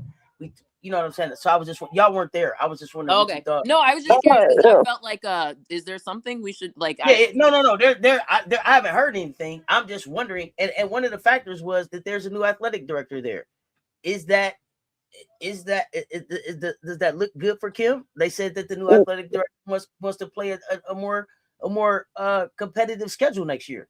Is that leaning towards Kim Mulkey as the head coach? Is that leaning towards somebody else as the head coach? Well, we won't be able to tell depending on how she does next season. If the AD wants a tougher schedule, if he's like, we're gonna go tougher, and him and Kim are bumping heads on going a tougher schedule, then that's where we'll probably see conflict. But right now, it's Kim will be there. Okay. It all depends. We just have to see how aggressive is their new AD in making them compete at the highest standard. And what is winning? Is okay, and y'all keep saying that she can stay there as long as she's winning. She doesn't win the SEC tournament. She doesn't win the SEC. She doesn't win the national championship. So are y'all telling me that the LSU standard for winning is, hey, get 20 wins? Is that winning? Get to the Elite Eight. She'll be fine. Okay. Well, I don't know what their standard is, nor do I care. Yeah, that's what I wanted to know. Kim brings money into the school. That's fair. I'll take that. No, but I just want, because I keep seeing people staying in the chat now. As long as she keeps winning, and what is winning? She doesn't win the SEC. She doesn't win the SEC tournament. She won one national championship, but she hasn't been able to get back to the Final Four or repeat anything that looked like that. So, so is it just 20 wins? We'll also see what the standard is with the new AD. What is his standard for them? What is his standard for Kim? Okay, you say she got that first title. She ain't going nowhere. Okay, go ahead. Yeah, that's the other part. Well, I wanted to get that first title. I wanted to go back to because I think sometimes people are missing what we're saying.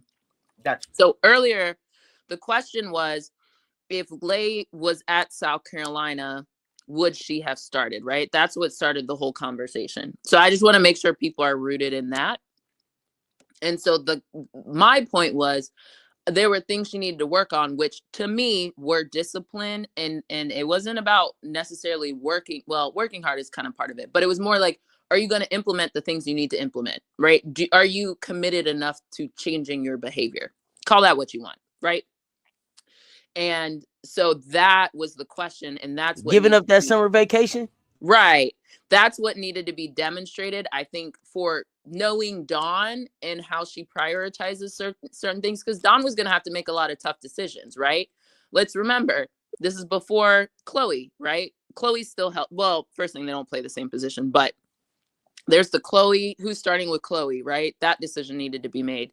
Raven was going to start. That's yeah. And then the question becomes, do you have Chloe or someone else slide to like the 5? Does Chloe play more the 3? Does she play the 4? And therefore the conversation then would be, how does potentially, if Lay was still at South Carolina, how does she fit? Does Lay play the 2? Does she come off the bench? So it is actually a conversation about what she was going to be able to demonstrate and implement regardless of her choosing to leave South Carolina. It still was a question, right? I just want to make sure that part's clear.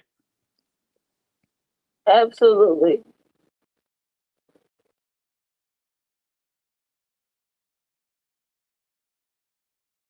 And it was up to her to make it happen. It's all on you. But that's why I started the conversation by saying it's kind of hard to answer that because of the events that transpired. So like, to me, I was just talking through what it would have been, but there's no way to answer that because she left. Yep. For whatever reason, she left. Yep. So there's always going to be the what if, or what would have been had she stayed, but she chose to leave. So we'll never know. Because heck, she could have went over the summer, kicked the work in overdrive, and said, "I want to start so bad. I'm gonna make sure I'm working day in and day out." And hey, she probably could have came in and won a starting job, or came in and came off the bench and had herself in a situation where she could have been in the closing lineup. We'll never know. And it's just like, have to get She did Hey, it 2 minutes. I'm sorry. Let me ask this question. I see somebody in the chat saying that Kim did some questionable stuff with the OAD. Allegedly, I hadn't heard that. Had you guys heard anything about that? I had no idea about those allegations. I just remember that she was sad and she couldn't do the presser. Also, are these like fired. ha rumors or like real rumors? Yeah, I don't know. That's what I'm asking. Let's also differentiate that one. Yeah, I'm asking. Are y'all just joking around? I hadn't heard anything like that, so I don't know. Look, especially with all these investigations. Yeah, let's be clear on some of these. Yeah, I'm asking the panel too, because questionable stuff that sounds like investigation. Like, so that's what I'm saying. Let's be clear if we're just like throwing. Okay, you heard that, but you thought it was fake. Yeah, I hadn't heard anything official. And to me, if it was something like that official out about Kim, it would have been everywhere. So I want to be careful about what I'm seeing in the chat. I don't know about questionable stuff. So y'all let me know. All right, so we hear differently. We'll just move on. Go ahead. Yeah, you say Don has more control over their culture than Kim does at LSU. But it's more because that's how Dawn has set up her program. Kim lets them do whatever Kim wants to let them do. Kim is okay with letting them be comfortable. Dawn is not. Dawn wants them to get comfortable with being uncomfortable. I think I don't want to turn this into a Kim thing. Y'all know I don't like that lady. But I'm just going to say we also, at some point, have to remember the circumstance of facts that had her land at LSU. Yep. So there's a lot of Title IX stuff that happened at Baylor, and specifically the football program. And as we all know, the football program rules a lot of these athletic departments. So let's not forget some of the stuff that was said, not said, et cetera, around that situation. And if you don't know, Google. So it is what it is, Google. There's a Baylor situation, Title IX. Well, so yeah, that is how Kim chooses to run her program is the culture that she's cultivated. And okay, when you say that, let me ask y'all this then. Let me ask this. So when I'm gonna go to the presser because y'all didn't. So when the man says, "Hey, so your team was out here 90 minutes before the game going hard," what did you think about that? And she goes, "What? What was going on?" Do y'all think Kim didn't know? Kim knew. I don't think there's anything that happens that she doesn't know about. She knows. She's just gonna play her hand to the media as she always does. So was the point they were out there earlier than they normally are, or what was the reporter trying to get at? His point was they were out there earlier. They were out there like 90 minutes before, and I think they were saying that they're supposed to come out like an hour before the game and do a 10-minute shoot around. Kim said. The reporter was like, they were out here going hard. But we already know from last night, they was out there trying to dunk and everything and warm-ups and shoot around, right? So the reporter's thing was, do you think they did too much at the beginning during warm-ups and pregame and their legs were gone at the end? So when he asked the question, they was like, no, we do the same shoot around we've been doing since I got here is what they said, right? And then, but it sounded like when they got up and I got to go back and watch, I thought they was like, man, he was being messy. So I was just trying to understand. Okay, and then you saying that Kim knew.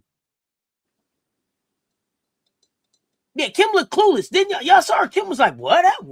Kim be lying. There's nothing. So that's why I was like, where was your team at then? And why you don't know you were just sitting back there by yourself? Like, come on now. Exactly. People getting treatment and shit. Like, come on now. With the way that the lady is, she knows what's going on. She knows what's going on in her program. She's just gonna play it up in the media. If she wants to act dumb, she'll act dumb because no one's gonna challenge her on it. And somehow they let her get away. I'm just like, anyway, whatever. Kim say I'm gonna look into that. I don't know. I'm gonna be looking into that. She ain't looking into another damn thing.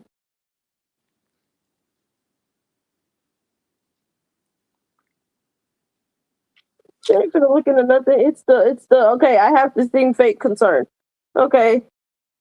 I'll look into Well, it. because That's remember, it was just another game. So why would right. you be out there early if it's just another game? Another So, game. you know, it is what it is. Reese saying they went out and did the shoot around early for game day, or Kim just wasn't sure for game day? Because when they asked, Michaela said we did the same shoot around we always do, and Florida was like, "Yeah."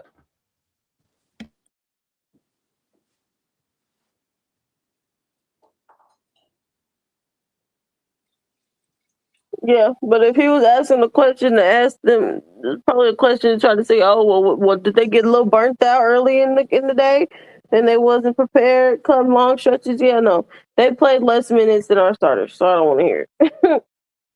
Yeah, whatever. I don't care. Y'all lost. Take that L. Take that. Take that. Literally. And we appreciate Georgia for giving us a little bit more breathing room with Vandy. Thank ya. Absolutely. And Texas beat Tennessee. So that's another one. We appreciate everybody. Joni, you gotta fight against Auburn, Joni. Come on. Fight. What's the score?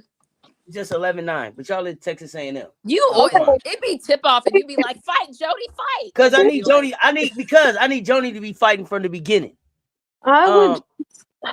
I would just like my good sister Joni. Leave College Station. If you want to go coach somewhere else, please do. Please look at options.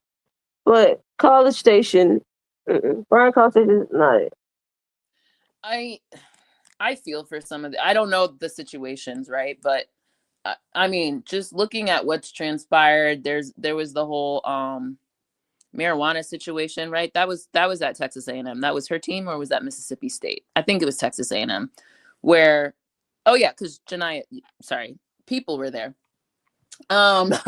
So I don't know if it was actually her, so that's why I edited my statement.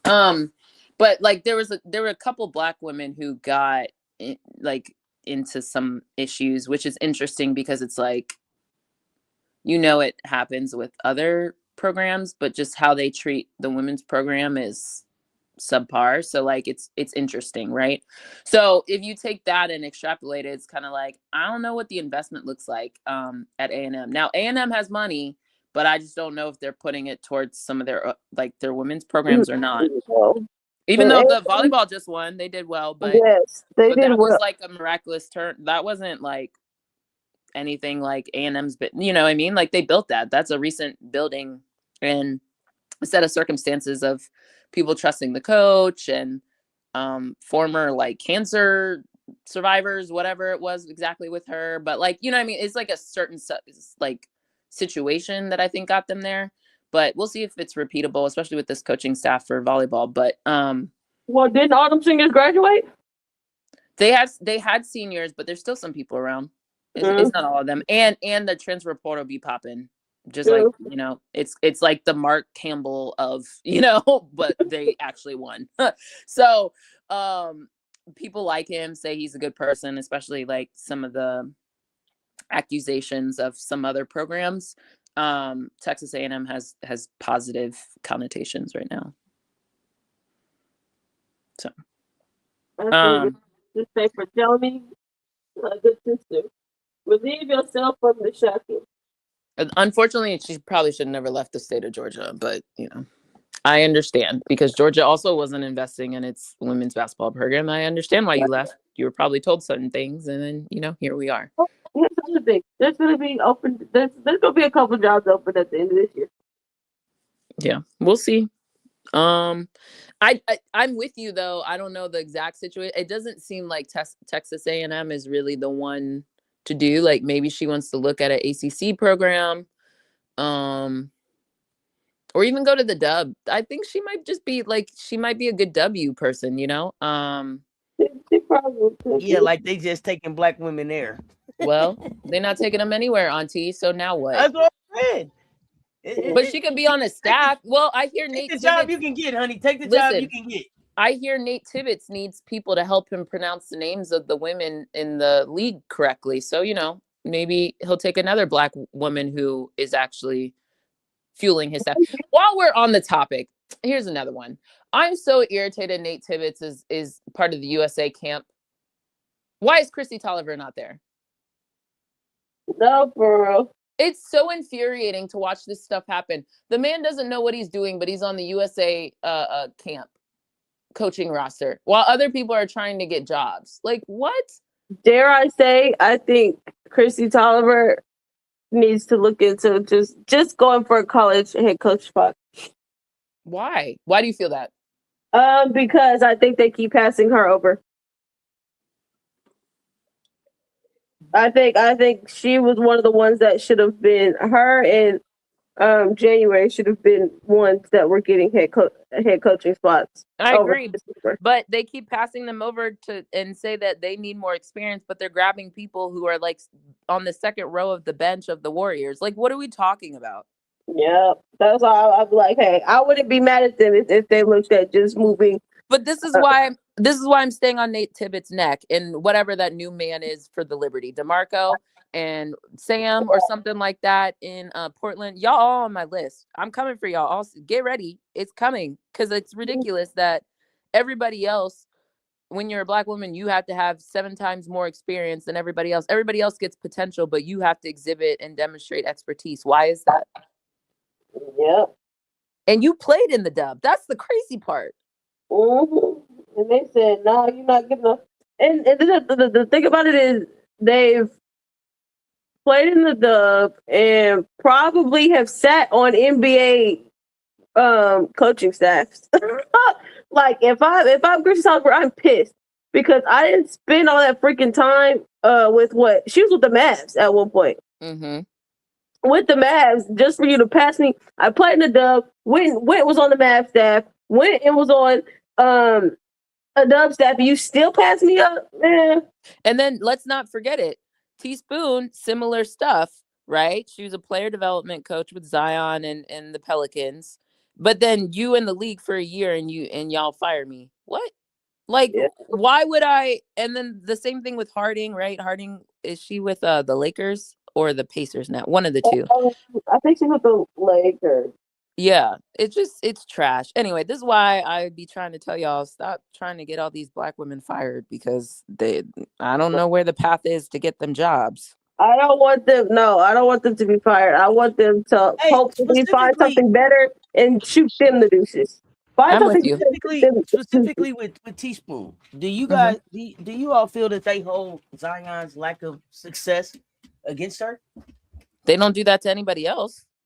No, I know they don't. I want to know, do you think that is a factor with her? That he's been such a I think they come up with whatever to explanation they want. You know what I mean? And that's the problem. Like, they can come up with whatever explanation they want to say why these people aren't good or aren't qualified. But then everybody else gets 7,000 opportunities and 7 different lives to change it. So it's possible. I don't know. You gonna have to ask them. But I think it's trash. I can tell you they can tell you whatever they want.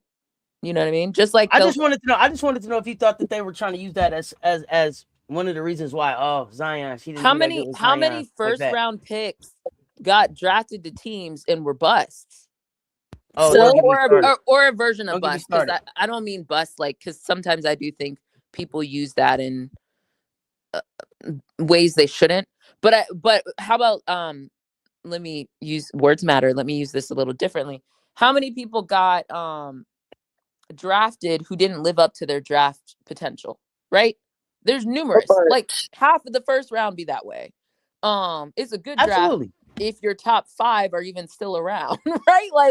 Like Markelle Fultz. You know what I mean? Like, is anybody holding that person? Like, you know what I mean? I just think it's trash. I just think it's so trash how they'll come up with whatever narrative they want to fit the story, whatever facts they want to fit. And no one ever challenges why systemically it keeps happening to a certain, not no one, but the fact that people can't look at systemic, like that's the definition, systemic system, right? Like more than one person, like the root of the word is right there, that systemically it keeps happening to certain demographics over others. So long way of saying, like, I don't know. It's possible, but I don't think you're going to get a straight answer, even if you were to ask them, you know? So. Commish, we answer the question that's on the board. Oh, hold on. Let me zoom in. Oh, I can read it. What coaches should be out of here in women's NCAA?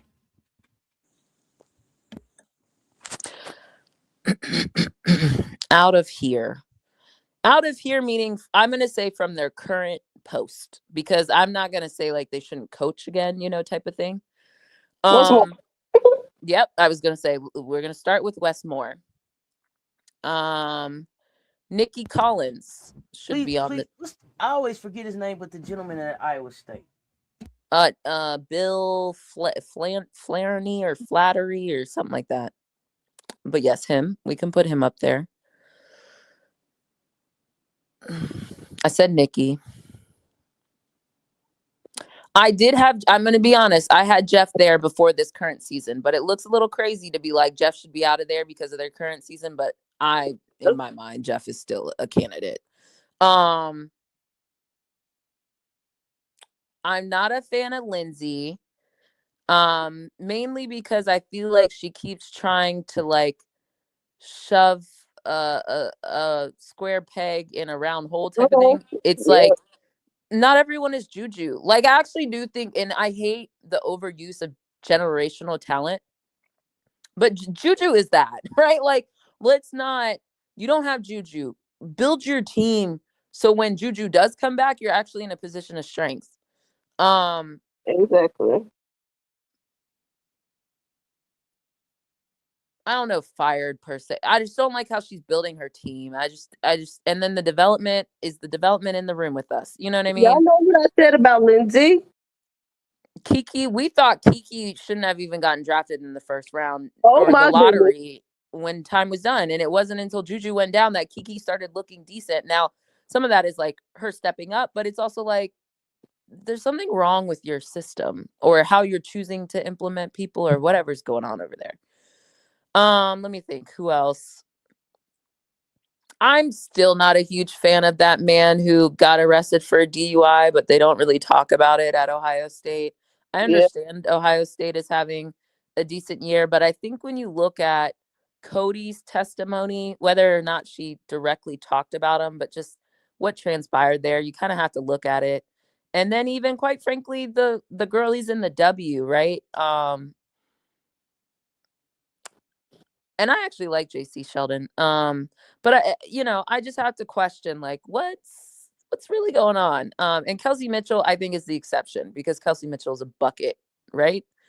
But even she struggled for a long time, and then List, and then AB, and now CC, like that helped her because otherwise, if you hear Kelsey Mitchell talk about it, she was having a tough time in Indiana, and people were basically saying she wasn't shit. So there's something to that too. Like, I don't know. You have to look at that man. Who else I got? Mine are gonna be like big programs. Oh, Pitt. Actually, you know what? Take that Pitt man. Those allegations are wild. Get that man up out of here. Literally. I think the other thing when I think about it is it's like a function of what can you expect with what you're given, right? It's not just like, oh, did you make the tournament or did you win? But like, are you getting, what type of recruits are you getting? And then what's happening when you get those recruits? And then the investment now, especially with the investment, like, are you giving people resources to compete? I think a combination of all those and then like development, system, those type of things is like kind of the evaluation tool that I use, which is also why I don't really care. And then like, can you coach? Like Wes, hello. Auntie, you always love to say, tell me about a time. Tell me about a time when Wes did something good coaching wise that wasn't relying on his freak athletes of players to do something for him. I don't see the vision. Who am I forgetting? Who y'all got that I didn't name? Ivy is on. She needs to be better. I'm giving you guys that. But given the circumstances, and we can talk about whose fault it was or was not, I do think I would give Ivy a little bit more time. And y'all I know, Auntie, you don't feel this way, but they let Muffet sit there forever. And with all the damn talent she had before NIL, and the concentration of talent. She didn't really do much with that either. So this is back when like Notre Dame and UConn were like, you know, the programs only, and like you had Tennessee, but like in Stanford, right? So I'm keeping an eye on North Carolina's coach. bang hard. But bang hard is a little tough because then I look at what's happened on the men's side and I'm like, they're struggling. So I don't really know if I should put the women's program in that high of a regard, but I hear you. Like I think it would take me a while to arrive at her. I thought about her and skipped her, but that's yours. So I respect it. I'm just keeping an eye over there. I was like, you be getting some talent. I'll give you the exception. Y'all been hurt. Like, I know last season they was like decimated. With injuries. So Corey, this is actually Corey's like a unique one. Her evaluation is a little bit different than everybody else. I think her evaluation is partially how long she's been there. And then now with the talent she's getting, if she can't close out this year, especially with Lauren Betts, I'm kind of like, what do you have coming, sis? You know? Yeah, who you know? Who's in your what coach coming? Who in your gamer decks? Who like Corey's getting to a point where it's like, this might be your now or never kind of. Like, I'm not seeing, because Atute decommitted and went to Texas. Also, quiet as it's kept. Again, in a similar vein of like, Vic's getting the recruits though, and Texas is spending the money. But at some point, he's not getting the results. They are going to look at Vic. But him co-winning with South Carolina last year, I think, gave him bump. He is getting the recruits though, so maybe that's what will save him for a while. But I'm gonna ask a question: Is Vic getting the recruits, or is someone else on his staff? Well, you know, very fair point. Very fair point. That's my question. Which program is best equipped to win in the transfer portal out of Texas, LSU, and Ole Miss going into next season? Say it one more time. Which team is best equipped for success in the transfer portal? Like basically, which school? Yeah, I hear you. The best. What were the schools? LSU and Ole Miss. Mississippi, LSU, and Texas. Was Texas the first Mississippi, one? Texas, LSU. Yes. I would say Texas, but I think their roster is going to be pretty full. Yeah, I think they're going to be exporting more than importing. When you say exporting, meaning like tapping people on the shoulder potentially? Well, just look at their incoming. Their incoming freshman class. I think what, like three or four, and they're highly touted. So, and honestly, well, you guys know I don't get deep into high school recruiting because it feels like a black hole. But knowing what I know about their at least the accolades around them, they're pretty highly touted. And then you also have kind of this logjam of Carlton, Crump, you know, like Lee. So it kind of, and then Booker, right? Like clearly Booker's not going, but it just feels like a logjam. And then I don't know what they're going to do with some of these. And then Brea's going to be there another season. So it just, it just feels like, they got all these recruits and they still can't shoot. Well, so I would hope the ones that he's bringing in can shoot, because they can't. Shooting can only get you so far if you can't own the paint. So like either way, they're gonna have a challenge, right? Yeah. We'll see. Mississippi's a little hard for me to answer because I think it's so contingent on how they finish the season, right? Because it's like proof of concept. They need to like prove a proof of concept with this many transfer people that will determine people's willingness to want to go there. Ooh, y'all know what I think gonna end up happening? She's gonna take some of them that's gonna be on the first ticket out of NC State. Why? You think a lot of NC State people are gonna go to? Not a lot. I think she'll get at least one or two. Oh, okay. Yeah, I could see that, especially the one that has been in the SEC before. Yep, I can see her going to go get Pierre, and I can see her going to go get one of those cards. We'll see if they go there. Because see, it's like you said, it's how you finish. Because the other thing is, hold on, how them last kids do you gave a ride to?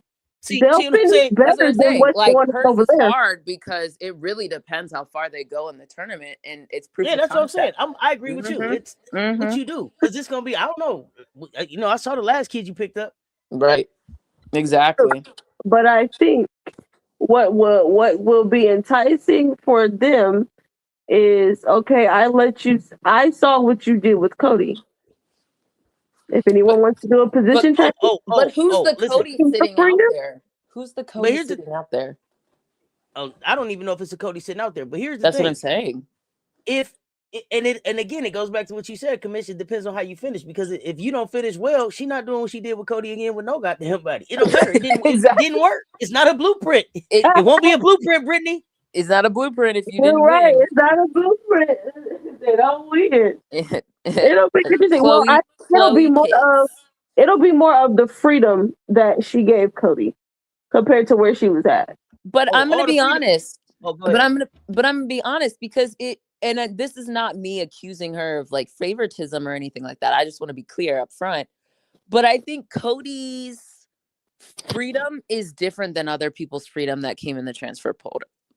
You feel me? Yeah. Like Cody uniquely is getting that versus others. And part of it is her game too, right? Like, so not to say it's like not warranted, but I just think it's different because she has a lot of transfer people and they're all not getting the same, here are the keys to the team. Well, I got a question about Cody. Now that we've seen the interview and know that there were other things going on and Cody felt a certain way about Ohio, was it just all basketball that led her to Coach Yo? Was it the opportunity to play for a Black woman who maybe can understand her better? After everything. I wouldn't be surprised. I wouldn't be surprised. I think it factored in. I do too. Yes, and I also think that would be the other little bit of enticing thing. You're over there playing for that old white man. Maybe I need to change the scenery. I want to come play for a Black woman. But I didn't realize, you know what I'm saying, that she kept trying to tell people, hey, something ain't right. And they was like, girl, you crazy. Go play basketball. That's what I mean. That's why it's like, I mean, totally dismissing. Like, you don't know your body. Right. I said go play. Like, that's crazy to me. Like, that was crazy to even hear. But then it also made me wonder, like, damn, man, how many of those stories exist? Women, right? These other young girls are in these situations at these universities. That's why when people are constantly like, everything's not about race, I'm like, what world do you live in that it's a vacuum of race exists in just one place? We know the mortality rates of Black women, regardless of socioeconomic status, are higher than their counterparts within their same, economic status. So if stuff like that can happen, of course, I'm not surprised it's happening, unfortunately, at the collegiate level, because the same biases exist whether you walk into a hospital or you walk into Nordstrom, right? Like, to think that people are able to just turn their brains off in their biases depending on the situation that they're a part of, I wish more people would be intellectually honest about that. That's why that doesn't surprise me. Look, I'm like, when they say stuff like that, everything don't revolve around race, man. Racism is the reason why we don't have free healthcare in America. Right. Well, there's a lot of things too. Exactly. So like, why we don't have stuff for free. Which drives me back at my original point of all these people bad mouthing Dawn on a consistent basis. Okay. I continue to be frustrated that some people, when it came to certain coaches who happen to be Black, and there's multiple examples of this, so, I'm not naming one person here. When they were with Black coaches, it was one thing, but then they get to maybe a different situation and under a white coach, we don't hear anything, but they're dogging them out in the media. You know what I mean? Like, yeah. I don't understand that. Like, it's weird to me that you're willing to accept it in this circumstance and not in another, or, whatever. I just find it strange. So, but yeah, those are my coaches. Any other coaches y'all got? I don't have Coach Yo on the slip, by the way, because I think that university and its investment is not the same as others. Nor is the brand of that school one in which historically people have wanted to come to. And actually, quite frankly, I think, is this an accurate statement?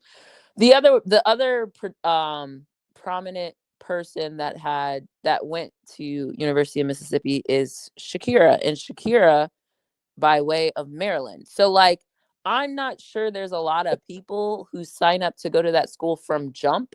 So then when you think about recruiting and your ability to maintain people, you're very reliant on the portal.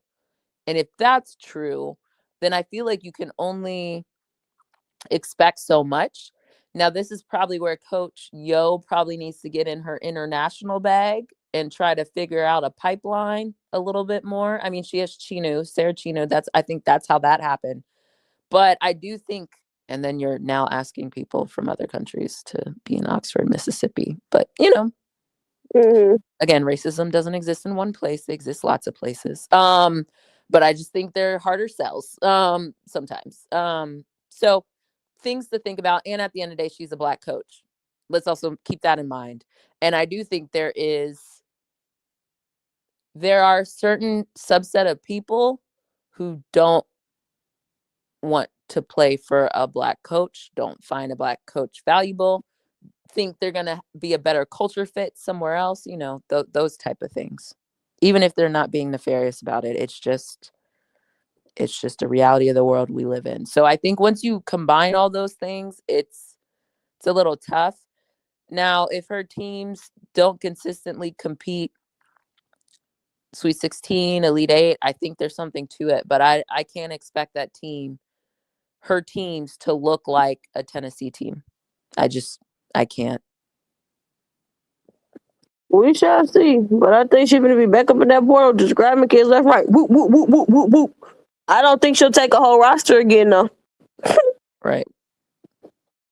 But I mean, you can only do what you can do, right? Like if you sense your kids are about to get in the portal, well, you got to go get them from somewhere. And I think like the reality is, unless you get the top recruits, high school recruits, and we're seeing some of them flourish, but like they're freshmen, right?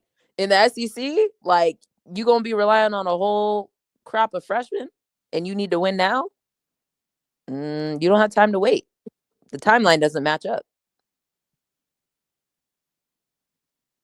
So, anything else y'all got? No, because I promised y'all that y'all wasn't gonna talk for 5 hours. Bet. I still want to see my girl Tessa and Raven winning more awards, but Tessa should be in more conversations. That's all I have in closing thoughts. Oh, do you want to talk Bama? I haven't done like a deep dive on Bama, but we just watched them technically on the screen, or some of us, I guess, if it was on your TV. No, I just didn't know if y'all had something for our preview of our upcoming game. We play Bama Thursday. I just meant from that perspective. Yeah, I mean, Bama in Bama. It's in Bama. I hate in Bama. Honestly, everything I said before LSU, I think still applies. And I think coming out with energy. Was Essence Cody there when we played the first time? She was not. Oh, she wasn't? No, Essence didn't play. Double check me, but I'm pretty sure she didn't play. Did she? Or if she did, it was like very limited. Maybe it was her first game. I just don't remember her being a factor because I thought maybe they did play. Hold on. I think they did because her and Medina got locked up. Okay. Got arms. Yeah, got arms locked and stuff. They did? It failed. Oh, you know what I was thinking of? Probably Georgia, another red team. Wolford didn't play when we played them. Okay. So maybe she was there. I'm not seeing any viewership numbers right now. Only estimates. Well, the game just happened yesterday. Don't it take them a couple days? Yeah. Need to know every number. And Rewind, to your point, Shea Ralph is doing it because Vandy has made a commitment in investing in their athletics program. It is not all going just to football. It's going to their whole athletic department. I mean, Shea Ralph is good. I'm not like that. She is. It's also Vanderbilt on if I have a degree from Vanderbilt versus like, let's be honest, those are two different academic institutions. So like, respectfully, as someone who graduated from a public PWI for college, like I'm just saying those are different. Yeah, Essence played. It was just a very pedestrian game. Not even pedestrian. It was a bad game. 6 points, 2 rebounds, 3 assists, a turnover. That was her stat line when we played the first time. She played 27 minutes. 27 minutes. What was that stat line again? 6 points, 2 rebounds, 3 assists, 1 turnover. How many personal fouls? 2. Oh, okay. Medina had 11, 9, 1 assist, 3 turnovers, and 3 personal fouls. Was that when Medina came back from her sickness? She was like still. Yes, I think so. Okay, because I remember her energy still was like not. I wasn't loving, but it could have been lingering because Penn State she didn't play. Okay, that could be like because that was our first SEC game. I guess that makes sense. Mm-hmm. Yeah, I mean, I think do the things right. Like, I think to your point, Auntie, you made like I expect Latson and Joyce to have a bounce back. They both typically bounce back the next game very well.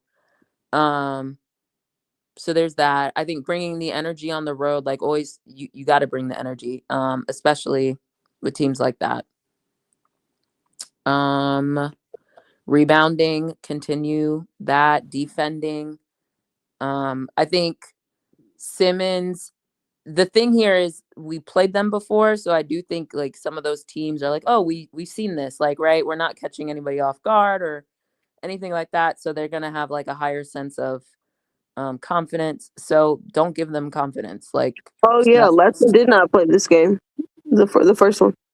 Latson didn't. Yeah, no, she didn't. She didn't play when we played them the first time. Okay, well, there's that. God, we've had so many injuries. Oh my God, this year. Yeah, come with energy, rebound, move the ball, defend, blah blah blah, rebound. You know, the usual spiel I have. Cut Timmons off because that defense. I think our defense is better than what we displayed that time, but I was not loving our drop coverage at times. So like, I'm sure there will be some adjustments. Cut off Timmons water early. So you'll probably see Raven on her.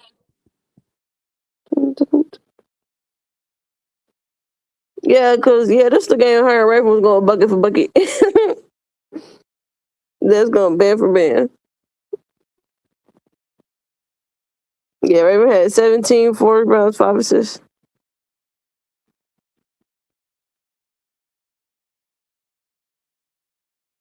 But yeah, I expect the same thing. I expect Joyce to have a better game.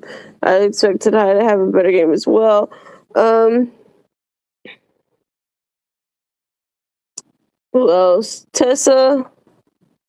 Tessa did the first one. Tessa didn't shoot it particularly well the first time we played them. But I think Tessa her mentality has been different than before. Yes. So even if she's not shooting well, that same like attacking the basket type of thing, I hope that continues. But that's something I've seen her do, I think, since that time, that I have faith will continue. Yes, but she also did have 5 assists the first time we played them. 5 rebounds, 5 assists. Which is great. Absolutely. Virginia beat Stanford. Man, Stanford. So promising at the beginning of the season. I had questions. I said there's a lot of freshmen. and a lot of travel, but this is now you getting beat at home. So that's even worse. I thought the travel would be to your advantage, but yeah, this is worse than I thought, for sure. Somebody said Naomi Jones was the problem. Who? When we played them the first time. I thought it was Simmons. Is it Jones? Is that her name? She had only 5 rebounds. Hey, to see, oh goodness, I gotta get out of here, y'all. This is crazy. This is ridiculous. So now we paid off the refs. Don paid the refs.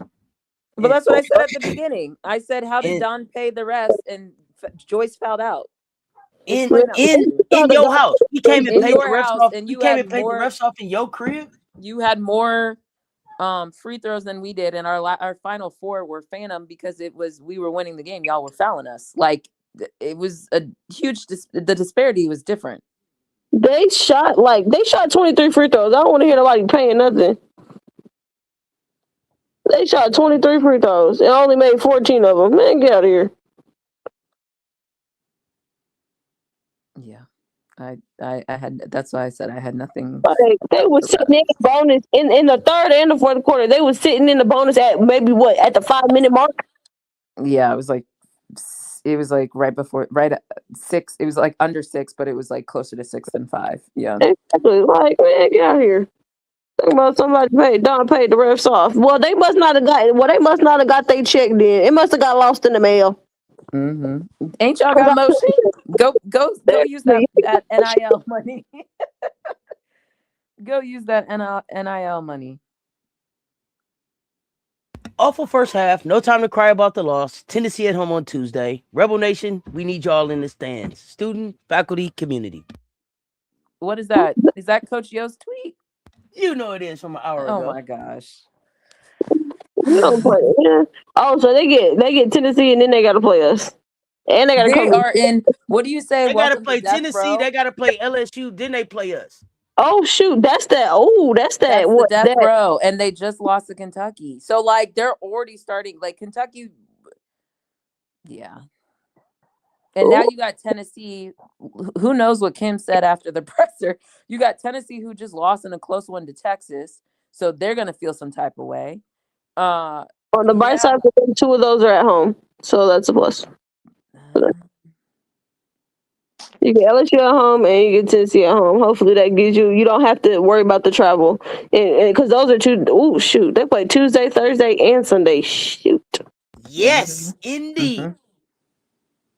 Yeah, so the plus for them is it's at home, so it negates the travel purposes for those first 2 games, but they're gonna have to travel to CLA. Oh, they go to CLA and then they go to Florida.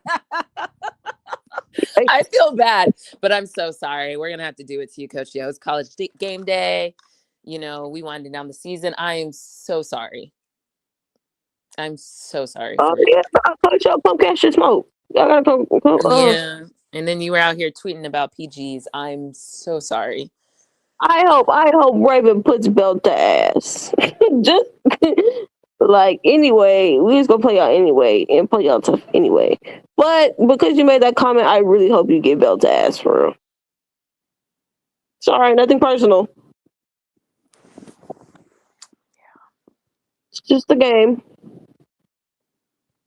And maybe Raven can show you what a point guard is. She didn't say she didn't know what a point guard is. She just said she wouldn't draft one if she was a contending team. Well, look, and I bet by the time the game's over, she'll be rethinking that statement. Like, hold on, wait a second. Maybe it's her way of trying to tamper and say, hey y'all, I want a veteran PG to come to Oxford. So, you know. Maybe it's a smoke signal. She's trying to get people to come. She tell her, look, she's the point guard, go develop one. Yeah, Bree Wayne. Check the where did I post it? The college channel. I think I posted it maybe 2 days ago, yesterday. Well, And actually, you know what matchup I am intrigued to see? Which one? Okay, I'm skipping all the way to Ole Miss. I'm intrigued to see who gets the Cody matchup. I think Raven will. I think it will be a combination of people, but I think Raven will be on her for ball pressure purposes, and she's not going to get knocked off her spot. I think what Cody has done to some other teams is she's able to kind of play that AT bully ball type of thing, Right. and get to where she wants to off pick and rolls or just going downhill. I think with Raven, you're going to have a harder time pushing her around. So I think that might be one of the levers they pull. I could also see a Joyce at times potentially. So Yeah, That's what I would be interested. I wonder if Dawn's gonna give the assignment to Joyce and let Joyce play really, probably get more work in the perimeter that game. yeah, or they could start off and switch if they need an adjustment later. And that would actually be great. That would actually work well in terms of when they want to get into the Like first half. Yeah, first half is Joyce, and then third or fourth quarter would be Raven or somebody. So. Yeah, that would be very interesting. But first, I handle business with Bama first. In Bama, I don't know what it is about playing Bama. The game just starts off so slow. That's what I said. We have to come with the energy. We can't be playing around. Bama be all right, man. All right, let's hit this little fourth quarter run right quick. I'd be like, oh gosh. So let us see. Let's hope we can come out with some energy in Bama.